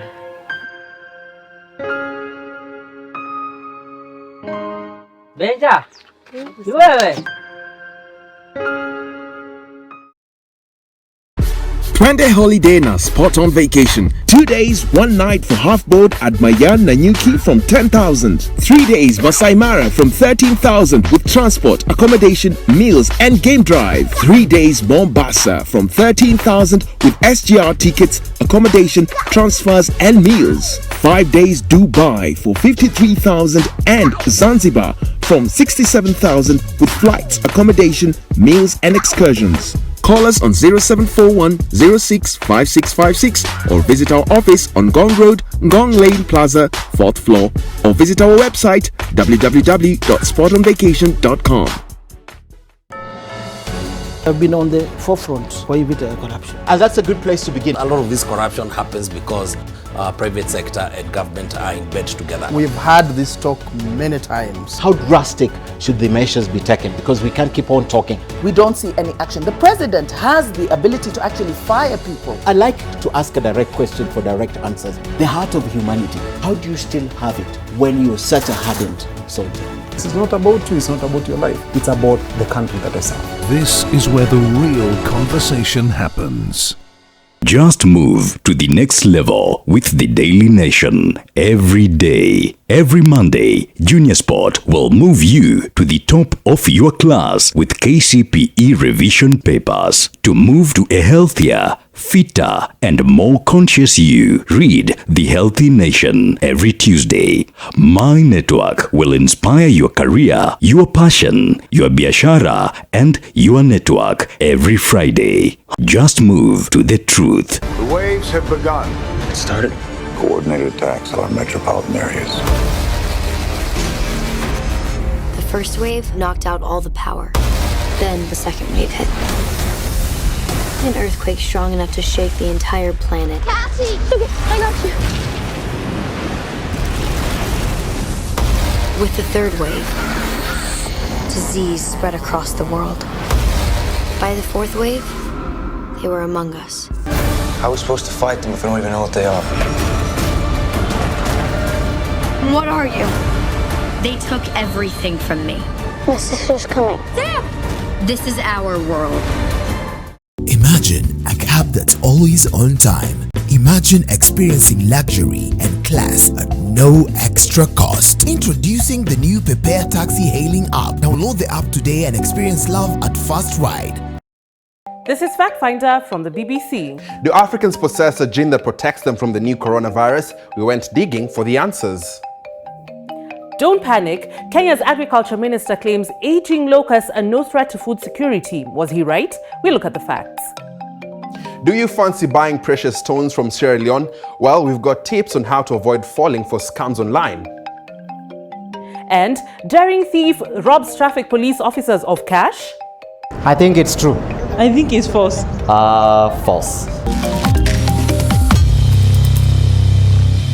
With Lipa na M-Pesa, you get more. Lipa na M-Pesa. Every 100 shillings spent on Lipa na M-Pesa earns you an entry into the draw.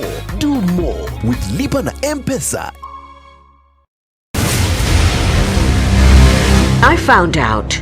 You really indeed had a colorful past, but yours is colored black. I know that someday you're going to ask for help from someone like me. Accept that as my gift for being our partners. I rarely fall in love, but when I do, it'll be forever. You had a grandmother who took care of you, and yet you grew up into a lying, deceitful, cunning thief. That isn't true! Oh my! Hey! He took my bag! Hold this! Tonyo! Hey! Help! There's a thief! Shower sour. Sour Shower has never been better with the new look Sour. Now with a new formulation too that will leave you feeling fresh for longer, while the soap lasts even longer. Breastfeeding tips for new mothers. Anticipate your baby's desires. You can anticipate their needs by watching for a few telltale signs. Get comfortable while nursing. The constant squirming and moving on your part can disrupt your baby's breastfeeding. Kiss Kids diapers. Kiss Kids. No rashes. Kiss Kids. No rashes. Bye-bye rashes. Buy diapers. Choose Kiss Kids.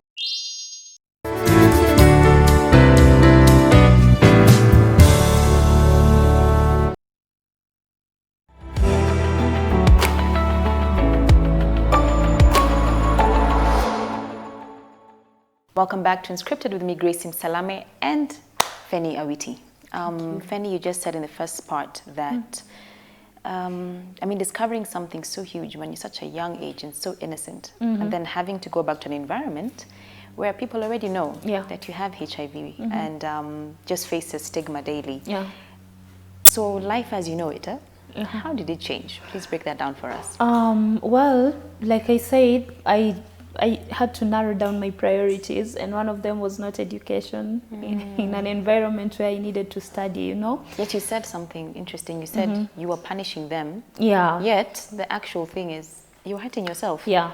Nothing to do with them, because the studies benefit you, right? Oh, exactly. But at that point you reasoned, these guys don't deserve. Yeah, they don't deserve anything good coming from me and school and all that. So, well, I was basically using defense mechanism, and I knew it. Yeah. Oh, you knew it? You were aware? I knew. I was just like, you know what, at this time, I'm only 16 years old. I'm required to get an A. Same time, take the ARVs. Same time, smile and forgive everyone. No, I can't do that. I need to choose a struggle, you know? And one of them is not studying. Okay. Yeah.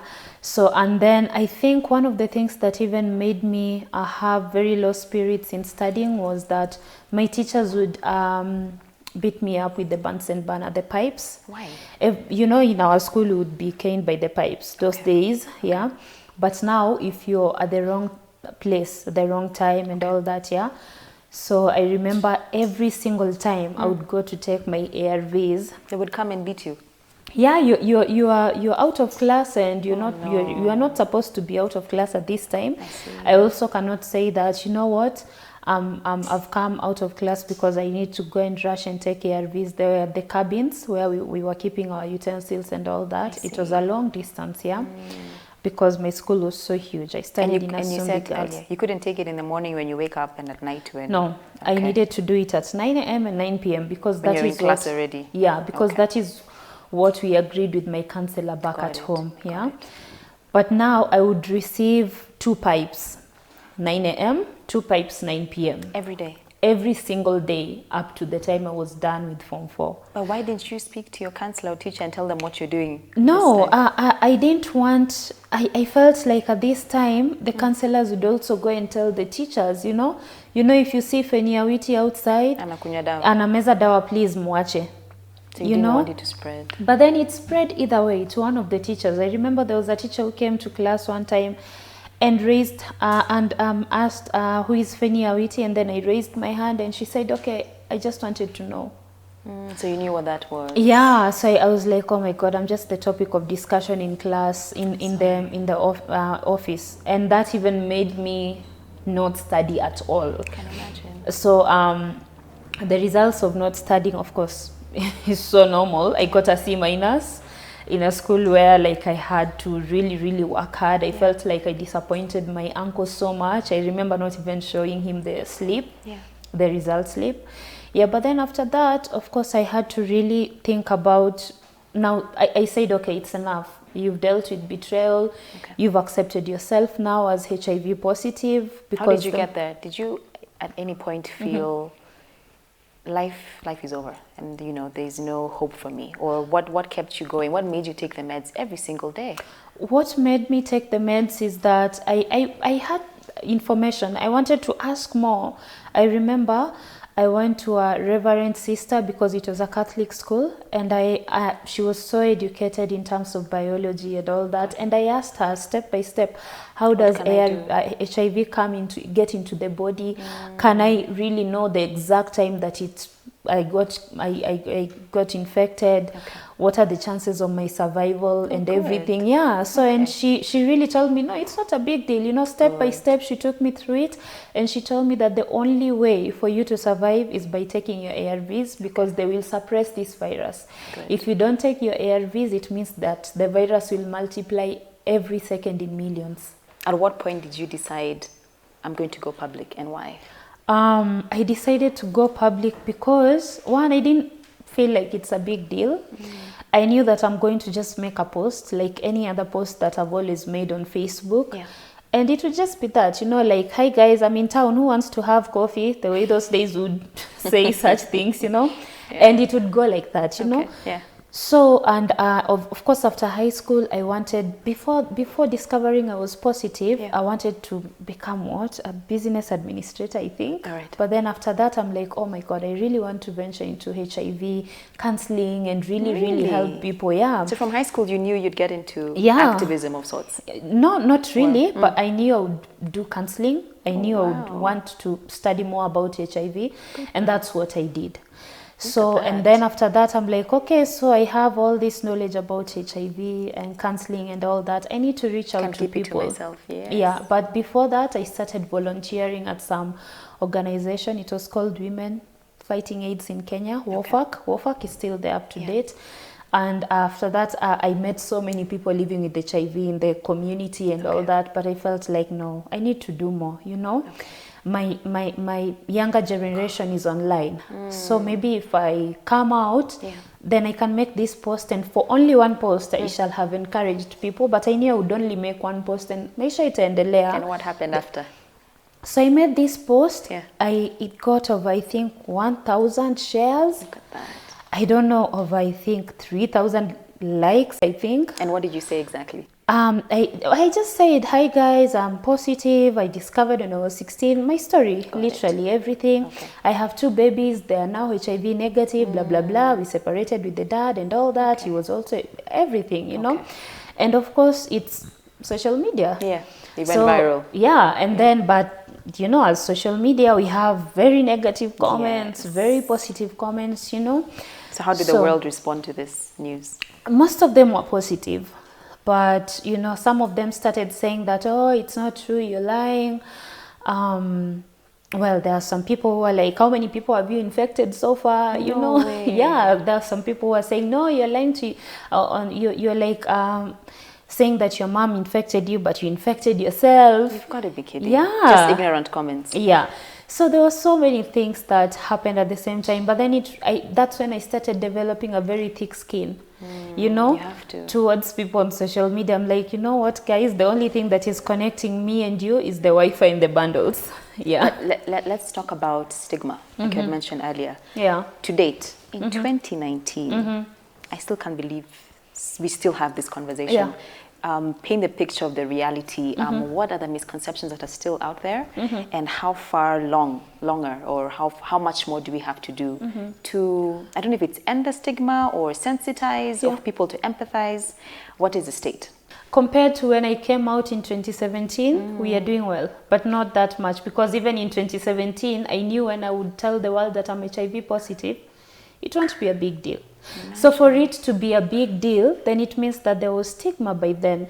And then now, I feel like, in short, there's lack of information. Still, we are so, to date? Yes, because till now, ignorance. someone is still asking me, how did you get HIV negative babies and you're HIV positive? You're lying to us. There are some misconceptions like ARVs, trigger your sexual. Is that what people say?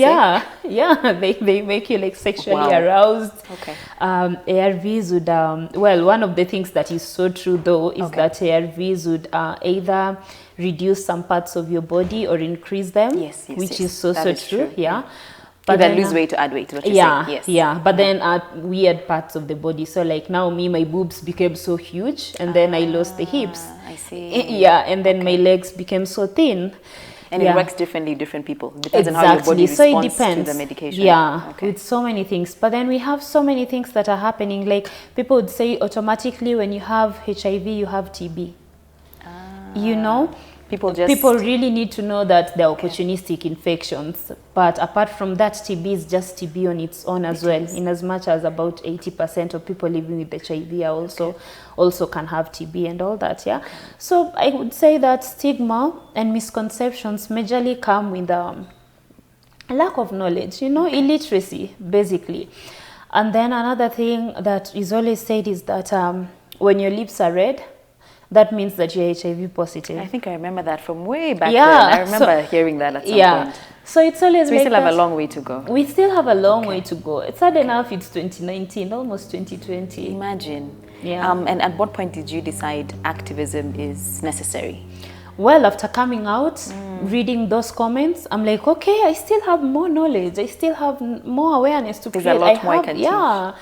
So then that's when I discovered, okay, then the best thing to do, I cannot maybe go in front of the parliament and start doing activism, literally like say, hey, HIV, you know, or something and all that. I really and who need knows? to. Yeah. Would you vie for a seat one day? Oh my God, no. No? Okay. No, I can't go there. Okay. But I just said I would concentrate more on social media because this is where the youth are. I was once told that I'm romanticizing HIV. What do you mean? Like positively, it's like I'm promoting it. I'm advertising like Ukimwi is not a big deal and all that. So you know, it's so hard. My response was that it's so hard for people to gauge between living positively with HIV and just hiding in your cocoon. There you go. And saying, you know what, me niko na ukimwi, I'm going to die. So people need to figure out they that really need balance. to balance, you know. Okay. I would have chosen that path of, you know what, now me I'm HIV positive, I'm dying. Exactly. And like you said earlier, that happens. Exactly, yeah. So I chose to say, okay, I'm HIV positive, there's positively living the HIV. What foods can I have in that case, you know? Exactly. Yeah. We have a baby on set. Welcome, Ahadi. Mommy, 24-hour, 24/7 job, I get it. Yeah. But I have to ask you, you mentioned earlier, you've been taking ARVs for 11 years. That is a very long time, Awiti. Yeah. Do you ever have days where you're like, enough is enough, I'm tired? Definitely. When I separated with the father of my kids, I was like, okay, I'm so done. You know, my main aim of taking the ARVs was like, I need to suppress the virus, you know? And when I suppress the virus, I cannot infect him. So we were living as a discordant couple. So that time I really felt like I don't really have a purpose to like take these meds anymore, you know? Yeah. And then, even with your babies there, you still felt that? Because they're already HIV negative. You know, I had gone through that and they're already HIV negative. But I also felt like, okay, if I don't take these meds... But stopping means you could die. Yeah. So that's when I started figuring out, okay, if I stop taking these meds, then it means that they're going to multiply in millions, you know? And possibly they would be detectable because now I'm undetectable. Okay. And it would mean that I can get opportunistic infections and die very fast, yeah? And of course, as mothers, we always look out for our kids, you know? You're like, oh my God, I can't leave them here and all that, yeah. So my main reason to actually keep on taking the ARVs are the babies. For me, yeah, I'm like, no, I really, really need to do this for them. Yeah. Okay. On that note, we'll be right back. Time for Hadi and Mommy to bond. We'll be right back with Awiti. Stay tuned.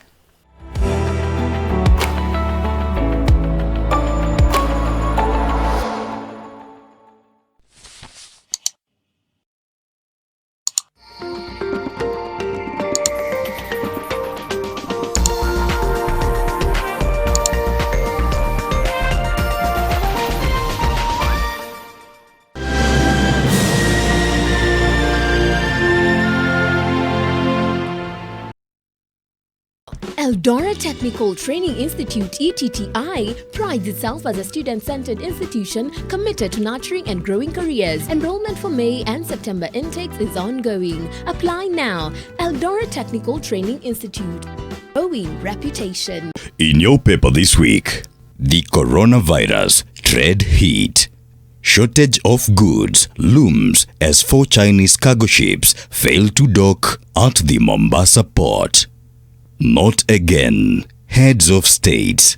East Africa community stares at financial operational crisis as presidents postpone summit for the second time in 3 months. Precious pasture. Kenyan and Rwandan pastoralists risk being fined for crossing into Tanzania to graze their heads. The South Sudan oil cash puzzle. Did Juba secretly take out loans on its petroleum reserves? Plus, our opinion leaders. Too much debt? Not really. African countries are not borrowing too much, just repaying dearly. By Mishek Mutize. Home not sweet home. Why South Sudan refugees won't return home just yet. Outlook. The magazine. Back to the roots. German Rwandan Shavun Senga discovers through song what being African means. For East African, understanding the region. The waves have begun. It started. Coordinated attacks on metropolitan areas. The first wave knocked out all the power. Then the second wave hit. An earthquake strong enough to shake the entire planet. Cassie! Okay, I got you. With the third wave, disease spread across the world. By the fourth wave, they were among us. How are we supposed to fight them if we don't even know what they are? What are you? They took everything from me. My sister's coming. Sam! This is our world. Imagine a cab that's always on time. Imagine experiencing luxury and class at no extra cost. Introducing the new Prepare Taxi hailing app. Download the app today and experience love at first ride. Just move to the next level with the Daily Nation every day. Every Monday, Junior Sport will move you to the top of your class with KCPE revision papers. To move to a healthier, fitter, and more conscious you, read The Healthy Nation every Tuesday. My network will inspire your career, your passion, your biashara, and your network every Friday. Just move to the truth. March the 3rd is World Wildlife Day, and to celebrate, the Kenya Wildlife Service will launch the Rowan Antelope Recovery Plan at the Ruma National Park in Homa Bay County. The event will be presided by Tourism and Wildlife Cabinet Secretary Honorable Najib Balala. You can catch it live right here on NTV, 10:30 a.m. The theme is Sustaining All Life on Earth. World Wildlife Day on March the 3rd.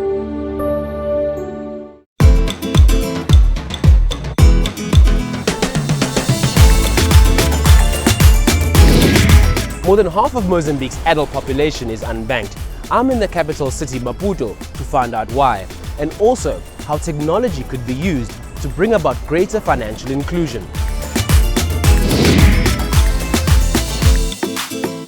When you go onto Google and you say, what is there to do in Ghana, a lot of it is historic, but there wasn't actually something that was for the adrenaline junkie, was an action sport, and that's kind of why ATV Abri was born. Hello, welcome to Greenkeeper Africa. We work on everything related to the environment. With Lipa na M-Pesa, you get more. Lipa na M-Pesa. Every 100 shillings spent on Lipa na M-Pesa earns you an entry into the draw. Do more with Lipa na M-Pesa.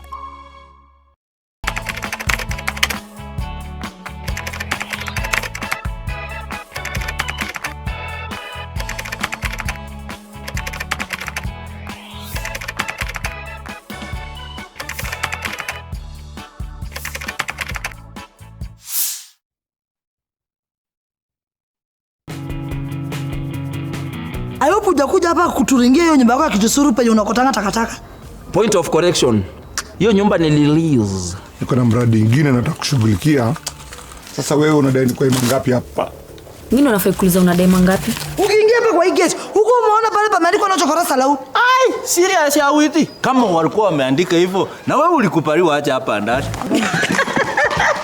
Hizi Jacob, unajua nikirotari kwa bwana wawili. What about Crotas? Na Crotas je? Nimekukanya kumuita mbebu. Katafuta mashokora wenzako huko waite mbebu. Crotas. Tusaka kameenda tunaweza ongea. Do I know you? Ndabishana na ile siku tawaga. Afadhali mimi nafaa kuoga mwili peke yake na niko sawa. Wewe unafaa kuoga mwili na akili na bado utafute pesa. Nikishika chakula yangu mnanawa mkono kwanza. Ama kuna place kunauzwa gloves hapa karibu? Pia tujui sana, lakini nimesikia hapa chini kuna mahali panauzwa common sense.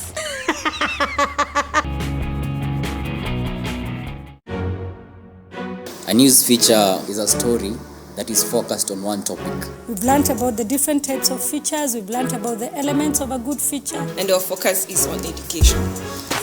Where does your feature fall? Is it a news feature? Tell me about Bobby Wine. Which wine? You're a young man. You want to get a job. For what do you? You don't cars when we finish university. With Lipa na M-Pesa, you get more. Lipa na M-Pesa. Every 100 shillings spent on Lipa na M-Pesa earns you an entry into the draw. Do more with Lipa na M-Pesa.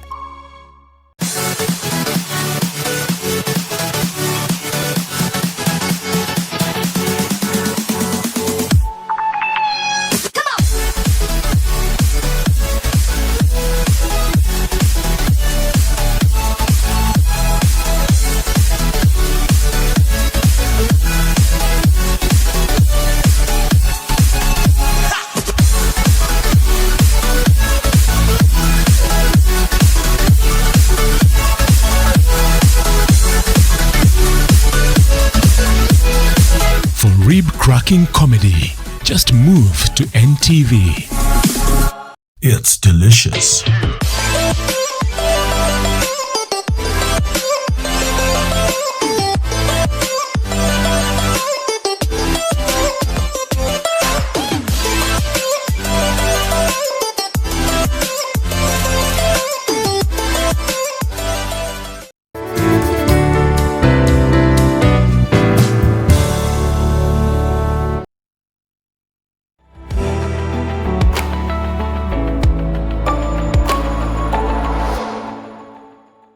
Welcome back to Unscripted with me, Grace Simsalame. Special thanks to Team Sidai for hosting us in this beautiful sanctuary. Penny Awiti, asante sana for coming onto the show and sharing your story and coming with your beautiful babies. Yeah. She has beautiful children. Thank you. Let's talk about relationships. You alluded to that earlier, the earlier part of the show, and that's how you got your beautiful babies. How has that journey been like for you when it comes to relationships and dating? It's been so tough because one thing, of course, the stigma. There's a part that I joked and said that if you want to really explain to a HIV negative man that you cannot infect him with the virus, then you need to do a dissertation, make sure that it's approved and everything. Really? Because, and you don't have time. They don't have time for that, It's like, no, you're lying to me, So it's been hard, pretty much. Yeah, I've had like over 15 men rejecting me. And it's been so hard. You're so tempted to say, not to say anything to them. Yeah. And that's how people become infected. And that's how people start keeping secrets in relationships, But then on my side, I was like, okay. You were always honest from day one. Yeah. Good. But now I felt, at some point, like, okay, Fanny, you're undetectable. It means even if you don't tell this man that you're HIV positive, you won't infect him. So there's no reason for you to tell him, But then I'm like, okay, if we are so serious with each other, then at what point he'll have to find out. True. And it would be so really, really bad. He will be so disappointed in me and all that. So you'd rather say it from the beginning. From the beginning, yeah. So it's been disappointing. I've had my share in relationships. Yeah. Weird enough, most of the guys that I found were HIV negative. Yeah. Until now, I got a HIV positive guy. But then I was not like intending to, now we are HIV positive. Now let's we can. come. No. But you can tell me about the father of your kids. How did that happen? Because he was HIV negative. Yeah. How did that come to be? Well, just like the 15 of them. After all those failed. Yeah. So I just said, okay, I'm HIV positive and I cannot infect you because I've been taking my ARVs very well and my viral load is suppressed and now I'm undetectable. They never let you finish all that. Oh, okay. It never gets that far? Yeah, HIV positive, fine. Out. I'm done. Yeah. Wow. So, well, he was so patient enough to listen to all that. Even before you answer, how does that take a toll on your heart and your self-esteem, that rejection constantly? You're just like, oh my God, how did this even happen? How did I even get there? I wish I would be HIV negative, So you of course your self-esteem is lowered, You don't have confidence in yourself. You don't have confidence in the other person that you're about to hold conversation with. So it's so hard, really. Yeah. But what was different with this guy? Well, I just feel like, I don't know, maybe it was just God sent, because I can't say that he was educated about HIV. Okay. After realizing that I was positive, he said, yeah, so where do we go? Because I love you. So I told him, okay, we can go to my counseling, my counselor, and then they would guide us on the way forward. So yeah, he accepted. We went to the clinic, and then he was told that, this is how you guys would live together and all that, yeah. Okay, so you went for counseling, both of you? Yeah, we went for counseling. And he was testing after every 3 months. Good. Yeah. And he was okay all that time. Yet unfortunately, that's now in the past. Are you guys okay? Are the kids okay? You can talk about it if you want to. Yeah, definitely. Okay. We are fine. He checks up on us once in a while, but then he's not like in our lives literally. In terms of physically being there, we don't co-parent and all that. Maybe he'll communicate twice or once a year. And it just didn't work out. Yeah. So, but that's okay, yeah. Okay, and nothing to do with your status. No, just how our normal relationships would end. Yeah, exactly. Okay. That's fine. Yet now you're engaged. Yeah. Please, camera, Yeah. focus on the God. ring. Show them your beautiful ring. Thank you. Congratulations. Thank you. How did that beautiful, happy ending happen for you? So I met this guy in 2016. Immediately separated with the father of my kids, and then of course I felt like it would be a rebound, you know. So I started taking it slow with it, yeah. And then at long last, I said, okay, from last year, then we could work things out, you know. So then, yeah, so I went to visit him this time. He's German, so I went to Germany to visit him, and then he proposed. Yeah. And there's a difference with him. You said he's HIV. He's HIV positive, yeah. So how did you guys meet? Was we met in Kenya, here in Kenya. And of course, when he told me at first that he's HIV positive, I was like, no, you're like, you know, weirdly, people are so weird. In my relationships, those two hurdles, I met a guy who said that he was HIV positive, but he was negative. He said it's just so that he would like maybe soothe my ego, I think, or something like that. So I this told time him, you no. didn't believe it initially. Yeah, you're lying, you know.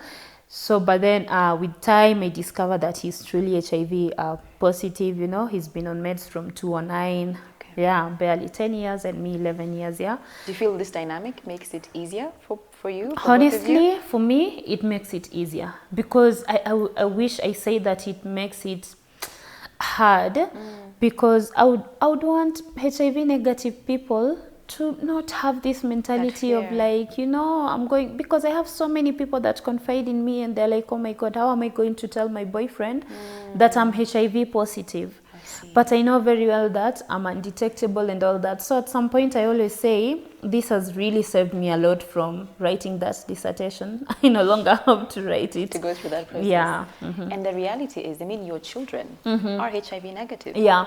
Imagine. In fact, to a woman at home who could be HIV positive and she's discovered she's pregnant, I'd like you to paint the reality for them of how their children and their babies can also be HIV negative. So this is it. When you discover, if you're a woman at home and you discover immediately that you're HIV positive, what happens, because you'll always get tested for HIV during your NNC, right? Yeah. So what you do is you go to you'll start on your ARVs. Yeah. When you start on your ARVs, there's a syrup that normally should be at your clinic, inside your clinic bag. Okay. It's called nevirapine. All right. So this nevirapine, you'd administer to the baby first 6 weeks after giving birth to them. Okay. But then in the meantime, you just take your ARVs normal. It's so normal, just like you're not pregnant, you know. And immediately you give birth to baby. 1 hour after birth, the way they always say that 1 hour after birth you might start breastfeeding them and all that, that's the time that you give them this ARV syrup. Okay. From that 1 hour up to 6 weeks. Got it. And then after that, you start administering something called Septrin. Okay. I think these days they do Zidovudine. Zidovudine is another type of ARVs. I'm not so sure what they give these days. You administer to the child? Yeah, the child up to 2 years. Now, during this time, 6 weeks, the baby is tested. If they are negative, they should be negative. I gave birth to my baby's normal delivery. Well done. It was all normal, yeah. Okay. So it's so normal. Everything is so normal, yeah. You should not like fear that because I'm positive, I'll do a CS. No, never. Okay. Provided you yourself, you are undetectable. Yes, and you're on being ARVs. Undetectable is like being HIV negative, but HIV lives in you. Basically, that's it. Got it. So at 6 weeks when they're negative, then 3 months, then 9 months, then is it 12 months, then 18 months, and then after 2 years, when the child is really, really negative, then they are discharged from the PCR. We call it PCR. So, so I gave the babies medicine for 2 years. Okay. And after that, they're fine. And then after they don't that, need any medication. Yeah, afterwards. but then even when you realize that they are negative, keep giving them. Okay. It is the same way. At 6 weeks, they were negative. At 3 months, they were negative. At 9 months, they were negative, you know. 2 years. Yeah, but now something happens, and in the process, breastfeed them. Be normal, you know, exclusive breastfeeding for the first 6 months. So and it means that myself, the virus is so minimal that I cannot pass it to anyone else, the baby or even a partner. Okay. It's so minimal. When you're undetectable, it means that you have less than 30 or 20 copies of the virus in your body cannot even be transmitted to another person. I see. Yeah. And as you wrap, any last words or encouraging words to anyone at home watching you? Well, I would say this, people at home, people face different challenges. We have HIV is just one of them. We have diabetes, we have cancer, we have so many chronic infections. And it's not even about the infections. We all face our different challenges. And one thing I love about life is that we all have a struggle that you're going through, be it psychological or in terms of your illness and all that. So I would say if now choosing my struggle as HIV, then manage it so well, manage your struggle so well. Everyone is going through something. Be kind to people, and especially on people living with HIV at home, HIV is manageable. It's so cheap. You don't have to pay for ARVs. Well, recently I had their stockouts of ARVs and all that, but then normal cases, you don't have to pay for ARVs. It's so normal, and it's so easy to manage this virus. So be positive about everything, yeah. What are you most grateful for, Awiti? I'm grateful for life. I can tell. Yes, I'm really, truly grateful for life, not theoretical, so practical. Yeah. Thank you so much for coming on the show, Awiti, and sharing your stories so honestly, authentically, and being brave. Tunashukuru sana. Like I said earlier in the beginning, I think having people like you gives us and people at home just the courage to also to own our story and inspire others. Thank you for tunashukuru having sana. me. And because of that, to show you how much we appreciate you, Nkona zawadi. You don't just come on our show and go empty-handed. Wow. Thanks to Thank Nivea. I'm a big fan, and I'm not just saying that. I use their brands. And for you, there's a new nourishing cocoa cream. Wow. Do you use this? You told me that you use this at No, home. I use the other one. Which I is the other think, one? the normal lotion, Yeah? How does it work for you? It works so well. I Yeah. mean, it's so soft. It smoothens the skin. Right. Even for the babies. Oh, used for the kids as well? Yeah. They never have any wow. complications, major complications with their skin and all that. Look at no. that. So now we've added for you extra stock. I know for Thank me, I you. normally have very dry skin. So this really helps because it has cocoa butter. Yeah. And it's nourishing and my skin glows all day. So to anyone at home, if you're looking for something for your dry skin, this is the secret. Approved by myself and you. Yeah. So we wish you all the very best, my dear. Asante. Thank you so much. And to you at home, thank you for watching. We appreciate you and love you. Special thanks to Team Sidai for hosting us. Until next week, God bless and goodbye.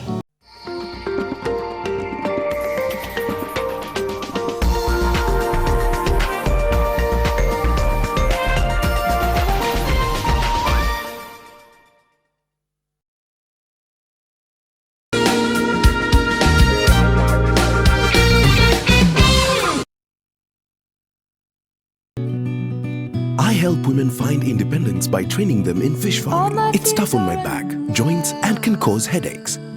Panadol Extra relieves multiple types of pain. If symptoms persist, seek medical advice.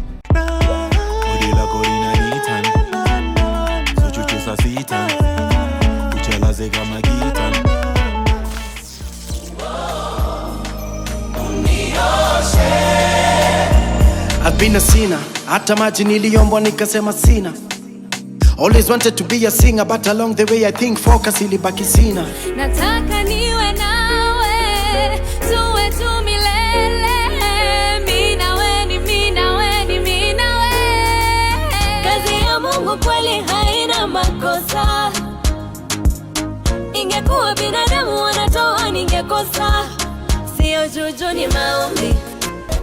Nikufike na kapete, kapete, kapete, kapete. Photo. Kisha chora namba kwenye telefone.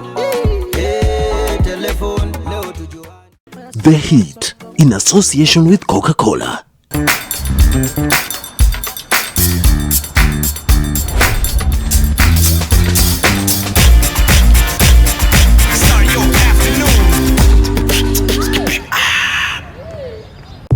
Benja ni bro wako, si ndio? Na feel like there's a bit of disconnect. I don't know, because I know the story vaguely. So my hubby has a small brother that he actually never wants to talk about. Benja si bro wenyu. Nani alikuambia story ya Benja kwanza? Benja ni brother yetu Drango, acha kwa unatuka.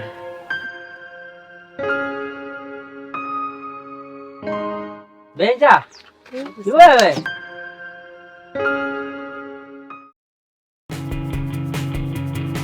Ayo kuja hapa kuturingia hiyo nyumba yako ya kijusuru penye unakotanga takataka. Point of correction. Hiyo nyumba ni release. Niko na mradi mwingine nataka kushughulikia. Sasa wewe unadai ni kwa ngapi hapa? Mimi ndo nafai kuuliza unadai mangapi? Ukiingia hapa kwa hii gate, huko umeona pale pameandikwa na chokora salau. Ai, serious ya witi. Kama walikuwa wameandika hivyo, na wewe ulikupaliwa acha hapa ndani. Hizi Jacob, unajua nikirota niko na baba wawili. What about Crotas? Na Crotas je? Nimekukanya kumuita mbebu. Katafuta mashokora wenzako huko waite mbebu. Crotas.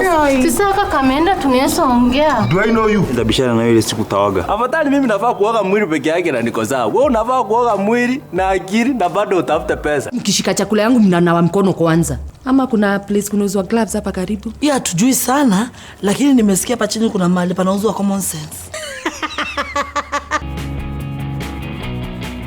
Just move to the next level with the Daily Nation. Every day, every Monday, Junior Sport will move you to the top of your class with KCPE revision papers. To move to a healthier, fitter, and more conscious you, read The Healthy Nation every Tuesday.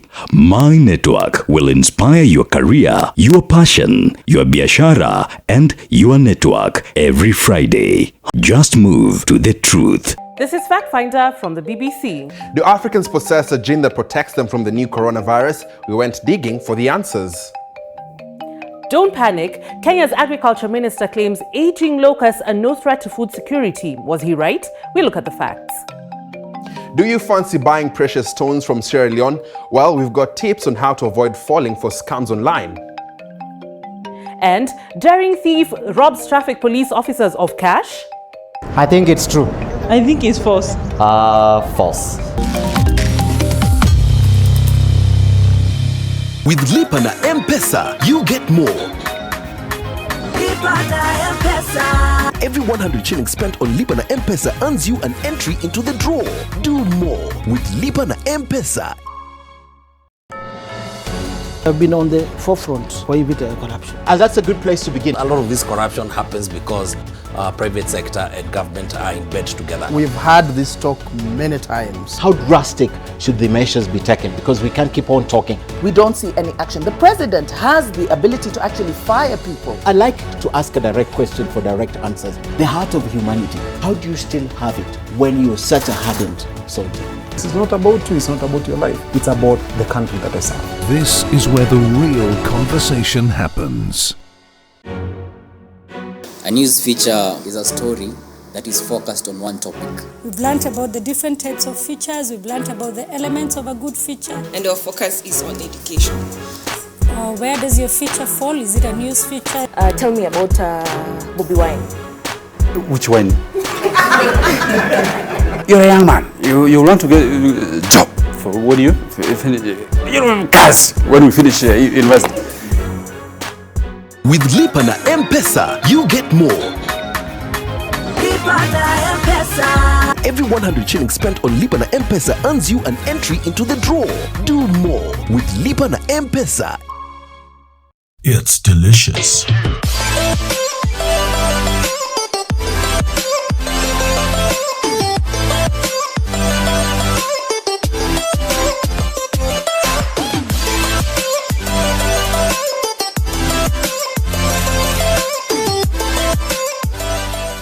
Waves have begun. It started. Coordinated attacks on metropolitan areas. The first wave knocked out all the power. Then the second wave hit. An earthquake strong enough to shake the entire planet. Cassie! I got you. With the third wave, disease spread across the world. By the fourth wave, they were among us. How are we supposed to fight them if we don't even know what they are? What are you? They took everything from me.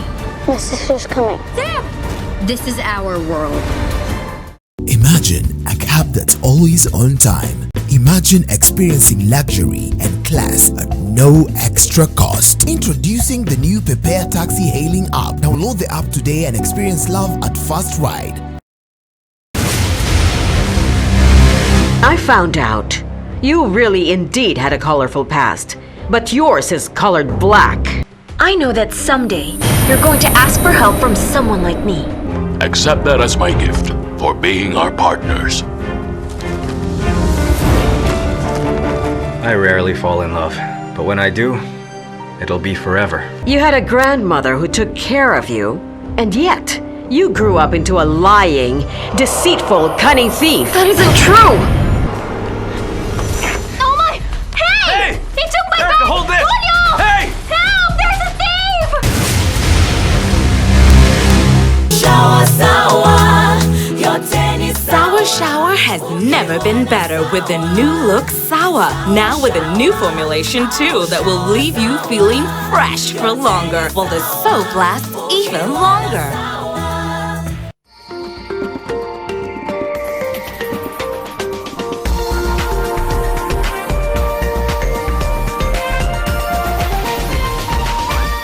This is NTV.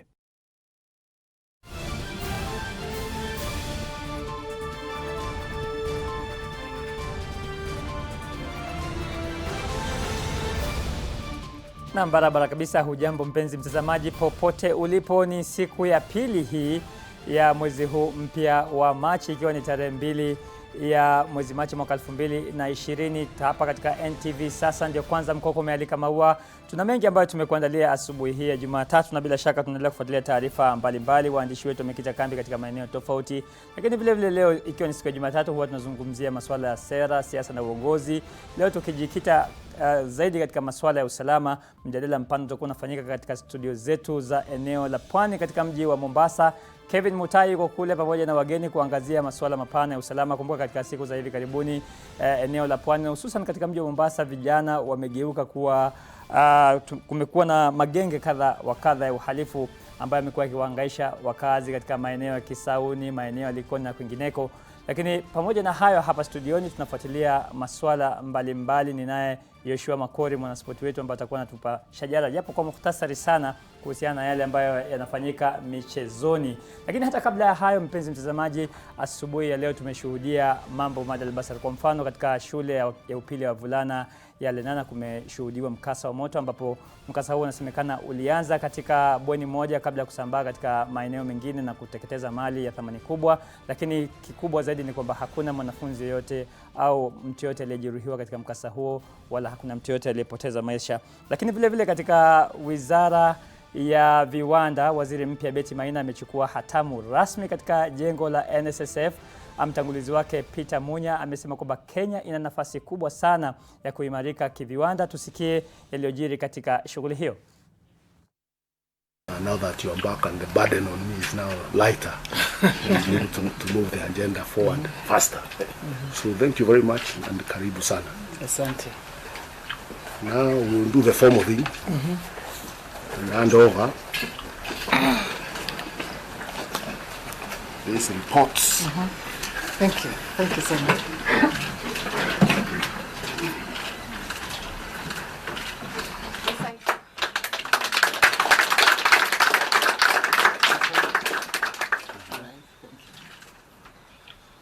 Sasa mimi nataka kuenda kushughulikia nzige.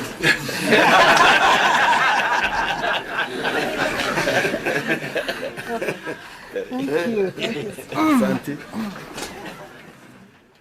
Na mtazamaji, waziri mpya huyo wa viwanda Betty Maina. Kumbuka Betty Maina na Mutahi Kagwe waliidhinishwa wiki iliyopita na bunge baada ya kupigwa msasa. Ndio mawaziri wawili wapya ambao wanajiunga na baraza la mawaziri baada ya Rais Uhuru Kenyatta kufanya mabadiliko katika baraza la mawaziri na serikali kwa ujumla majuma kadhaa yaliyopita akiwa katika mji wa Mombasa. Lakini vile vile mtazamaji, katika rubaa za kimataifa, ugonjwa au virusi vya corona vinaendelea kusambaa katika mataifa mengi nje ya taifa la Uchina, ambako ndiko chimbuko la virusi hivyo.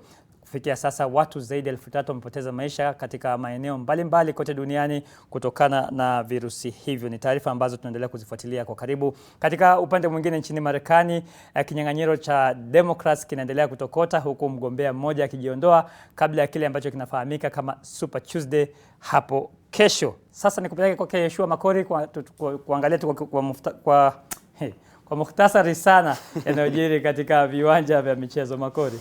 Ndo ni mege hii shajara kimuhtasari tu, na ni kwamba timu ya taifa ya ndondi ambaye ilikuwa katika mashindano ya kuwania tiketi ya kushiriki michezo ya Olimpiki ya mwaka huu 2020 kule Tokyo, Japan, imerejea nyumbani mapema leo alfajiri kutoka Dakar, Senegali, iliko shiriki mchuano huo, na ikawa kwamba wachezaji ama mabondia wawili ndo waliwahi tiketi ya moja kwa moja ya kwenda kuiwakilisha Kenya katika makala hayo ya mwaka 2020. Kumbuka Nick Commander Okoth ndiye aliwahi tiketi upande wa wanaume ikiwa ni uzani wa unyoya, alafu upande wa kinadada Christine Ongare ambaye ni mshindi wa medali ya shaba katika mashindano ya Jumuiya ya Madola akawahi tiketi yake upande wa kinadada. Kwa hiyo Kenya itakuwa inawakilishwa na mabondia wawili peke yake, sio watatu. Ulimi usiende kwa watatu, manake mwaka 2016 kule jijini Rio tulikuwa na mabondia watatu peke yake, lakini walikuwa wote ni wanaume. Lakini safari hii anga ni wawili, na mmoja ni binti ambaye amejituma 100% kwa kiki na kuhakikisha kwamba amewahi tiketi yake. Unayemuona hapo katika kiwambo cha runinga yako alishinda medali yake ya shaba. Sasa wamerejea nyumbani na wamelakiwa na viongozi wa kamati kuu ya Olimpiki nchini NOC katika ngatua ndege ya Jomo Kenyatta mapema leo asubuhi, ama ukipenda alfajiri, manake ilikuwa ni masaa 11 hivi kabla ingie saa 12. Saa 12 ni asubuhi, 11 ni alfajiri sana. Kwa hiyo timu hiyo ilikuwa imeenda kule Dakar, Senegal, ikiwa na mabondia jumla walikuwa ni 13, wanawake 5 na wanaume 8. Sasa wamerudi nyumbani, na ni kwamba walishinda jumla medali 4 kiujumla, lakini medali ya fedha ilikuwa ni 1, halafu zingine 3 zilikuwa ni za shaba. Hiyo ya fedha ilikuwa ni ya nahodha wa timu hiyo ambaye ni Nick Commander Okoth, ambaye aliwahi tiketi yake upande wa wanaume ila akashindwa katika fainali, lakini haina neno. Sasa wamerejea nyumbani kistaarabu na kistarehe. Halafu kiachia mbali ya Hit Squad, wanafahamika kama Hit Squad kimombo, lakini ni timu ya taifa ya ndondi katika lugha inayoeleweka haraka. Halafu timu ya taifa ya raga ya wachezaji 7 kila upande, Shujaa iliandikisha alama 3 pekee katika raundi ya Los Angeles iliyokuwa kule Marekani, ikiwa kwamba ni mchuano ambao ni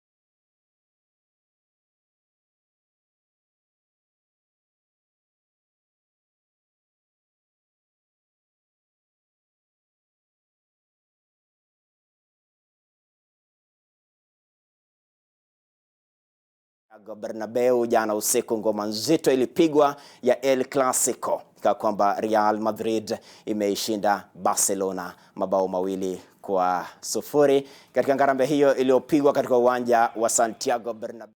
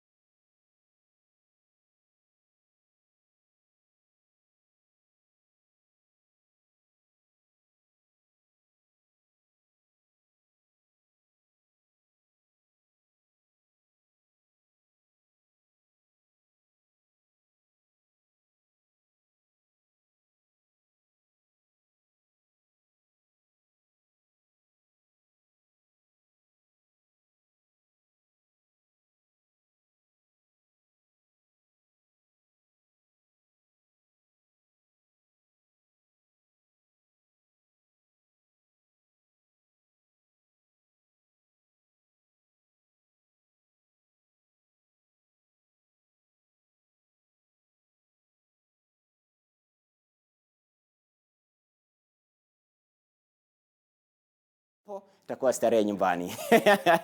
Kwa sasa Salim Swale, endelea na shughuli. Asante sana Makori. Mtazamaji, kama ilivyoada tumesema leo ni siku ya mjadala, tunaangazia mengi zaidi yanayofanyika katika eneo la Pwani, masuala ya usalama. Kumbuka katika siku za hivi karibuni magenge ya uhalifu yametawala katika maeneo Kisauni, maeneo ya Likoni. Wananchi wamekuwa wakihangaika, vyombo vya usalama vimesema vinadhibiti hali. Na tunakuuliza katika swali letu la siku leo, aje nini haswa kifanyike au ni mikakati gani itasaidia kuimarisha usalama katika eneo la Pwani? Je, ni mikakati gani itasaidia kuimarisha usalama katika eneo la Pwani? Unazungumza nasi kupitia mitandao yetu ya kijamii @salimswale001 @kevinmutai _ na vile vile @NTV Kenya, hashtag ni NTV. Sasa baadaye kidogo vile vile tutakuwa tunafungua line zetu za simu.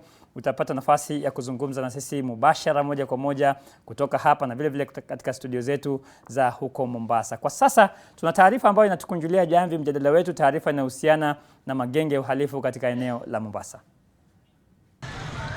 Siku mbili baada ya genge la wahalifu kuwavamia wenyeji huko Kisauni, maafisa kutoka vitengo tofauti vya usalama walikutana katika afisi ya kamishna wa kaunti Mombasa ili kubadilishana mawazo kuhusu jinsi ya kumaliza magenge yanayohangaisha umma.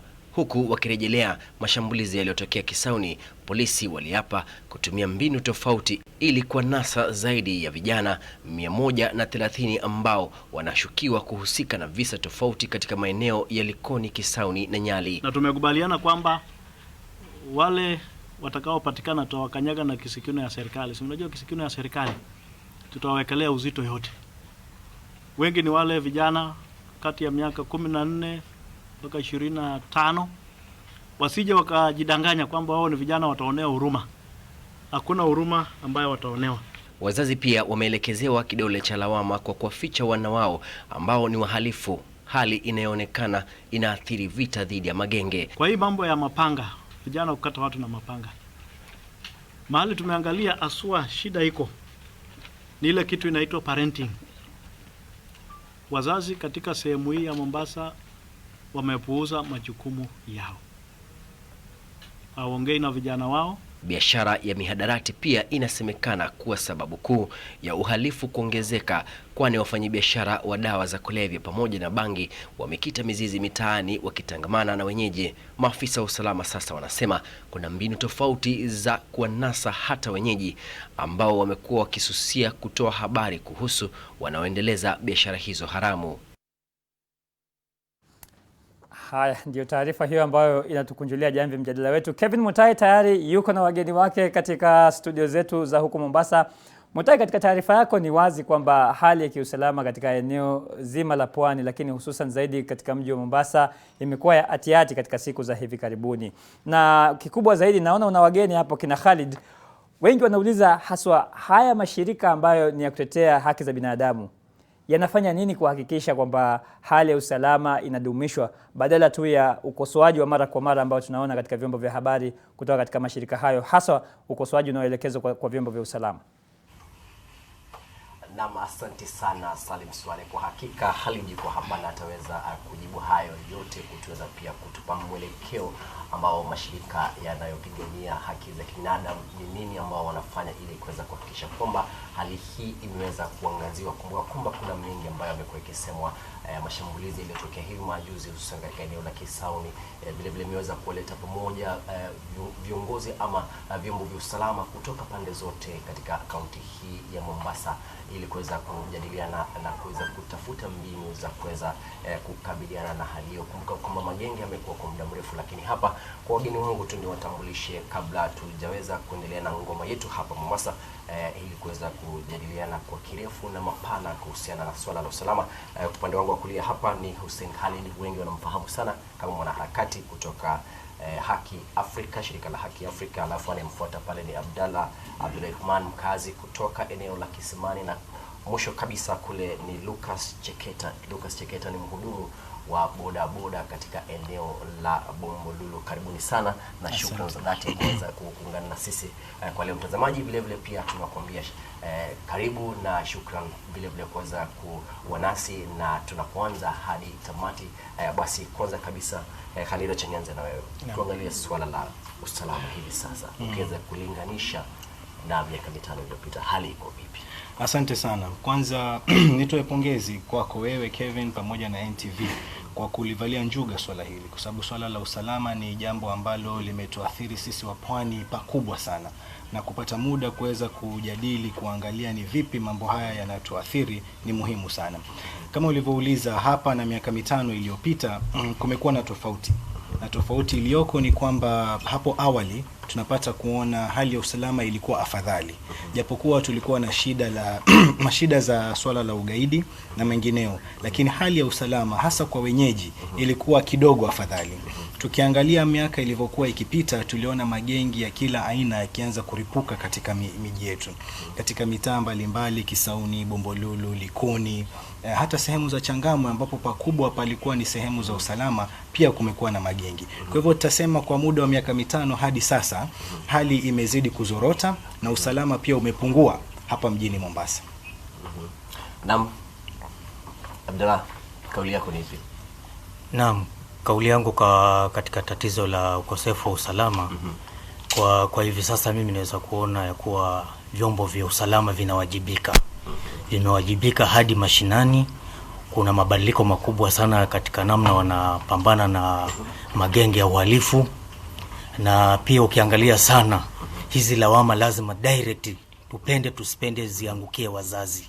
Maana ukiangalia wanaotekeleza uhalifu huu ni watoto wa chini wa umri wa miaka 18, 17, 16, 15 hadi 14. Je, wazazi wako wapi? Kwa hivyo mambo ya kunyoshea serikali vidole, kulaumu polisi hamna, manake polisi wanawajibika vile vilivyo. Serikali inawajibika kwanza, kwa hivi sasa wamezidisha. Hata ukiwaita na ndani ya dakika 2, dakika 5 wamerespond, wamefika. Kwa hivyo wanafanya kazi yao vilivyo. Lakini mzazi na jamii ni watu wa kulaumiwa. Manake watoto ni wadogo, mzazi yuko wapi? Luka Cheketa, kama mhudumu wa bodaboda umekuwa ukishuhudia mengi sana. Ukiangalia hali ilivyo kwa sasa, ukilinganisha na miaka iliyopita, iko vipi? Mimi ningeshukuru sana pia kwa upande wa NTV pia kufulia njuka katika eneo hii masuala haya ya usalama.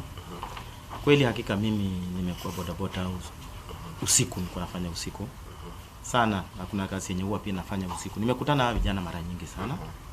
Kwanza haswa eneo la Mshomoroni, hiyo ni Kisauni County constituency. Shita iko Kisauni sana kwa wingi. Kuna kwanza mahali pale ambapo wale vijana walipigwa juzi. Hapo panaitwa Machafuko. Jina lenyewe Machafuko linaeleza tu pale mahali panapoka. Hiyo sehemu hiyo karibu na hiyo secondary pale. Niliwahi kufika pale usiku, kushukisha tu customer wangu pale. Nikaona kijana mmoja na alafu vijana ni wachanja. Ukijaribu tu kuweka kwa ujumla, tukiangalia hivi sasa hali ya usalama iko vipi ukilinganisha na hapo awali? Lakini miaka iliyopita na atusema kama miaka 5 iliyopita mpaka sasa, hali ya usalama hapa nyuma ilikuwa kidogo, at least ni mambo tu ya ukaiti, utasikia wapi kitu kimefanyika, lakini si sana. Lakini saa hii kweli imezidi na imekuwa zaidi. Lakini hivyo ninashukuru vyombo vya usalama, polisi wanafanya kazi yao. Na kwa kweli sisi wa bodaboda tunasunguka sana usiku. Hata saa hii nimeacha kazi ya usiku, saa hii nafanya mchana kwa sababu saa hii usiku imekuwa shida. Wakati nilikutana na wale vijana nikaona waje nikeuze, na ukigeuka ulikuwa naona vijana wawili, unashtukia sasa ni kurubu, sasa naanza kufuata. Hebu tuweze kujadiliana kuhusiana na shambulizi la juzi hapo. Magaidi wanaodaiwa kuwa wasiopungua 10 waliweza kuvamia wakazi katika mitaa tofauti kama vile Mshomoroni, Junda, na tuliona baadhi ya watu wakiweza kujeruhiwa. Kuna baadhi ya watu waliopata katwa mapanga.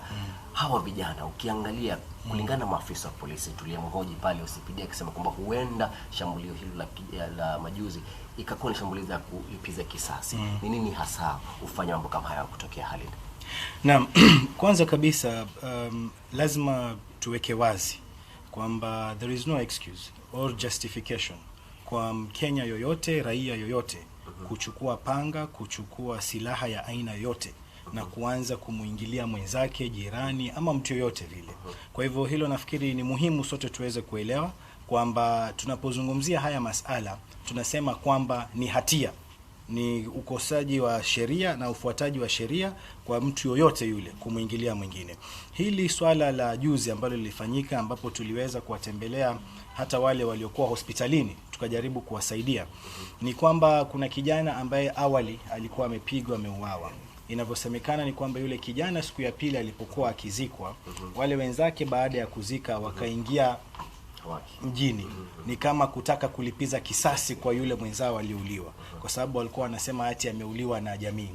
Ndio wakaanza kupiga watu, ambalo ni swala ambalo haliingia akilini. Wewe vipi leo mumezika mwenzenu, kisha badala ya nyinyi kujaribu kutafuta amani, kuleta uwiano, muweze kuelewana, muishi kama kitu kimoja, mnaanza kuchukua silaha na kuanza kupiga watu ambao labda hata hawajui ni jambo gani lilikuwa limetokea. So wakaanza kujeruhi watu, wakaanza kupiga wengine, kuwakatakata. Ndio hapo watu wakatoa ilani kwa polisi. Polisi wakaweza kuja, na walipokuja ndio yale yaliyotokea yaliweza kuonekana. Vijana wasiopungua 5 wengine pia walipoteza maisha yao. Na hii ni ishara ya kwamba jamii bado haijakuwa na nidhamu ya kuweza kuishi kwa njia ya amani. Kama alivyoelezea ndugu yangu Abdalla, hawa ni vijana ambao ni wadogo sana. Vijana miaka 14, 15, 16. Lazima tujiulize sisi, imekuwaje mpaka vijana wa umri kama huu mdogo leo hii wanafaa kuwa shuleni? Ni mtu ambaye anafaa kufikiria maisha yake ya mbeleni, lakini leo anashika panga, anashika kisu, anaingia mitaani, labda mama mboga anauza tamata, hata hajui ni mambo gani yanaendelea. Unaingia, unaweza kumkata kisu, kumjeruhi na mambo kama hayo. Kwa hivyo kuna shida ambayo iko katika jamii yetu, na lazima tuweze kuiangalia kiundani. Maana si jambo tu la kupitia juu. Tuliangalie hili swala kiundani na tukague, tujue shida inaanzia wapi ili tuweze kuitatua. Lakini kabla tujachambua swala hilo kabisa kwa kina, ukiangalia katika shambulizi hilo Abdalla, ule muda ambao maafisa wa polisi walichukua ili kuweza kufika katika eneo la tukio ulikuwa muda mfupi sana kuweza kudhibiti hali. Hebu tueleze huo muda ambao walichukua, na kulingana ile taharuki ambayo ilikuwa kwa wakati huo, hali ilikuwa vipi?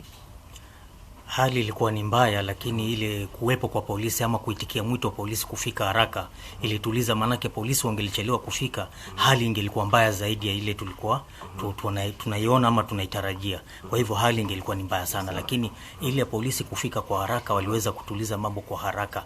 Na sio hiyo siku moja peke yake.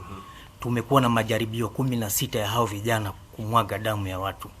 Lakini kutokana na ile habari kufikia polisi haraka na polisi kufika pale, wameweza kuzuia matukio kama hayo. Kwa mwezi wa 11 waliweza kuzuia, Disemba waliweza kuzuia, ni Januari na hii Februari. Kwa hivyo zile habari zikiwafikia wao wanafika kwa haraka. Kwa hivyo ni kuwepo ili ushirikiano wa jamii na maofisa wa polisi na serikali kunaweza kutatua matatizo haya ya umwagikaji wa damu. Manake mara nyingi sana zile habari zikifika nao polisi wamefika, na wakichelewa sana ni dakika 4, lakini dakika 3-2 wamefika. Luka Cheketa ameleta swala la ushirikiano na maafisa wa polisi. Kama wana bodaboda, nyinyi ni wadau wa manufaa sana katika maafisa wa polisi kuweza kupata habari ambazo zitawasaidia kuweza kuchukua hatua katika kukabiliana na magenge ama wahalifu ambao wanawahangaisha wakazi katika mitaa. Hebu tueleze ule uhusiano wenu na maafisa wa polisi unafaa kivipi, ama unafaa kutekelezwaje ili kuweza kusaidia katika kuangazia swala zima la usalama na kuboresha amani miongoni mwa wenyeji? Mimi ningeweza kusema hivi. Kwa upande wa bodaboda na maafisa wa polisi, kidogo hapa nyuma kidogo wengi walikuwa ni waoga. Kweli kwa shida ya bodaboda ni muoga, kwa sababu anajua kwamba akisema ile baadaye atakuja kufatwa, labda anafanya usiku, watakuja wamteke mahali, wamfanyia vile watakaomfanyia. Lakini sasa kwa wakati huu sasa tunashukuru hakika. Sisi sasa hii tumeamua kwa kweli kusaidiana na polisi. Vile polisi wanafanya kazi yao, wanafanya kazi yao vizuri sana. Lakini pia kuna ile dhana ama kuna madai kwamba wahalifu hasa wakati huu baadhi yao wanatumia bodaboda ili kuweza kutoweka. Wana bodaboda ama wanashirikiana na baadhi ya wahudumu wa bodaboda. Je, kauli yako ni ipi kutokana na swala hilo? Hiyo siwezi pinga, kwa sababu 100% wako na hata katika stage saa hizi tunashukuru kwamba tumeanza kujisajili. kila mtu apate kitambulisho na kila kitu. Mambo yanaendelea katika polisi kule Mfungoni. Nashukuru sana kwa serikali pia kuingilia hiyo, lakini wapo tunakaa nao, unaweza kuwa unafanya bodaboda nafikiria ni bodaboda mwenzako, lakini akifika usiku anakuwa ni kitu kingine. So sasa hii ndio tunaweka ile mikakati tuweze kutambua, tujue kama tutapeleka hii swala la usalama kivipi, kwa sababu unapata mtu atapeba mtu aende naye kwenda kule, kufika anaenda na mpora. Ushaona hiyo vitu vimetokea sana, na ndio tunaona sasa hizi tunaomba serikali ishirikiana na sisi, isituchukie wale, tusikae tena. Sisi nilijaribu kuambia bodaboda wasikae na wasiwasi kama kitambo. Mtu alikuwa anakaa kitambo, anajua akimwona polisi tu anakimbia, anajua atakushika. Ushaona, ama anawacha pikipiki anakimbia. Unaona, polisi wanataka kutusaidia sisi. Polisi wanataka kusaidia usalama wa nchi yetu ya Kenya na Mombasa as a all. Unaona, so ikiwa utamkimbia na ilikuwa nitakana labda anataka kukuuliza kitu. Waona sasa hatutasaidika. Tutazidi kuendelea kuuawa na hao watoto wadogo sana. Ikiwa mtoto miaka 15, 16, 17, mtoto bado angali chini ya uangalizi wa mzazi. Na ile hali mimi nimekuja kugundua kitu kimoja, mtangazaji. Kweli tukiona hii tukio zinapotokea serikali vile inafanya hivi, tunashukuru. Lakini kuna swali moja kwa upande wa wazazi wa hawa vijana. Utaona mzazi atapiga kelele sana hadi serikali haifanyi kazi. Serikali bwana, mazee watu wanauliwa, haifanyi kazi. Ukikaa chini ukichunguza vizuri, yule mzazi mwenye kuongea hivyo ndio mtoto wake yuko mmoja wanyanaua watu. Ushaona? Na anaumiza watu. Na hata ukiangalia hali juzi tulipokuwa katika kikao cha wanahabari katika ofisi yake commissioner wa county Gilbert Kitio, aliweza kuelezea kughadhabishwa kwake, na hata vile vile ni mwelekeo ambao maafisa usalama katika maeneo haya ambao vile vile wanahisi kwamba wazazi wamewatelekeza ama hawatekelezi majukumu yao vilivyo, majukumu ya malezi kwa watoto wao. Na ni jambo ambalo maafisa usalama wanadai kwamba ni swala linachangia pakubwa sana. Na ni kweli kabisa, na kama ilivyo hakuna binadamu ama kikundi ama taasisi ambayo tutasema imekamilika, kwamba wako 100% perfect. Hii ni kawaida, kwamba lazima kutakuwa na baadhi, kama alivyoelezea kwa upande wa bodaboda, kuna wengine ambao huenda wakawa wanashirikiana ama wanaweza kuwa wao wenyewe ni wahalifu. Na kwa upande wa wazazi tutasema kwamba sisi hapa Pwani tumekuwa na swala la kutofuatilia watoto wetu. Na mara nyingi pale tunapochunguza, maana tumefanya vikao kama mashirika kuangalia ni kwa nini iko hivi, utapata kuona kwamba ile setup ya family kumekuwa imevunjika. Wengi wazazi ni single parents. Na ukiangalia hata ukifuatilia afisi za kadhi, kwa muda wa mwaka zaidi ya talaka 250 kila mwaka zinapitishwa. Hii ni kusema almost a divorce every single day. Maana 365 is less than 100. So watu, familia hatuna tena ile tunasema unit ambapo mtoto anapata malezi ya baba, ya mama, ya ndugu, kwa sababu familia ikigawanyika, labda mama hana uwezo, kijana mkubwa anapelekwa kwa nyanya ama nini. Kwa hivyo hakuna zile units za family ambazo tumezitarajia. Na utapata kuona yule mama tayari sasa anafanya kazi 2-3. By the time akirudi nyumbani saa 3 saa 4 inakuwa hana muda wa kuweza kukaa na yule kijana kuweza kumfuatilia. Wengine wanafanya kazi mpaka weekend.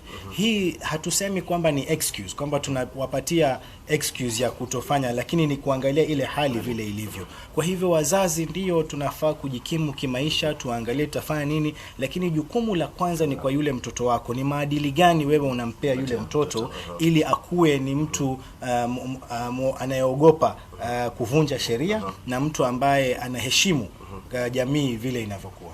Abdalla, kauli yako ni? Kauli yangu mimi ni bado vile vile kama mwanzo. Bado na laumu wazazi na jamii kutowajibika. Na it is high time say religion leaders, community leaders, political leaders waje watafute a lasting solution la kudumu kuhusu hao watoto. Maana ni watoto ni wadogo. Tujaribu kukana, kuna vitu wanalishwa. Hakuna mzazi sasa anajitokeza kwenda police station kuripoti ama aende kwa DCC ama kwa county commissioner aseme mwanangu amenishinda. Bali wanachukua watoto wanawapeleka kwa waganga. Watoto wangapi tumeona wanashika mapanga wanasema mimi nimeshachanjwa, siwezi patikana na polisi. Sasa wewe mzazi unashika mtoto na muelekeza kwa mganga, na watoto karibu wote criminal gangs sahi wanapelekwa kwa waganga, na mwenye kuwalid kwa waganga ni wazazi. Sasa it is high time tutafute lasting solution ya vipi tutatibu ugonjwa hawa watoto. Tukae na wao, tuwasikize ni wapi, ni vipi wanataka, tuwaelekeze mwelekeo ambao unastahili waishi.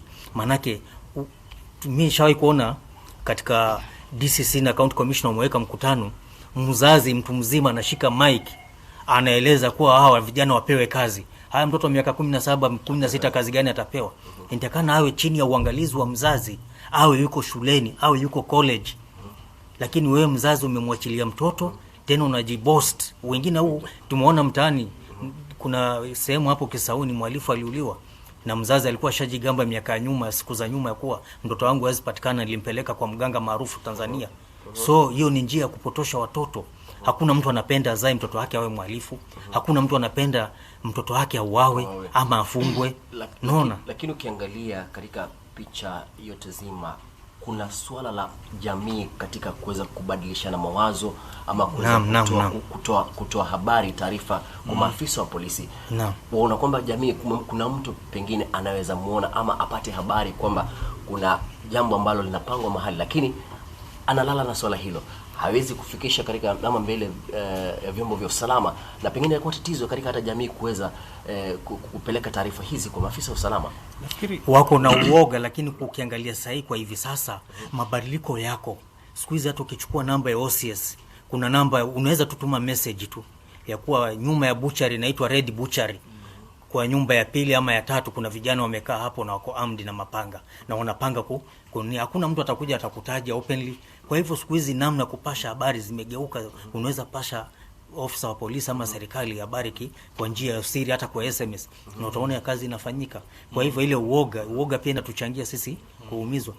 Utakuta hata walalamishi wengi, unaona watu walikatwa juzi, kesi zitafika kotini, hakuna complainants hata kuweko. Wanaogopa kulipiziwa kisasi, wanaogopa, na hiyo uoga inasababisha ile crime inazidi.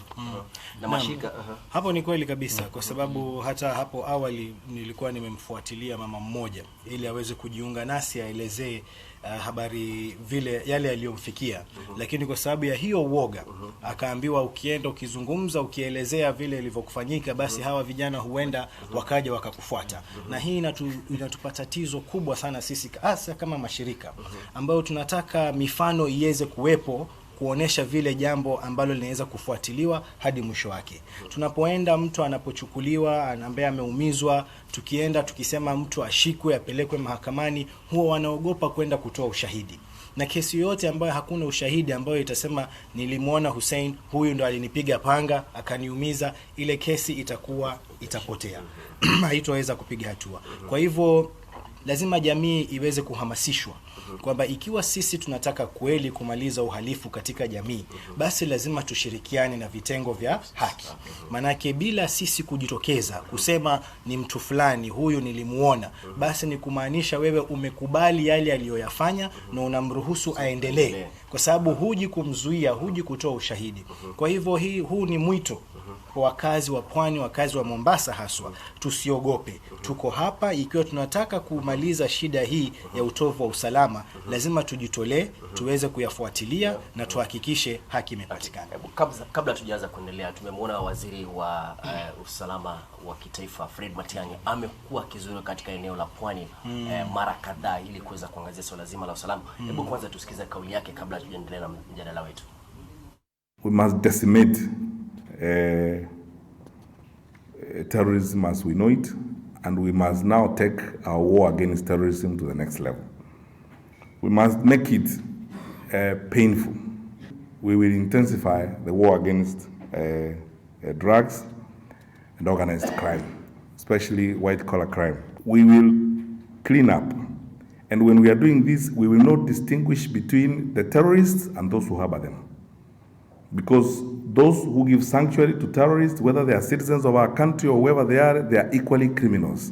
And we will deal with them as such, without regard to anything. And we will not be intimidated by any form of pressure, political or otherwise. We have suspended the issuance of firearm dealership licenses until the National Security Council receives our report and gives directions otherwise. Umesikia Waziri Matiang'i ameweza kuelezea mambo kadhaa katika ujumbe wake hapo. Ameguzia masuala ya mihadarati, ushirikiano ambao tulikuwa nasema, kwa sababu hivi sasa anasema vyombo vya usalama sasa vinaweka mikakati ya kuweza kukabiliana na hata wale wanaosusia kutoa habari kwa maafisa wa usalama. Sio hadi kwa sababu unapata pia ni changamoto kwa maafisa wa usalama, na lazima tupeane heko kuna kustahili wamefanya majukumu yao, lakini sasa jamii ndo bado ni kweli kabisa. Na kama walivyoelezea ndugu zangu, tutasema ukilinganisha miaka 5 na hapa sasa tulipo, polisi hawako katika ile hatua waliokuwa miaka 5.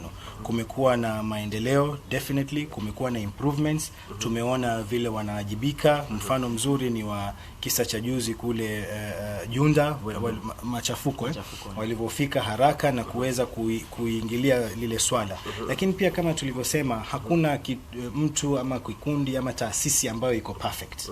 Lazima kuna baadhi ya watu ambao lazima pia waweze kuangaziwa. Na itakuwa vizuri kwa Matiang'i na kitengo cha usalama pia kiangalie kwanza kiundani pia.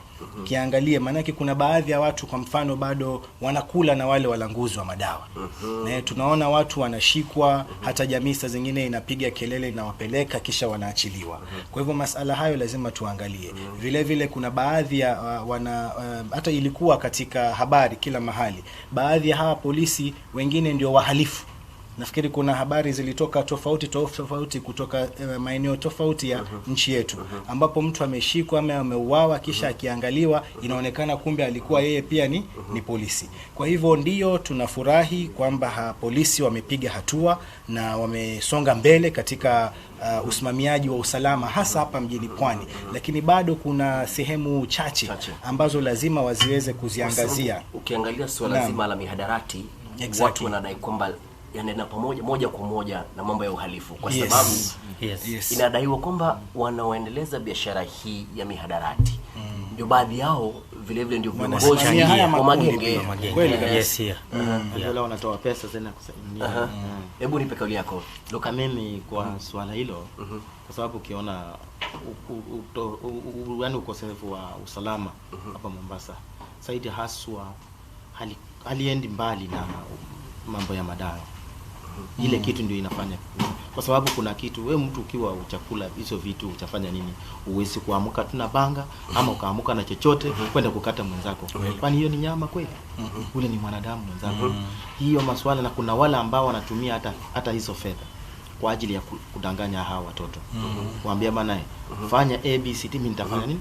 Nitakulinda. Kwa sababu Abdalla unaangalia ni kama ni biashara. It biashara. Ndio ile nakwambia, the more the drug business booms, the more the crime. Unaelewa? So ni vitu vinaendana pamoja. Unaona, sasa lazima tuzitackle. Hata huyu mzazi sasa nitakana awe tackle. Manake kuna sheria katika kipengele cha sheria ya Kenya inasema mzazi asipowajibika afikishwe mahakamani kwa kutowajibika. Unaona? Kwa hivyo msahi mtoto akipatikana ana commit crime na yuko underage, mzazi pia naye chukuliwe, awajibishwe. Swala la mihadarati linaingiana katika angles mbili. Ya kwanza kama alivyoelezea ni kwamba yule kijana sasa yeye kabla ya kwenda, manake huwa ile akili yake ya kawaida haiwezi kumruhusu yeye kufanya yale mambo. Kwa hivyo anatumia bugizi, anatumia bangi, wanachanganya ndio wapate ile moyo wa kwenda kufanya haya makosa. Na kwa upande wa pili, hizi dawa za kulevya akizikosa yule kijana inampelekea yeye sasa kwenda kufanya ule uhalifu ili aweze kupata hizo fedha. Ndio unaona ukianika nguo mtu anakuja anatoa, anapokonya simu, kwa sababu ile simu anajua hapa nitapata dawa zangu za leo na kesho. Kwa hivyo swala la mihadarati ikiwa hatutaweza kulitatua, manake hakuna sehemu nyingine hapa nchini Kenya ambayo imeathirika pakubwa na swala la mihadarati kushinda hapa Pwani. Mombasa, Malindi, Ukunda, ukiangalia hizi sehemu zote ni sehemu ambazo zimeathirika pakubwa, na hawatumii tu madawa ya kulevya, wanachanganya. Wengine hata ukienda ukiwazuia, unasikia siku hizi kila aina ya dawa zinapatikana. Siku hizi wanatumia cough syrup. Wanaenda kwa chemist, wanatumia zile cough syrup wanatumia. Kwa hivyo kando na kwamba tuangazie jamii, ni kwamba kila mtu kuna vile tunachangia, na kila mtu lazima ajiangalie kiundani yeye, ili tujirekebishe sisi, kisha ndo tuanze kunyosha vidole. Kwa hivyo pendekezo lako kwa serikali ili kuweza kuangazia swala hili zima? Yes. Pendekezo langu kwa serikali, kwanza tunamshukuru rais, hata mwanzo wa mwaka alikutana na viongozi wa serikali, tunamshukuru Bwana Matiang'i, lakini sasa wakati umefika ni kupanua yale majopo yaliopo ya kuangazia masuala ya usalama. Ikiwa polisi watafanya kazi peke yao, hawatafaulu. Ikiwa jamii watafanya kazi peke yao, hawatafaulu. Ikiwa mashirika tutafanya kazi peke yetu, hatutafaulu. Bodaboda wakifanya peke yao, pia hatutafaulu. Kuna umuhimu wetu sisi kuja pamoja. Muhimu waingizwe wazazi, hata hawa vijana baadhi yao waingizwe. Tukae na vitengo vya usalama, tuwaulize wale vijana, hizi dawa mnatoa wapi?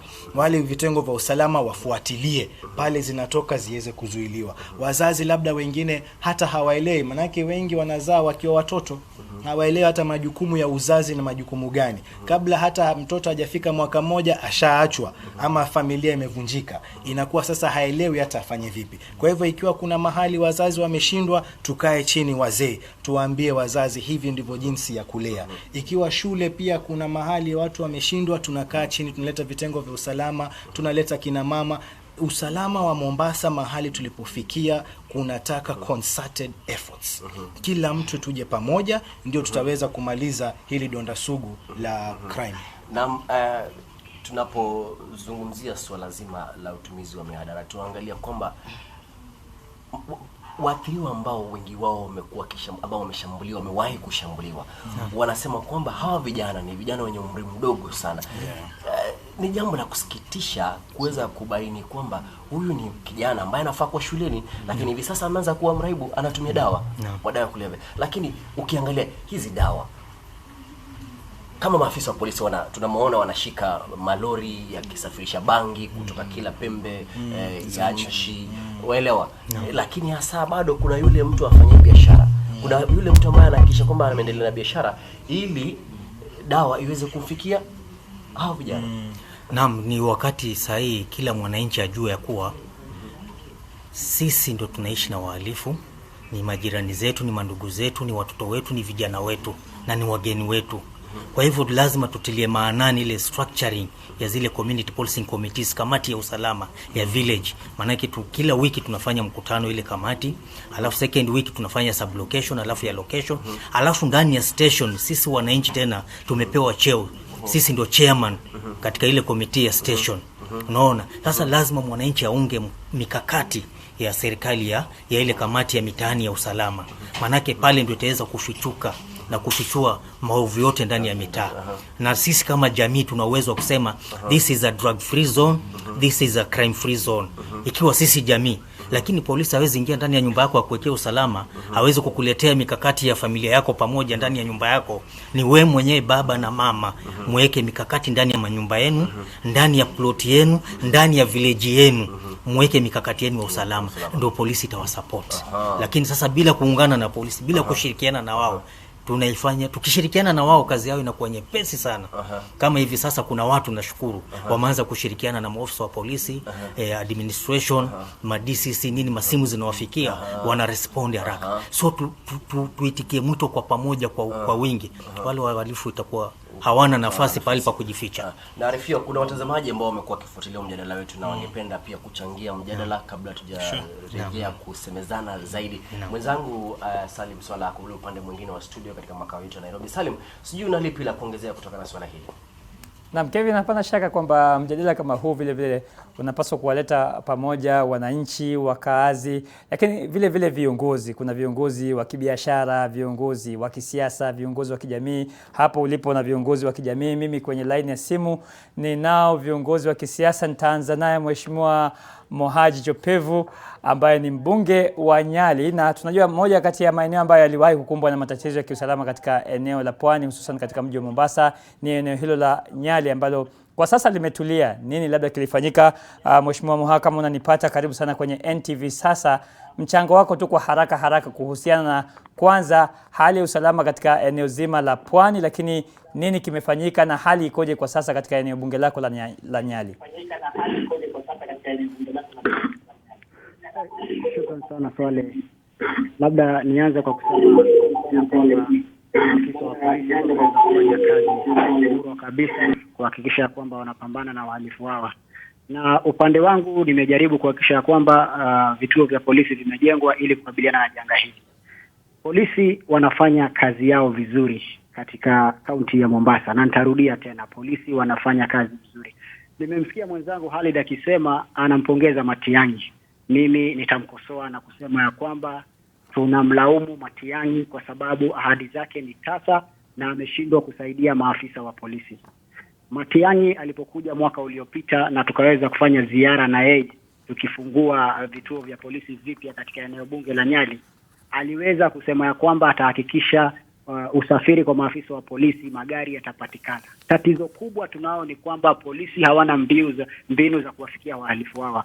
Polisi hawana silaha zinazohitajika kuwafikia watu hawa.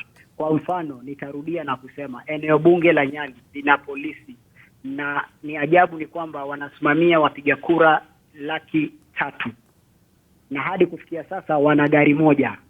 Wewe niambie, hata kama wewe ni mwendawazimu, polisi atatumia gari moja aje kuzunguka eneo bunge lililo na watu 300,000? Matiang'i aliahidi na kusema ya kwamba ataleta magari, ataleta silaha, atahakikisha kwamba polisi wanakaa katika njia nzuri.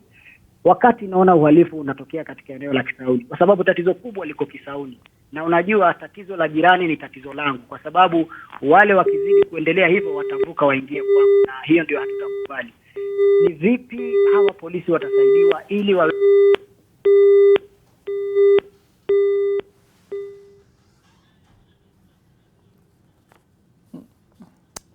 Na mtazamaji, tatuia radhi, naona kidogo tumempoteza Mheshimiwa Mohamed Ali, mbunge wa Nyali, kwenye line ya simu. Tutajaribu tena kumtafuta na tukimpata tutarudi naye katika line ya simu, na arifio kwamba amerudi tena katika line ya simu. Mheshimiwa Moha, umezungumzia masuala ya mikakati ambayo inawekwa na viongozi wahusika.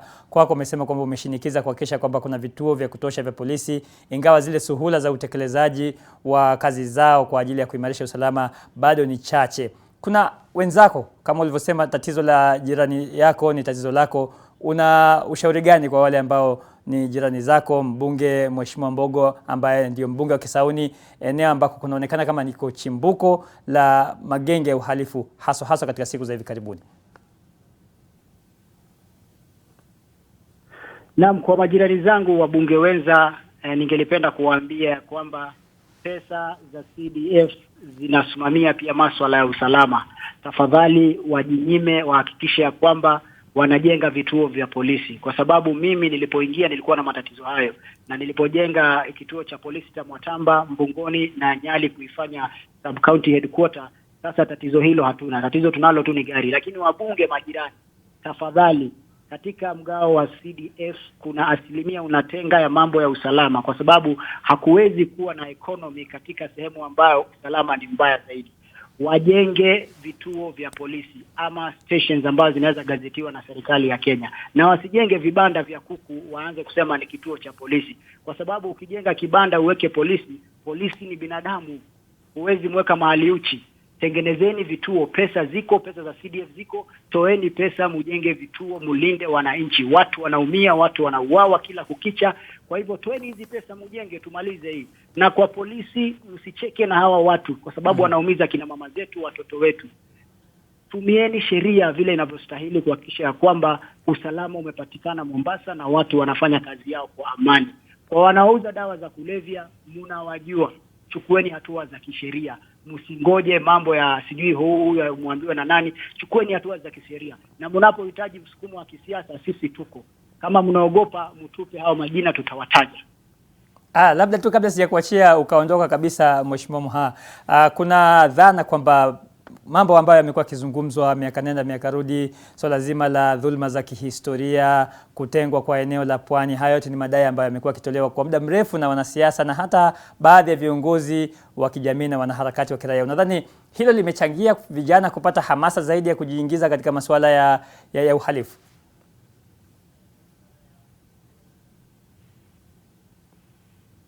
Nadhani dhulma zinazotendeka katika kaunti ya Pwani zinaanza kuwa kama zile za zamani. Kwa mfano, vijana wanapotezwa, na ni jambo ambalo nimeanza kulifuatilia, Vijana wengi wanashikwa na kuuawa na kupotezwa katika njia isiyoeleweka na miili yao kupatikana katika misitu. Hili ni jambo hatutakubali kama viongozi wa kaunti. Mtu kama anashikwa, ashikwe na apelekwe katika mahakama imchukulie hatua za kisheria. Pili ni kwamba serikali imegandamiza wapwani. Serikali imemaliza kabisa. Pwani imekuwa mahame, hakuna biashara, hakuna lolote. Hao watoto wa kiume ambao umesimamisha kazi zao, unataka wakule wapi? Unataka wafanye nini? SGR imelemaza kila kitu. Vijana hawana la kufanya.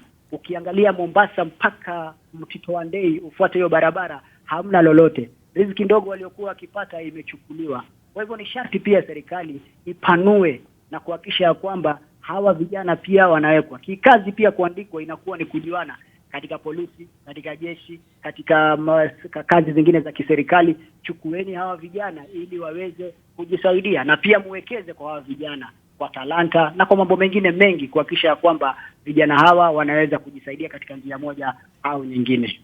Naam, asante sana Mheshimiwa Mohamed Ali aka Moha, mbunge wa Nyali, kwa kuchukua muda wako na kuzungumza na NTV sasa mubashara hapa katika jumba la Nation. Tutakuwa tunatafuta viongozi wengine wa kisiasa katika eneo hilo. Tunamtafuta mbunge Ali Mbogo wa Kisauni na yeye aweze kutueleza tu kwa mukhtasari sana nini kinachoendelea katika eneo lake na taswira ya hali usalama katika eneo zima la Pwani. Tulikuwa tumekuuliza mtazamaji katika swali letu la siku, pengine ni mikakati gani iwekwe ili kuimarisha zaidi usalama katika eneo la Pwani. Unazungumza nasi kupitia mitandao yetu ya kijamii @salimswale001 @kevinmutai_ @NTV Kenya, hashtag ni NTV sasa.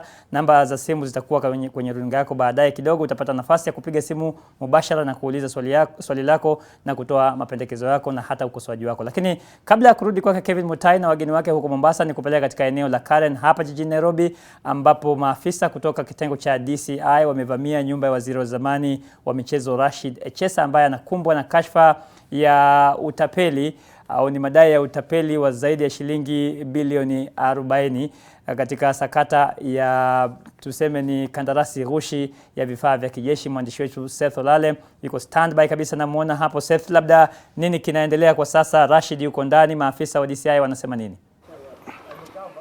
Asante sana. Kwa sasa swali ni kwamba maafisa wa usalama kutoka idara ya upelelezi yani DCI wameweza kuingia nyumbani kwake Echesa. Hiyo ni baada takriban saa moja hivi, baada ya kusubiri ili waweze kufunguliwa mlango la nyumba lake, lakini kumbuka kwamba mlango haukuwa umefunguliwa, na kwa hivyo kusababisha maafisa usalama kuweza kutumia njia ya kuruka ufa ili yani tunasema fence, ili waweze kuzuru nyumba ndani ya nyumba ya Rashid Echesa. Na kwa hivi sasa maafisa wao wangali wako humu ndani na wanatueleza kwamba tusubiri tu kidogo ili vile tuweze kupea watazamaji ambao wanatufuata moja kwa moja nafasi ya kutazama operesheni hii. Kulingana na maafisa wa usalama hasa kutoka kitengo cha DCI, wamekuja hapa kufanya operesheni maalum. Wanataka kusaka nyumba ya Echesa.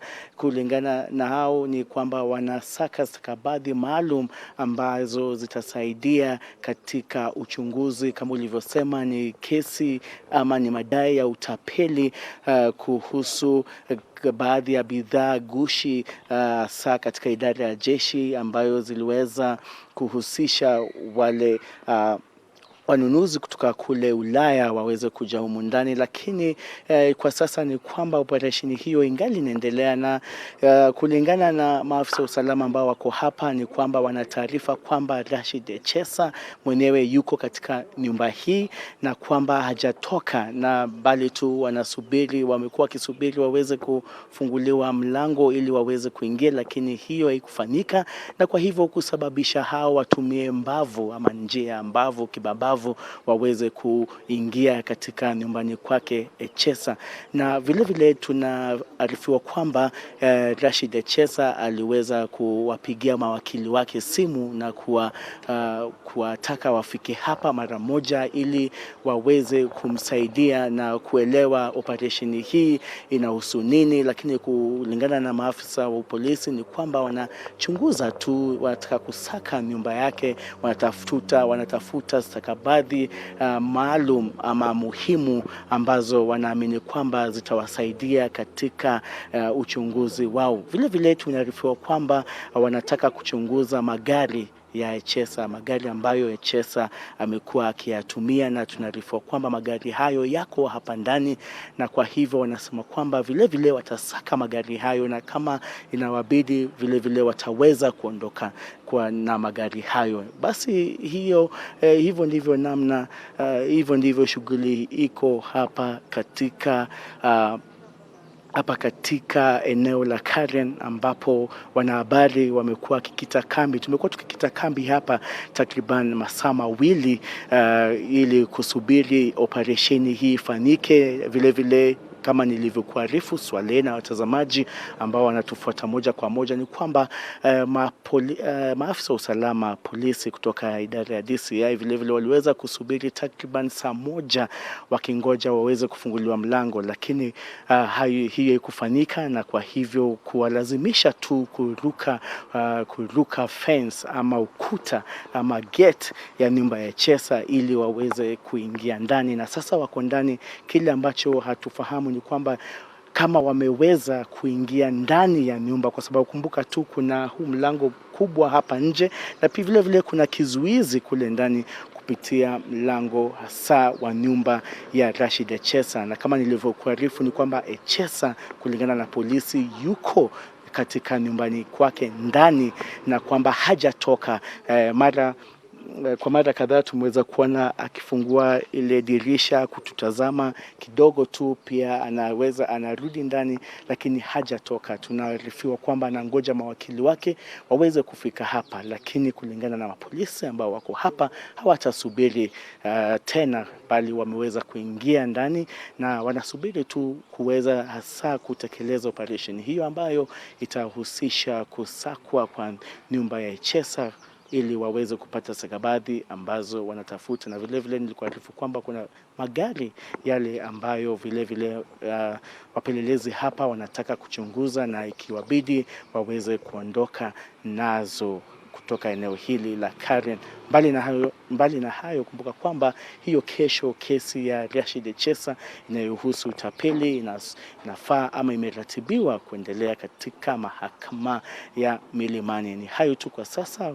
Tutazidi tu kuarifu mtazamaji yale ambayo yanajiri kutoka hapa eneo la Karen, ambapo polisi wameimarisha operesheni katika nyumba ya Rashid Echesa. Swala. Naam. Shukran sana Seth Olale kwa hayo. Bila shaka mtazamaji, ni taarifa ambayo tunaifuatilia kwa karibu kabisa. Tutakujuza baadaye kidogo jinsi operesheni hiyo itakavyoendelea na itakavyoishia, kama Echesa atakamatwa na maafisa wa DCI, kama wataweza kutoa mali ambazo wanatafuta, na kitakachokuwa kinaendelea pale, basi Seth atakuwa anatuletea mengi kutoka eneo hilo la Karen. Kabla ya kurudi kule Mombasa kuendelea na mjadala wetu, tuna watazamaji ambao tayari wameshaanza kupiga simu kuhusiana na swala zima la usalama katika eneo la Pwani, kubwa zaidi ni katika mji wa Mombasa. Naye George kutoka hapa Nairobi. George, habari za sasa hivi? Salama Salim. Ndio bwana, karibu kwenye NTV sasa na toa mchango wako.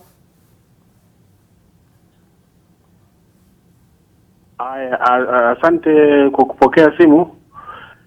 Ningependa kuchangia ujumbe hii muhimu sana wa usalama huko Pwani na Kenya nzima. Nambari moja ni kwamba magaidi wanakaa katikati ya sisi wananchi. Ndio. Na jamii imefeli kwamba hawaelezi ama watoi habari kwamba mtoto wangu ni mhalifu, ama makundi fulani yanakaa mahali fulani wanajitayarisha kufanya kitendo fulani. Hawatoi habari, wamenyamaza tu. Sasa sisi wenyewe ndio tunajiumiza. Hatuwezi salaumu polisi wala tulaumu, manake hizi magenge zina operate tu katikati yetu hapa. Kwa hiyo nahisi George kwamba kule kutoshirikiana kwa wananchi na maafisa wa usalama kumechangia hata kuongezeka zaidi visa vya utovu wa usalama katika eneo la Pwani. Ndio, visa inaongezeka kwa sababu tumeachilia watoto wanakaa ni kama ndio wanatawala wazazi. hamna nidhamu tena kwenye manyumba zetu. Watoto wanafanya vile wanataka. Uweze ukamkanya mtoto wako umwambie kufanya hivi ni vibaya, kuvunja sheria ni vibaya, basi mtoto anaondoka anafanya vile anataka. Kwa hivyo ni sisi wenyewe tumefeli, hatuwezi kuwa tunalaumu watu wengine, na shida iko huku kwetu kama wanajamii na wazazi. Na asante sana George, bila shaka tumepokea maoni yako hayo. Mpenzi mtazamaji, kama ndio kwanza unafungulia runinga yako na kujiunga nasi, unatazama NTV sasa. Leo ikiwa ni siku ya Jumatatu, tunazungumzia masuala ya sera, siasa na uongozi. Tumejitenga kidogo na masuala ya siasa, lakini tunazungumzia masuala ya usalama katika eneo la Pwani. Siku za hivi karibuni tumeshuhudia kuchipuka na kuongezeka kwa idadi ya magenge ya uhalifu. Magenge hayo yakiwa yanahusisha vijana wadogo wakati ya umri wa miaka 15 mpaka 22, na wengi wanahoji ni kwa nini hali hiyo ijitokeze. Kevin Mutai anaendesha mjadala huo katika studio zetu za Mombasa. Tunapata mapumziko mafupi, tukirudi tutakuwa tunarudi moja kwa moja katika studio zetu za Mombasa na kumpisha Mutai pamoja na wageni wake. Usiondoke hapo ulipo.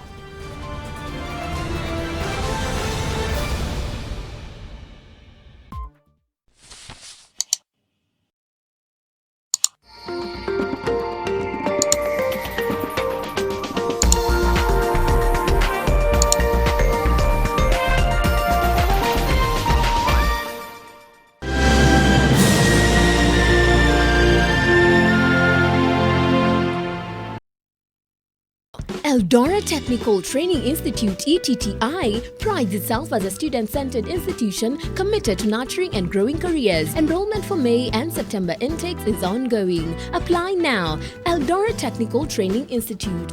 Growing reputation. It feel good, Coca-Cola and food, Monday to Sunday. We are chasing taste. Let's just grab a bite, the excuse to drink Coca-Cola. Every single day. So we feel forever be real. Together stay free whatever ends. No, we can't stop.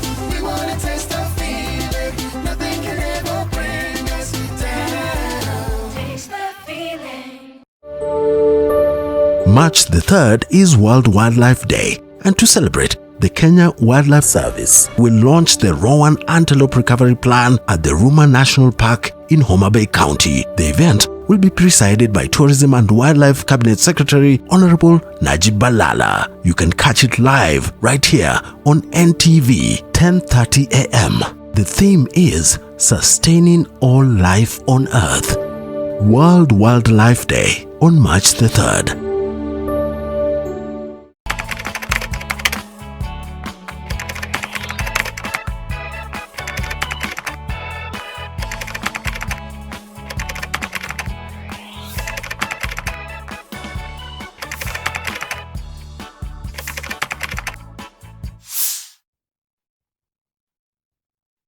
The waves have begun. It started. Coordinated attacks on metropolitan areas. The first wave knocked out all the power. Then the second wave hit. An earthquake strong enough to shake the entire planet. Cassie! I got you. With the third wave, disease spread across the world. By the fourth wave, they were among us. How are we supposed to fight them if we don't even know what they are? What are you? They took everything from me. My sister's coming. Sam! This is our world. Imagine a cab that's always on time. Imagine experiencing luxury and class at no extra cost. Introducing the new Prepare Taxi hailing app. Download the app today and experience love at first ride. A news feature is a story that is focused on one topic. We've learned about the different types of features, we've learned about the elements of a good feature. And our focus is on education. Where does your feature fall? Is it a news feature? Tell me about Bobby Wine. Which wine? You're a young man. You want to get a job. For what do you finish? You don't have cars when we finish university. With Lipa na M-Pesa, you get more. Lipa na M-Pesa. Every 100 shillings spent on Lipa na M-Pesa earns you an entry into the draw. Do more with Lipa na M-Pesa.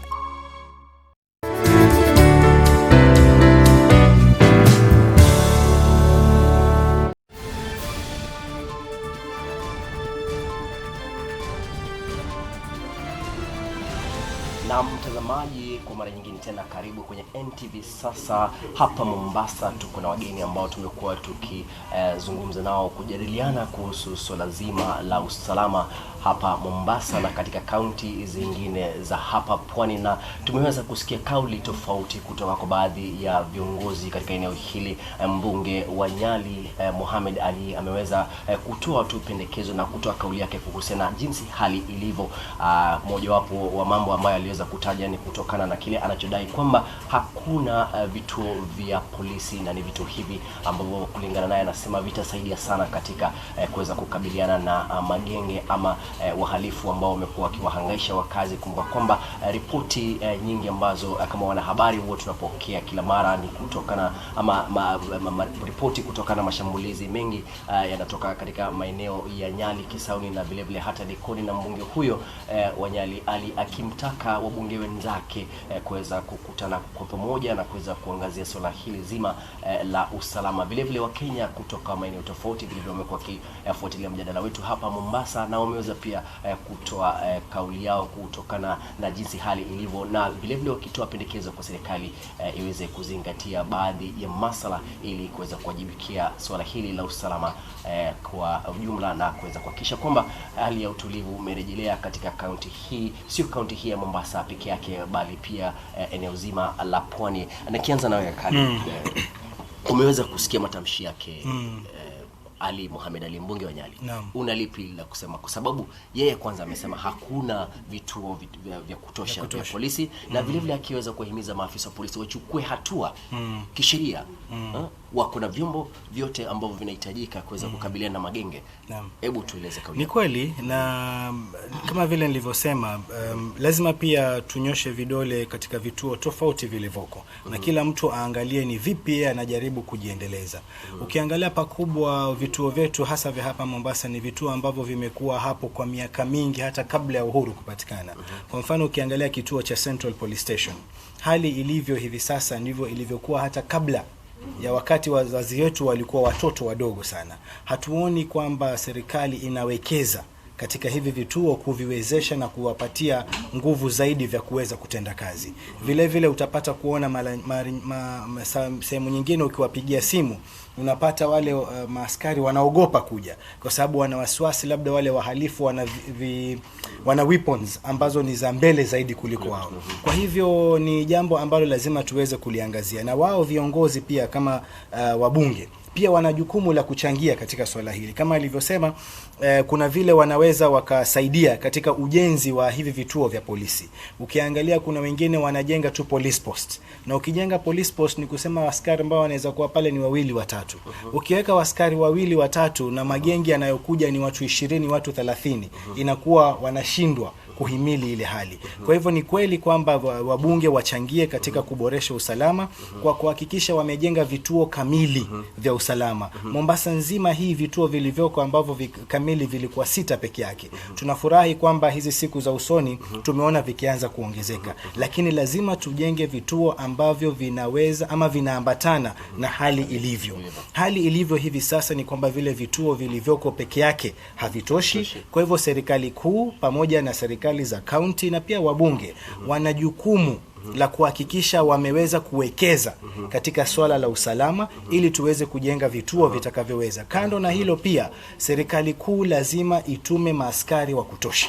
Maanake haiwezi kuwa tutakuwa na vituo vya polisi kisha wasiweko wale wenye kutenda kazi. Kwa hivyo ni kweli nakubaliana na mbunge Moha kwamba lazima tuangalie vitengo vya usalama tutaweza kuviwezesha vipi ili kuweza kufanya kazi kulingana na ile hali ilivyo katika mashinani.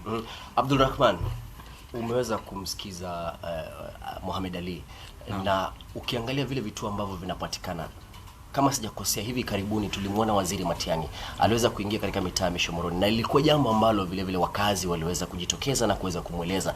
Je, pengine bado kauli ni hiyo hiyo, bado wakazi wanahisi kwamba hawana maafisa wa polisi wa kutosha hasa katika mitaa ambayo yanaathirika pakubwa hasa panapotokea mashambulizi?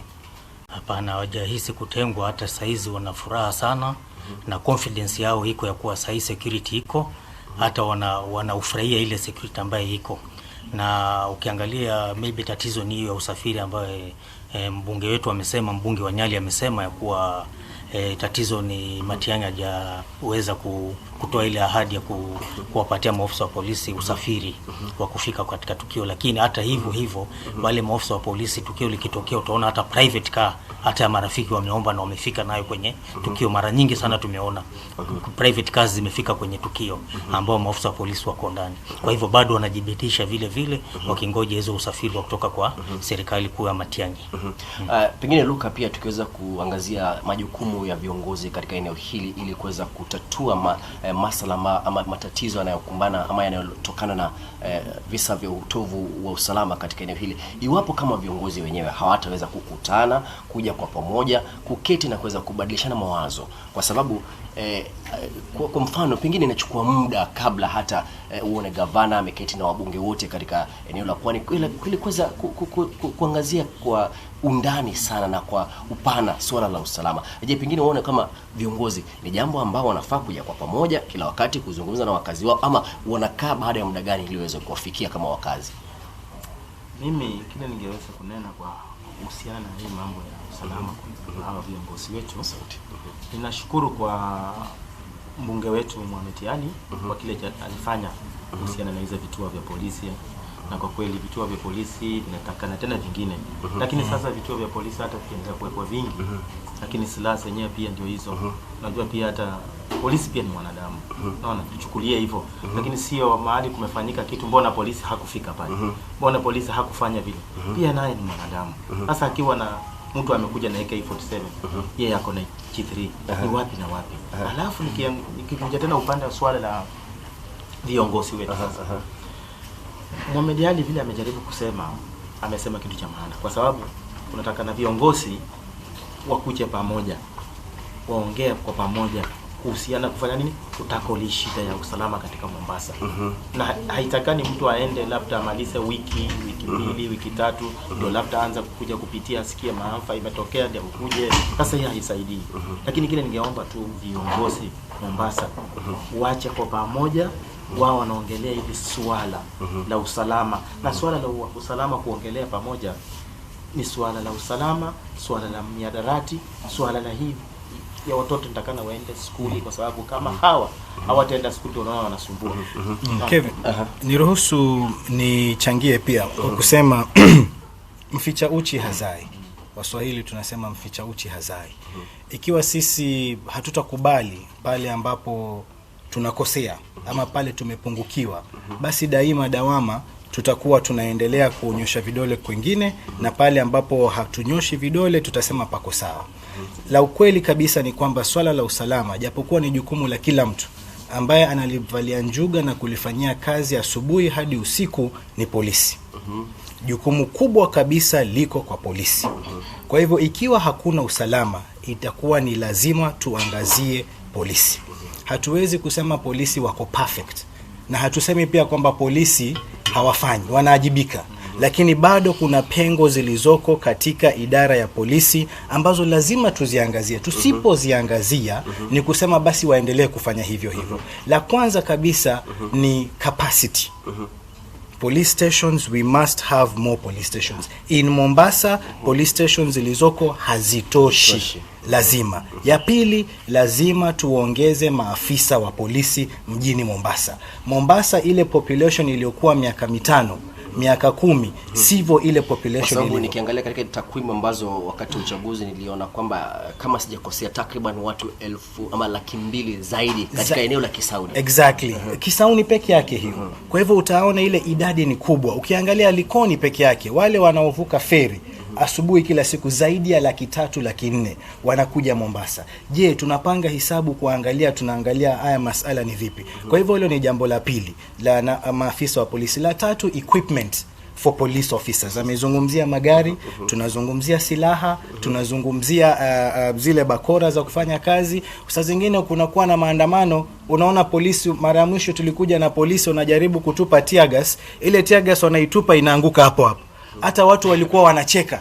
Ati ala, angalia wanatupa tear gas imetupwa. imemwangukia yeye, inafungukia pale pale kwake. Kwa hivyo haya ni mambo ambayo lazima tuweze kuyaangazia. Ikiwa sisi tutasema tu kwamba polisi wako sawa, itakuwa tunajikosea. Pia baadhi ya polisi, kuna polisi ambao ni wahalifu.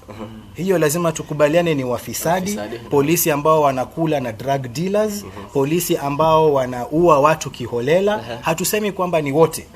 Wengi wa polisi wanafanya kazi vile wanavyopasa kufanya, wanasaidia jamii pakubwa na wanaboresha usalama, lakini wako baadhi ambao pia hawako. Tulikuwa tunafika hapo, lakini kabla tujafika hapo inakaa kuna kitu ambalo unataka kusema, kuna kitu ambacho naam, nilikuwa nasema mheshimiwa amesema kuna pesa zilitengwa za kutosha za CDF. Ningeliomba zile pesa ziletwe mashinani, atenge kiasi fulani katika kila mbunge wa eneo la Mombasa County. Watenge pesa ili zimfikie mwananchi mashinani, kuelimishwa civic education, elimishwe vipi anaweza kugather information and to forward information confidentially, vipi anaweza kujiwekea usalama, vipi mwananchi anaweza kupata elimu kuhusu usalama wake, na vipi anaweza kujiwekea usalama wake ndani ya mitaa. Hiyo elimu hatuna, naweza kusema wananchi hawana. Kwa hivyo huyu mzazi ataelimishwa vipi kujua early warning signs za mwanawe ya kuwa ameanza kuwa mhalifu? Unajua wazazi wengi hawajajua early warning signs za mtoto ya kuwa ameanza kuharibika. So tunahitaji pesa zitengwe katika hiyo CDF, zirudi mashinani. Tushikane na mashirika ya hata tuko na Haki Afrika hapa, tuweza kumwomba naye arudi chini mashinani, ajaribu kumuelimisha yule mzazi kule chini na jamii ya kuwa hii ni dalili ya mwanzo wa mtoto ya kuwa anapotoka, na vipi wewe kama mwananchi unaweza kushirikiana na polisi. Manake tukijua ile ushirikiano, elimu ya kushirikiana na polisi, kazi ya polisi itakuwa rahisi sana, na itakuwa haina blames, itakuwa lawama kwa polisi hakuna tena. Na hapo kabisa tunamuuliza Khalid. Khalid, mmekuwa katika mstari wa mbele wakati visa tofauti vinavyotukia. Kila mara tukutana nyinyi katika maeneo ya mashambulizi, ambapo pengine wakati wahalifu wanatekeleza uhalifu wao, na pengine kama shirika majukumu yenu hasa ni nini? Na je, pengine wenzako katika mashirika mengine tofauti, je, wadhani kwamba mwafanya la kutosha ili kuweza kama shirika ama mashirika ya kutetea haki za kibinadamu ama mashirika ya jamii, je, pengine ni nini hasa pengine ungedhania mnafaa kuweza kuongeza nguvu fulani ama njia fulani ili kuweza mweze kunawili sana katika jambo la kwanza Kevin, na jukumu letu kwanza kabisa ni kuangalia hali ilivyo, kuweza kufanya utafiti, kuchanganua, kupata uelevu wa ile hali ilivyo. Kwanza tukishapata kujua hali ilivyo, then to share information with stakeholders. Kwa mfano Mombasa presents a very complex scenario. Mombasa is unique, hata huwezi kucompare na Nairobi. Hapa kwanza swala la uhalifu la magengi, sidhani kama kuna sehemu yoyote katika nchi ya Kenya ambayo hivi sasa inaweza kusema iko na magengi ya wahalifu zaidi ya Mombasa. Pili, Mombasa iko na swala la ugaidi. Baadhi ya hawa watu ambao wanajihusisha na masala ya violent extremism wanapatikana katika sehemu tofauti huku mashinani. Pia sidhani kama kuna mahali, labda Kwale, tunaweza kusema swala la ugaidi kidogo limekithiri zaidi ya Mombasa. Swala la tatu ambalo pia linachangia katika complexity of the issue ni drug abuse.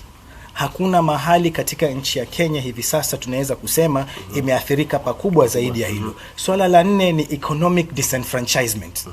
Kwamba masala ya makazi, ukiangalia swala la port, swala la SGR nafikiri amelizungumzia mheshimiwa, vijana ambapo hawana nafasi za ajira za kujikimu kimaisha, Mombasa is highly affected. I don't think there is any city that is more affected than Mombasa. Ukiendelea kuangazia, kuna swala la education.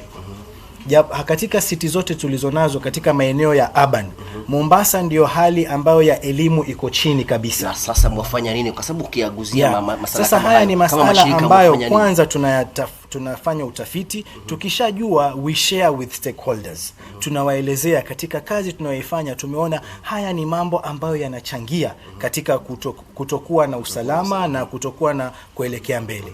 Kisha baada ya hapo, kama alivyoelezea ndugu yangu Abdallah, tunaanza kuangalia ni mikakati gani ambayo sisi tunaweza kufanya. Kwa mfano, sisi tuko na mradi hivi sasa tunajaribu kuwapatia vijana fedha za kuanzisha biashara. Tumetoa zaidi tukishirikiana pamoja na vitengo vya usalama. Manake hakuna kikundi tunawapatia ufadhili kabla ya wao kusafishwa na vitengo vya usalama. Hilo ni jambo ambalo tumesema machifu lazima wahusishwe, polisi wahusishwe. Kikundi kikienda kule tukiambiwa hawa wako sawa, then tunaanza kuwapatia fedha za kuweza kuanzisha biashara. Vile vile tunafanya mentorship programs. Mentorship programs tunachukua vijana tunawapeleka kwa mfano nje ya mji. Tunakuwazungumzia, tunaleta experts wa drugs kuambia madhara ya drugs, tunaleta polisi wenyewe wanakuja wanawaelezea, tunaleta viongozi tofauti kuwazungumzia ili kuwatoa katika ile hali walioko. Tumepitisha zaidi ya watu 1000 hapa Mombasa katika hiyo mentorship program ambayo tumejaribu kusaidia. Jambo la tatu na ni muhimu ambalo sisi tunafanya ni documentation, kutafuta ushahidi ya masala yanavyofanyika. Tunajaribu kuambia jamii lazima muje mtoe ushahidi. Ikiwa mtu ameumizwa na gengi, lazima uje useme ilikuwa wapi ili yule mtu aondolewe pale. Hakuna mtu anataka mhalifu abakie kwenye jamii. Sisi wenyewe tunafurahia tukiona mtu ameshikwa, amefunguliwa mashtaka, afungwe korokoroni hata maisha. Hiyo hatuna shida na hapo Kevin. Wasiwasi ambao tuko nao ni pale mtu anachukuliwa anauawa. Kuuawa inaweza kuwa ni jamii. Manake pia siku hizi jamii, idadi ya watu wanauliwa kwa kupigwa na jamii inazidi. Na hii ni ishara ya kuonesha kwamba watu wame lose faith in the justice system. Sasa wao wenyewe wanachukua hatua mikononi mwao. Kwa hivyo tunajaribu kuambia wananchi, Kenya ni nchi ambayo iko na sheria. Mtu akifanya makosa, wanasema tukimshika tukimpeleka ataachiliwa. Je, mmekuja mmetoa ushahidi? Na hapo Luka, kwa sababu wanabodaboda hasa ndio kila mara samahani kila mara unapoona jambo linapotokea, kwa sababu kuna ile dhana kwamba nyinyi ndio watu wachukua wanachoma na hamaki. Kwa mfano mtu anapogongwa ama mwanabodaboda mwenzako akigongwa, kuna ile hatua ambayo wakazi ama wenyeji hivi siku hizi tunaona kwamba wanachukua hatua mikononi mwao. Je, pengine ni ile hali kwamba hali hapa anasema kwamba mumekosa ama imani na the justice system, vyombo vya kisheria humu nchini? Kweli hakika kwa hilo naweza kusema kweli ilikuweko, si uongo. Ile kitu ilikuweko wakati hapa nyuma, wakati tulikuwa tunaona kweli kitu kifanyika tulikuwa tunapata justice. Ndio tulikuwa tunafanya tendo kama hivyo. Lakini saa hizi hata ukiangalia vizuri sana kwa muda wa sasa, vile serikali imeamua sasa kufanya kazi, sidhani kama umeona mahali mtu akipigwa mara hii. Saa hii bodaboda saa hizi wako na viongozi wao. Kukiwa kitu kimefanyika atapiga simu, kiongozi atakuwa hapa, kiongozi ndiye ataongea na yule polisi waitwa kuja pale to stabilize kitu siku hizi iende kila tunataka. Kama hata ni polisi tuende. Wajua ni kuna kitu ilikuwa inatokea kitambo. Bodaboda kitambo walikuwa hawana elimu. Ndio wamesoma, lakini elimu ya barabarani, kujua science, kujua sheria, kujua ni alikuwa yeye kazi yake tu aingie kwa motorbike ajifundisha tu kwa msituni, tayari aingia barabarani. Squad hiyo tayari inaingia mpaka watoto wadogo siku hizi. So wakati sasa serikali ilikuja na hii mfumo wa kusema kwamba kila mtu apate apate traffic license. Na kweli pasari sikatoka na wabunge tunashukuru. Silivyotoka wengi walipata, hata mimi ni mmoja wao pia. Hiyo kidogo kweli ukienda kusomea sheria za barabarani, ukiwa wewe kweli umeendesha motorbike na ukagonga gari ya mtu, wewe tena unakaa tu humble kabisa, wewe mwenyewe unyenyekea kwa sababu unajua ni wewe ndio umefanya makosa. Amuchomi hiyo gari yenyewe ni wewe umeigonga. Kitambo walikuwa wanachoma. Kitambo wanapigiana mazimu wanakuja wanachoma. Kama jamaa na hepa anaishia. Umeshaona? So saa hii tunashukuru, utaenda hata bodaboda amefanya ajali ama amegonga gari nyuma, unapata yuko hapa. Wengine wanamwambia ondoka wale ambao hawajui sheria. Unaona? Lakini saa hizi nashukuru kwamba hata mimi nikipigia ni kama chairman pale Mbululu, ni secretary. Nikipigiwa simu mara moja nimefika pale. Na nitaeleza hata kama polisi hawajafika, mimi ndio nitapiga simu kwa polisi nimwambie bana, kama mmoja anaitwa Ken nani polisi wa traffic, anambia kuna mahali kumefanyika ABCD bana, tafadhali fika hapo. Nashukuru anafika na tunatatua haya mambo tunamaliza. So kile ningeweza kuongezea hivi kwa upande wa bodaboda.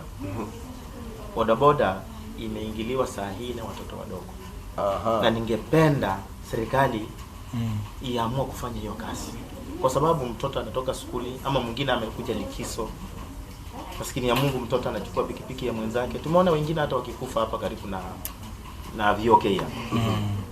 Alikongwa na basi moja ya Equity kutoka Nairobi, akapasuliwa kichwa.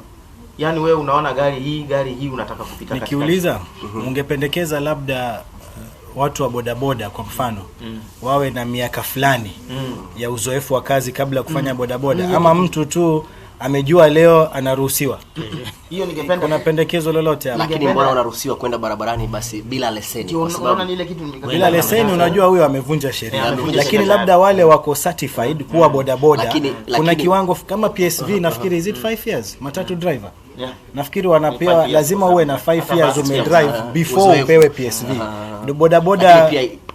Lakini pia ni pengine kwa mfano ukiniuliza mimi kwa kauli yangu ni kwamba iwapo kama huyu anaendesha gari ama bodaboda yuko barabarani bila stakabadhi muhimu zinazofaa, ni nani hapo hasa analegea katika kazi yake? Sasa hapa mimi naweza kusema ni serikali. Wajua wengi bodaboda watasema serikali inatuingilia, inafanya. Wajua acha nikwambie, unapoingia barabarani ukikufa. Lakini kabla ya serikali si nyinyi mko official.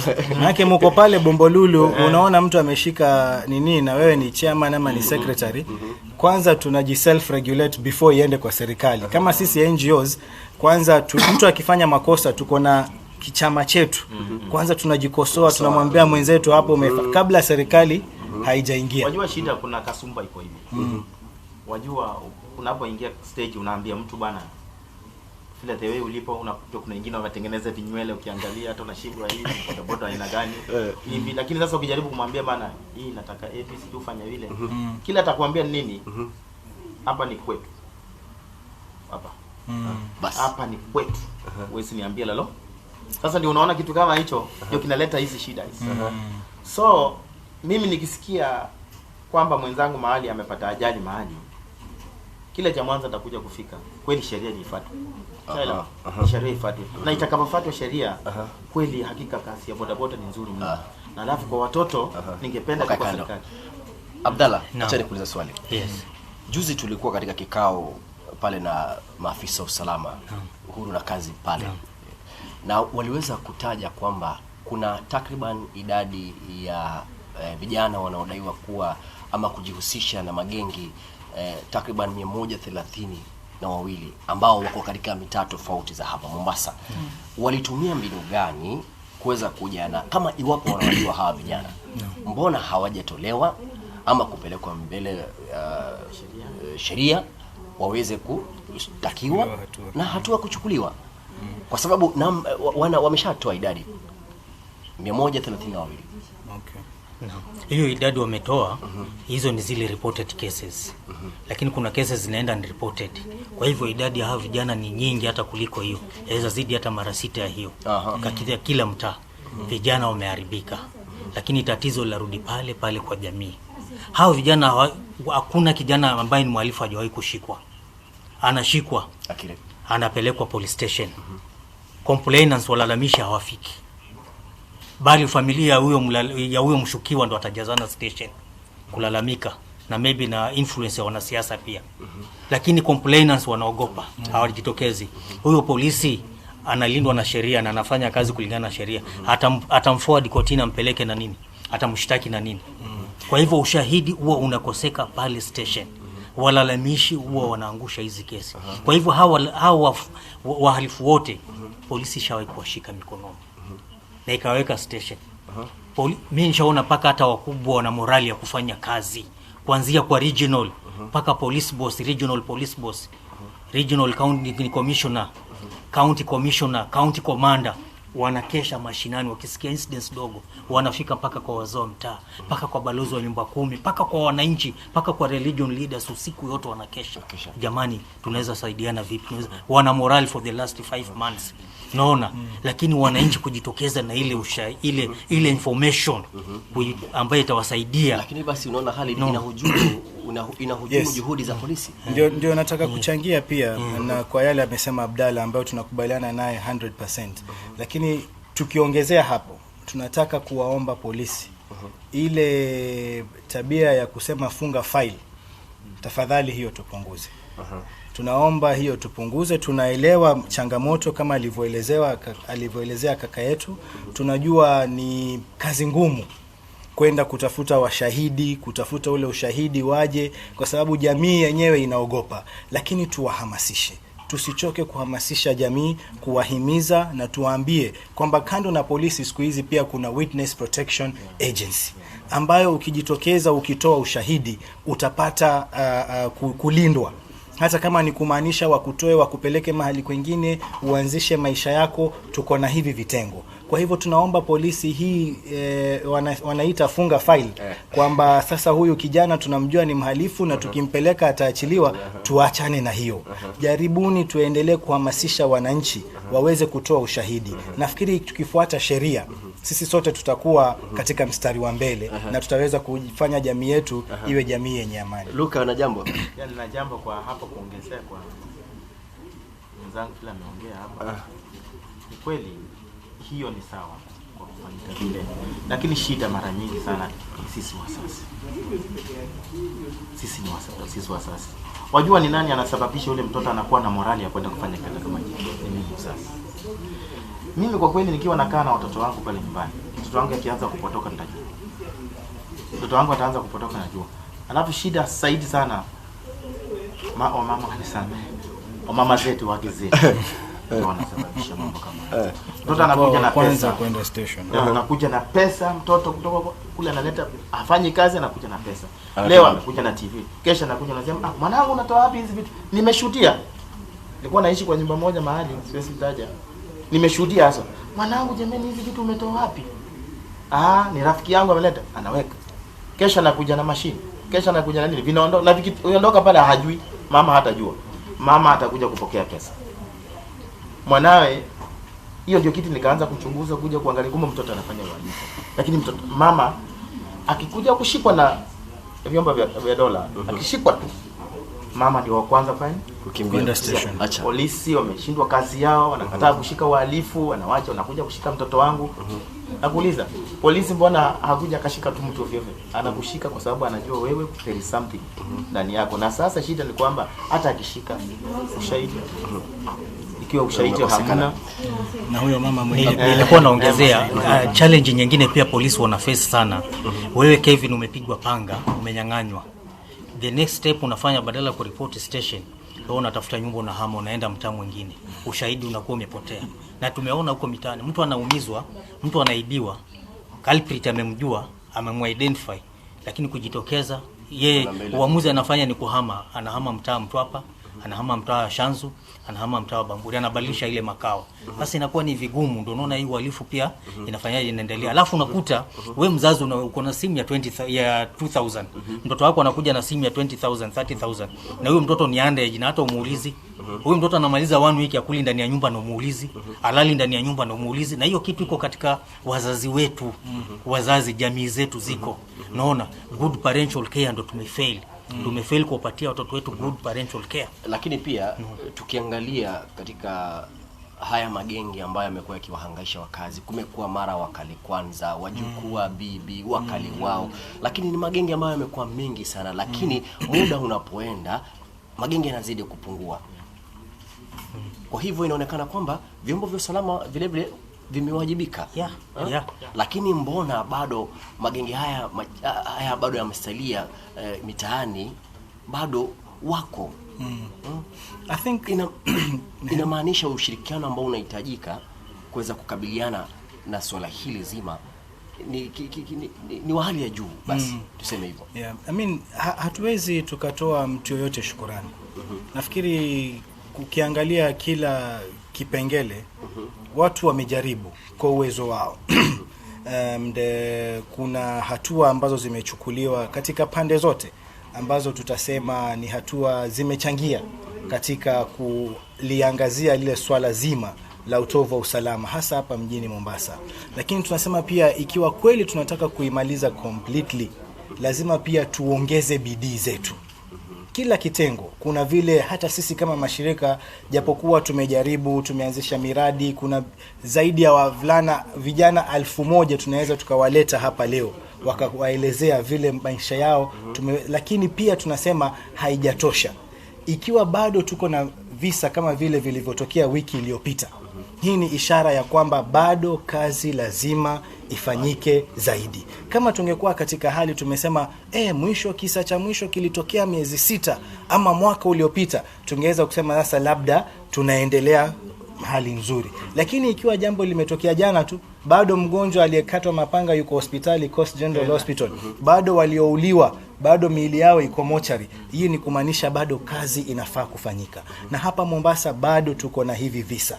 Kwa hivyo lazima tuangalie, tunawapongeza wote walioyafanya yale ambayo yametendeka hadi sasa, lakini kwa sababu ya hivi visa bado vinaendelea, ni kumaanisha we must double, triple and even quadruple our efforts so that we can get to the. Lakini unaangalia pia visa hivi vinavyotokea vinatishia vile vile usalama wa taifa, kwa sababu kuna idara tofauti ama sekta muhimu sana za humu nchini huwa zinaathirika, hasa sekta ya utalii, usafiri, kutokana na mambo haya, kwa sababu ni tishio kwa yule mtalii kuweza kufika hapa kwa ile dhana kwamba kuna ukosefu usalama, ila hali ya utulivu uko. Lakini hawa vijana wanapotekeleza uhalifu wanasahau kwamba kuna ile taswira, ile sura ambayo wanaweka picha mbaya kwa Mombasa, wanaharibia sifa Mombasa.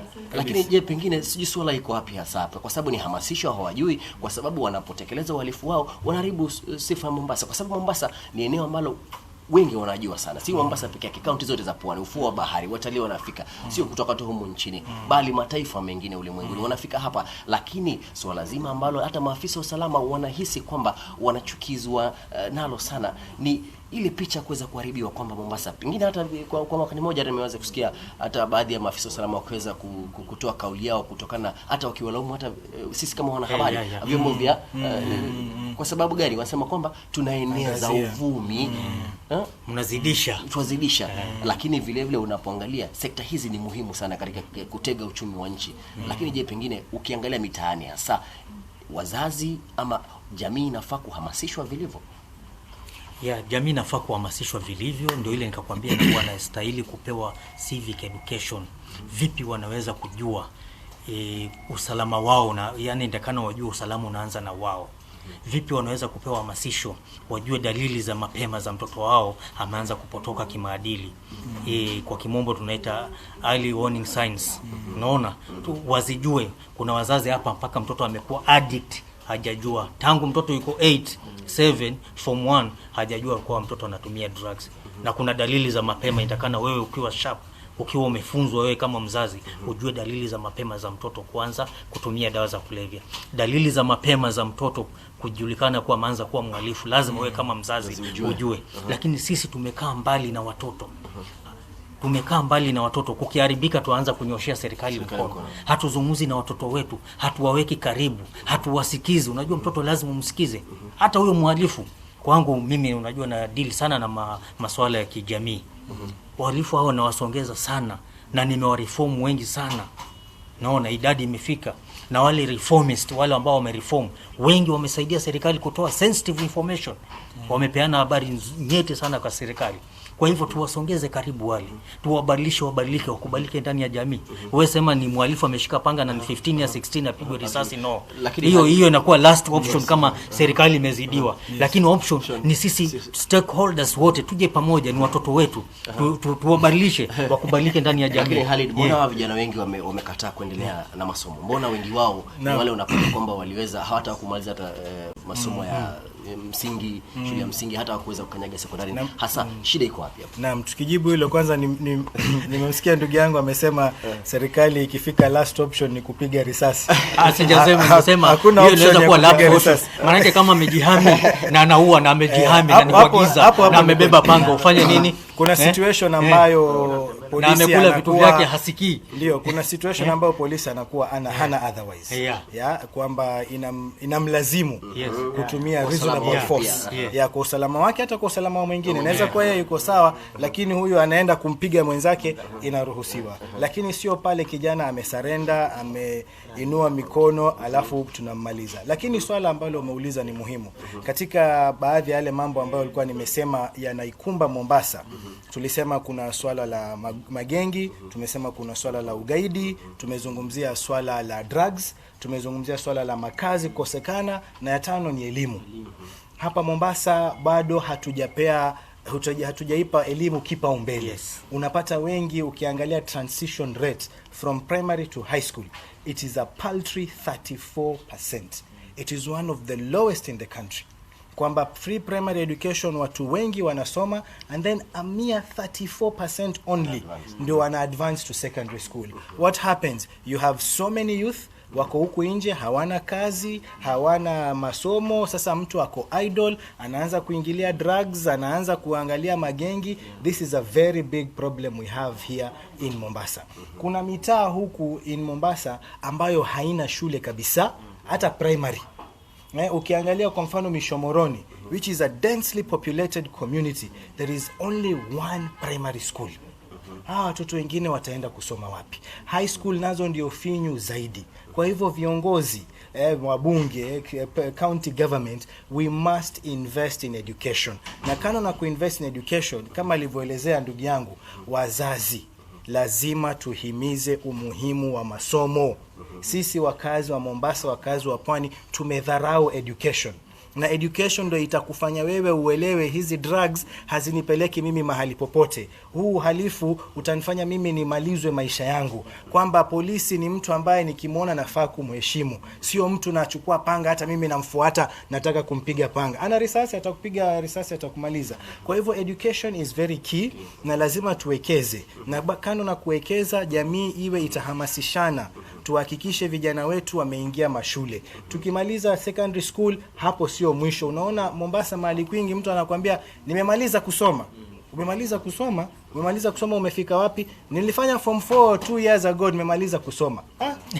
Kumaliza kusoma bado kuna university, bado kuna colleges, kuna masters, kuna PhD. Hata wenye ambao wako na ma PhD bado hawajamaliza kusoma, bado wanaendelea. So we have devalued education. We are not giving emphasis in education. Ndio kwa maana tunakuwa na jamii ambayo haielewi hata yale mambo ambayo husika ambayo yanatuhusu sisi wenyewe. Lakini vile vile tukiangazia swala pia la usalama, tumeona kama wanaharakati wamekuwa katika mstari wa mbele kuweza kupingana na ama kupiga visa tofauti pengine vya kuweza kuwapoteza watu, kupotea kiholela holela, hawajulikani walipo. Na hivi majuzi tumeona mkiweza kuwa na baadhi ya vijana ambao wanadai kwamba waliweza kutoweka na kisha wakarejea. Je, pengine kama wanaharakati muweza kuangazia swala hili kivipi? Naam, swala la disappearance Kevin limekuwa swala ambalo limeleta wasiwasi mkubwa katika jamii.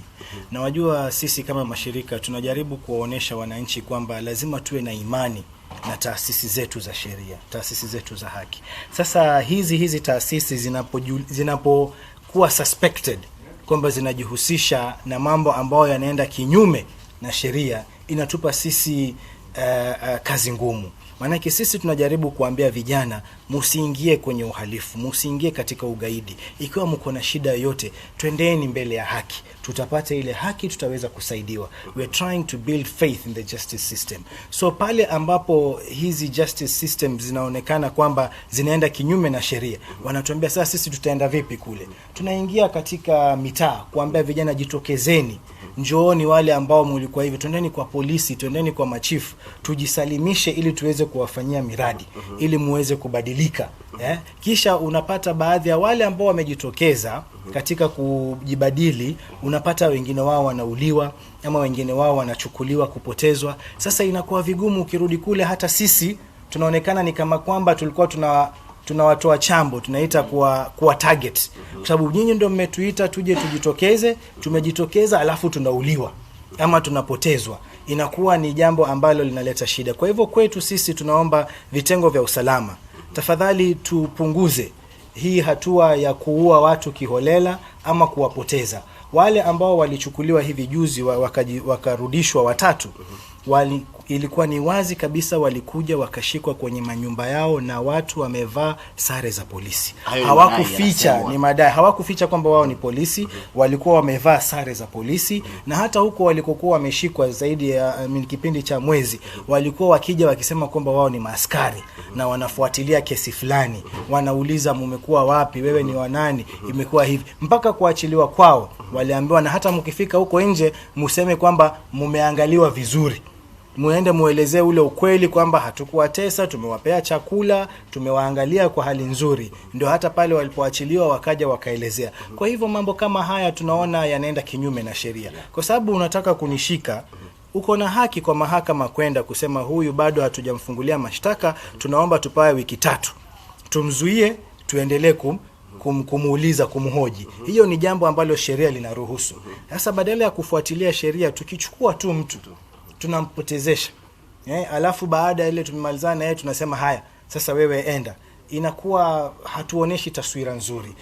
Lakini Abdallah, vile vile kumekuwa na malalamishi kutoka kwa maafisa usalama kwamba hata, na tumeweza kusikia hata kauli hii ikitoka hata kwa kiongozi wa taifa Rais Uhuru Kenyatta mwenyewe akisema kuna hata baadhi ya wakazi ambao wanashirikiana wahalifu ama makundi ya kigaidi. Je, pengine hata kama sisi wa Kenya basi tunafaa, kwa sababu mbali na hata swala hili kuwa kuzua hofu hata miongoni mwa vyombo vya usalama, ni tatizo kubwa kwa sababu wao wanakabiliana na magaidi, wahalifu ambao wanakosesha amani taifa hili la Kenya. Lakini unapata kwamba baadhi ya raia ama umma wenyewe wa Kenya wenyewe ndio wanawasaidia magaidi hawa katika kuwapa habari kuhusu jinsi mambo yanavyotekelezwa. Naam, ni kweli madai hayo. Na ukiangalia sana mhalifu hatendi uhalifu bila support. Manake hata akikupiga, akikunyang'anya simu, anaiuza wapi? Haendi Tanzania kuiuza, haendi Uganda kuuza, anauza miongoni mwenu na nyinyi ndio mnainunua. Kwa hivyo pia sisi kwa njia nyingine tunakuza uhalifu ule. Na kwa hivyo ni wakati mwafaka ya kujifunza namna ya kuepukana na ule uhalifu. Naona manake wewe unakuja tu, unajua simu, duka ile inauza simu, duka ile inauza laptop. Vipi kichochoroni unanunua? Kesho ukishikwa alafu unasema mimi nilinunua tu. Hapana. Kwanza wewe unastahili ufungwe hata miaka 6. Ule mwizi afungwe mwaka 1. Maana wewe ni handle, wewe ndio unakuza ile uhalifu. Unaona? Kwa hivyo hizi information hata polisi wakitaka ready pale utakuta informers wako, manake wanafaidika na ile magenge. Utakuta information imetoka Kilia, magenge ya wahalifu iko pale fulani, polisi wakifika magenge hayako. Nani ametoa, amepeana habari? Ni yule mwananchi. Manake anafanya nini? Baadhi ya wananchi wanafaidika na ile uhalifu unaoendelea. Luka, kuna kisa ambacho sisi tuliweza kufuatilia. Kumbuka kwamba kuna wakati ambapo raia mmoja kutoka nchini Italia ambaye aliweza kutekwa nyara, kama sijakosea, yule dada aliweza kutolewa pale Chakama na magaidi. Lakini maafisa usalama walikuwa na shida sana kuweza kuwafikia wale magaidi. Kwa sababu gani? Wanaenda wanasaidia na wenyeji katika kusaidia kumpoteza yule dada kabisa, na hakuwahi maafisa usalama hawakuwahi kufaulu kuweza kumpata yule. Changamoto iko wapi hasa hapo? Mimi kwa hapa kweli kwa ukaidi hapa Kenya na hata pote pale ukaidi unatokea, ni kweli mimi haswa kwa mtazamo wangu na vile ndugu ameongea hapa, sisi wenyewe ndio tunasababisha ukaidi unakuwa mwingi, sisi wananchi. Kwa sababu nini? Sasa wewe unajua kwamba huyu mtu ni kaidi na amekuja kufanya kitendo kama hicho, bado unajua polisi walitoka saa hiyo na kuanza kumtafuta sasa na walimpata kweli. Kuna sehemu tu ile ambayo alikuwa amefichwa tayari, polisi wanapita naambiwa hakuna mtu hapo. Sio, amefichwa tu kwa nyumba. Na kwa kweli hata kiongozi wa rais anaposema kwamba sisi wananchi, sisi wenyewe, kwa sababu mimi siwezi kuwa mtu anaweza kupita maeneo yote akuja aleta shida hapo Mombasa na watu hapo hapa, yani tu hapa kwa ama jirani hapa afanye tu shida hapa tayari. Huyu mtu ametoka tewei kutoka mbali, tunasema ni kaidi. Huyu mtu alilala wapi siku ndio akapanga, alipanga kila kitu hicho na kikaingia vile alikuwa amepanga. Yeye anafanya kitendo kile, anakuja kuishi kwangu. Unaona? Kesho anatoka nini? Akisha maliza anaondoka anakwenda zake. Sasa mimi ndio mhalifu zaidi kuliko ule mtu. Sababu mimi lakini anakubaliana na ndugu zangu na ni kweli kabisa, lakini pia lazima tuangalie upande wa pili. Kwa nini huyo mtu anaogopa kwenda kutoa habari kwa polisi? Hilo ni swala muhimu pia tusikose kuliuliza. Manake we don't want to sanitize anyone. tuoneshe kwamba mtu mmoja ni mzuri sana, polisi wetu ni perfect, hawana makosa yoyote, alafu hatutaki hata hawana hata doa, kwa sababu si kweli. Kuna baadhi ya watu wameenda wakatoa habari kwa polisi, kisha hawa polisi wakaenda wakapeana hizi habari kule nje. Hilo pia lazima tuweze kuliangazia. Mtu ameenda amesema mtu fulani pale ndio anauza madawa ya kulevya, kisha yule mtu anakuja na kwambia wewe ndio umeenda kunisema mimi nauza madawa ya kulevya. Sasa huyo mwenye muuzaji amejua vipi? Kwa hivyo pia lazima polisi tuweze kuangalia. Saa zingine watu wanaogopa, pia wanaogopa victimization. Mimi nikisema walipitia hapa wakaenda, si huyu polisi atakuja ataniambia wewe mbona uliwaachilia wakapitia hapa. Kwa hivyo let us build faith in the people, wawe na imani kwamba mimi nikiongea nikisema sitarudiwa tena, mimi mshtaki niwe mshtakiwa, ili tuwape watu imani, wajue kwamba wakisema yale mambo hawatarudiwa kwa wao, na watakayoyasema yatachukuliwa hatua. Na vile vile ukiangalia Abdalla, jukumu la viongozi wa kidini liko wapi sasa? Sasa hapo ndio inatakana waamke swala hili nyeti la usalama. Misikitini, makanisani walitilia mkazo. Na elimu ya dini, unajua mtoto akiisoma dini vizuri, akiielewa, na sisi wananchi pia tukiielewa dini, mambo kama haya tutayagusa. Hata kununua mali ya wizi dini na kukataza. Manake ni mali haramu, hujaipata kwa njia kisawa. Kwa hivyo ikiwa tutaelewa Mungu anasema nini na dini na tutaka tufanye nini, mambo hii ya ukosefu wa usalama tutakuwa nayo. Manake pia tutarahisisha kazi ya polisi, na polisi nao wakielewa dini na wajue majukumu yao, pia kazi itakuwa rahisi sana na itakuwa nyepesi. Hakuna blame game, hakuna kulalamika. Manake sote tumejua sheria na tumejua dini na tumejua sheria vile inavyotakana tufanye, vile inavyotaka tuishi. Khalid, mimi nitasema makanisa na misikiti imetuangusha pakubwa.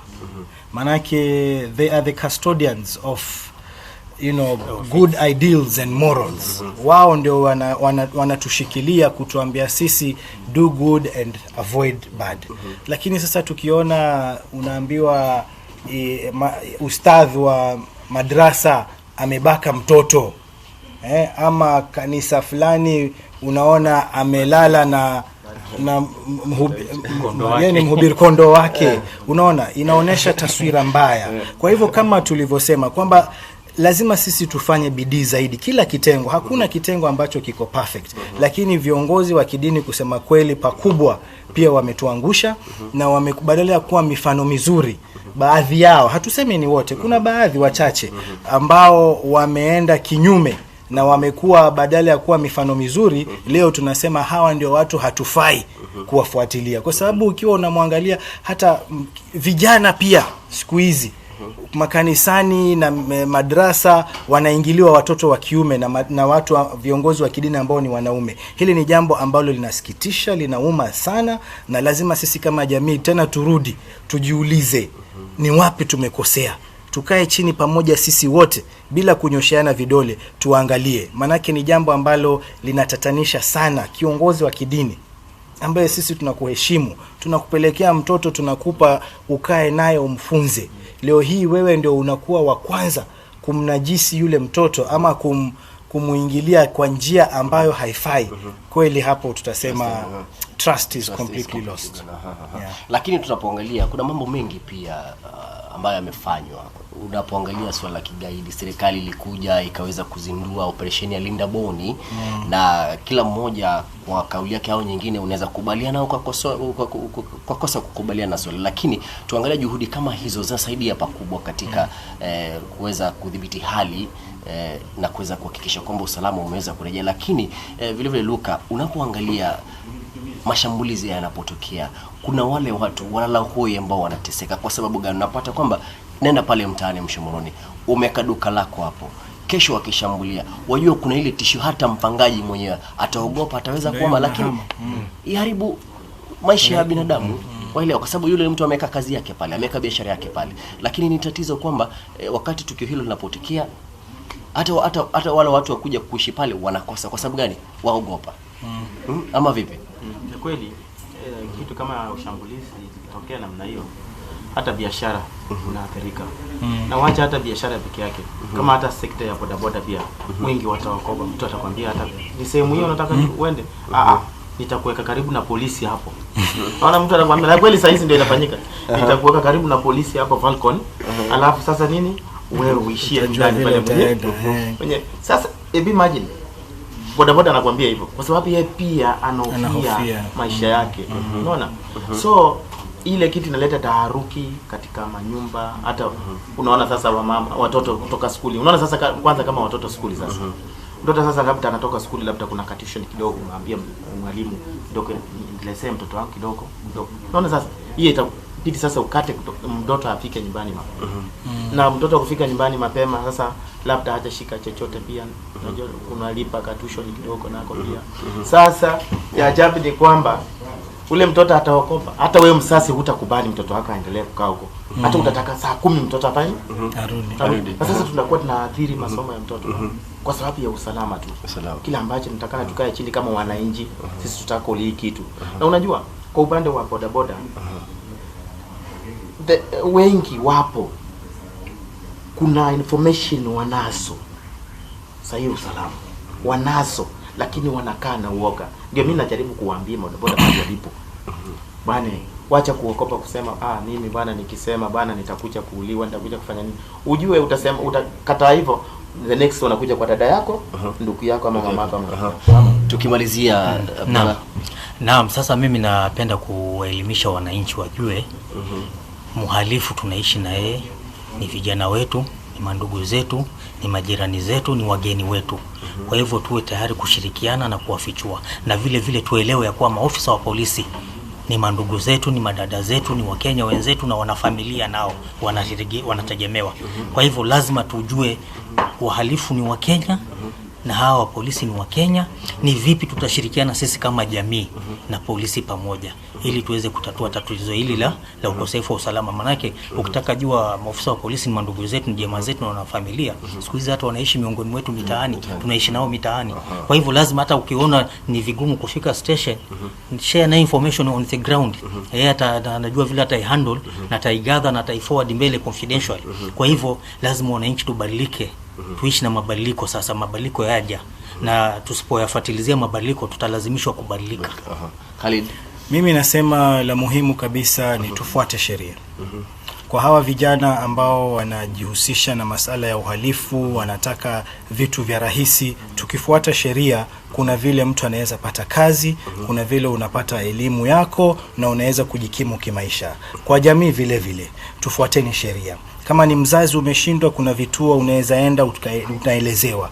Vile vile na polisi, vitengo vya usalama pia tufuate sheria. Tuache mambo ya kufunga file, tuache mambo ya kupoteza watu na mauaji ya kiholela. Muhimu pia kwa sekta ya journalists, msikose kutuanika. Tukifanya makosa mtuoneshe. Mimi nashukuru NTV kutupa muda huu kuangazia na kuyazungumzia haya masala katika nchi nzima, kwa sababu hili ni swala nyeti linatuhusu sisi kiundani kabisa wakazi wa Pwani. Kwa hivyo muendelee kutuanika ili tuzidi kuona maovu yetu, mabaya yetu, tuweze kujirekebisha kabisa. Naam. Basi mtazamaji, kwa sasa tunalikunja jamvi la mjadala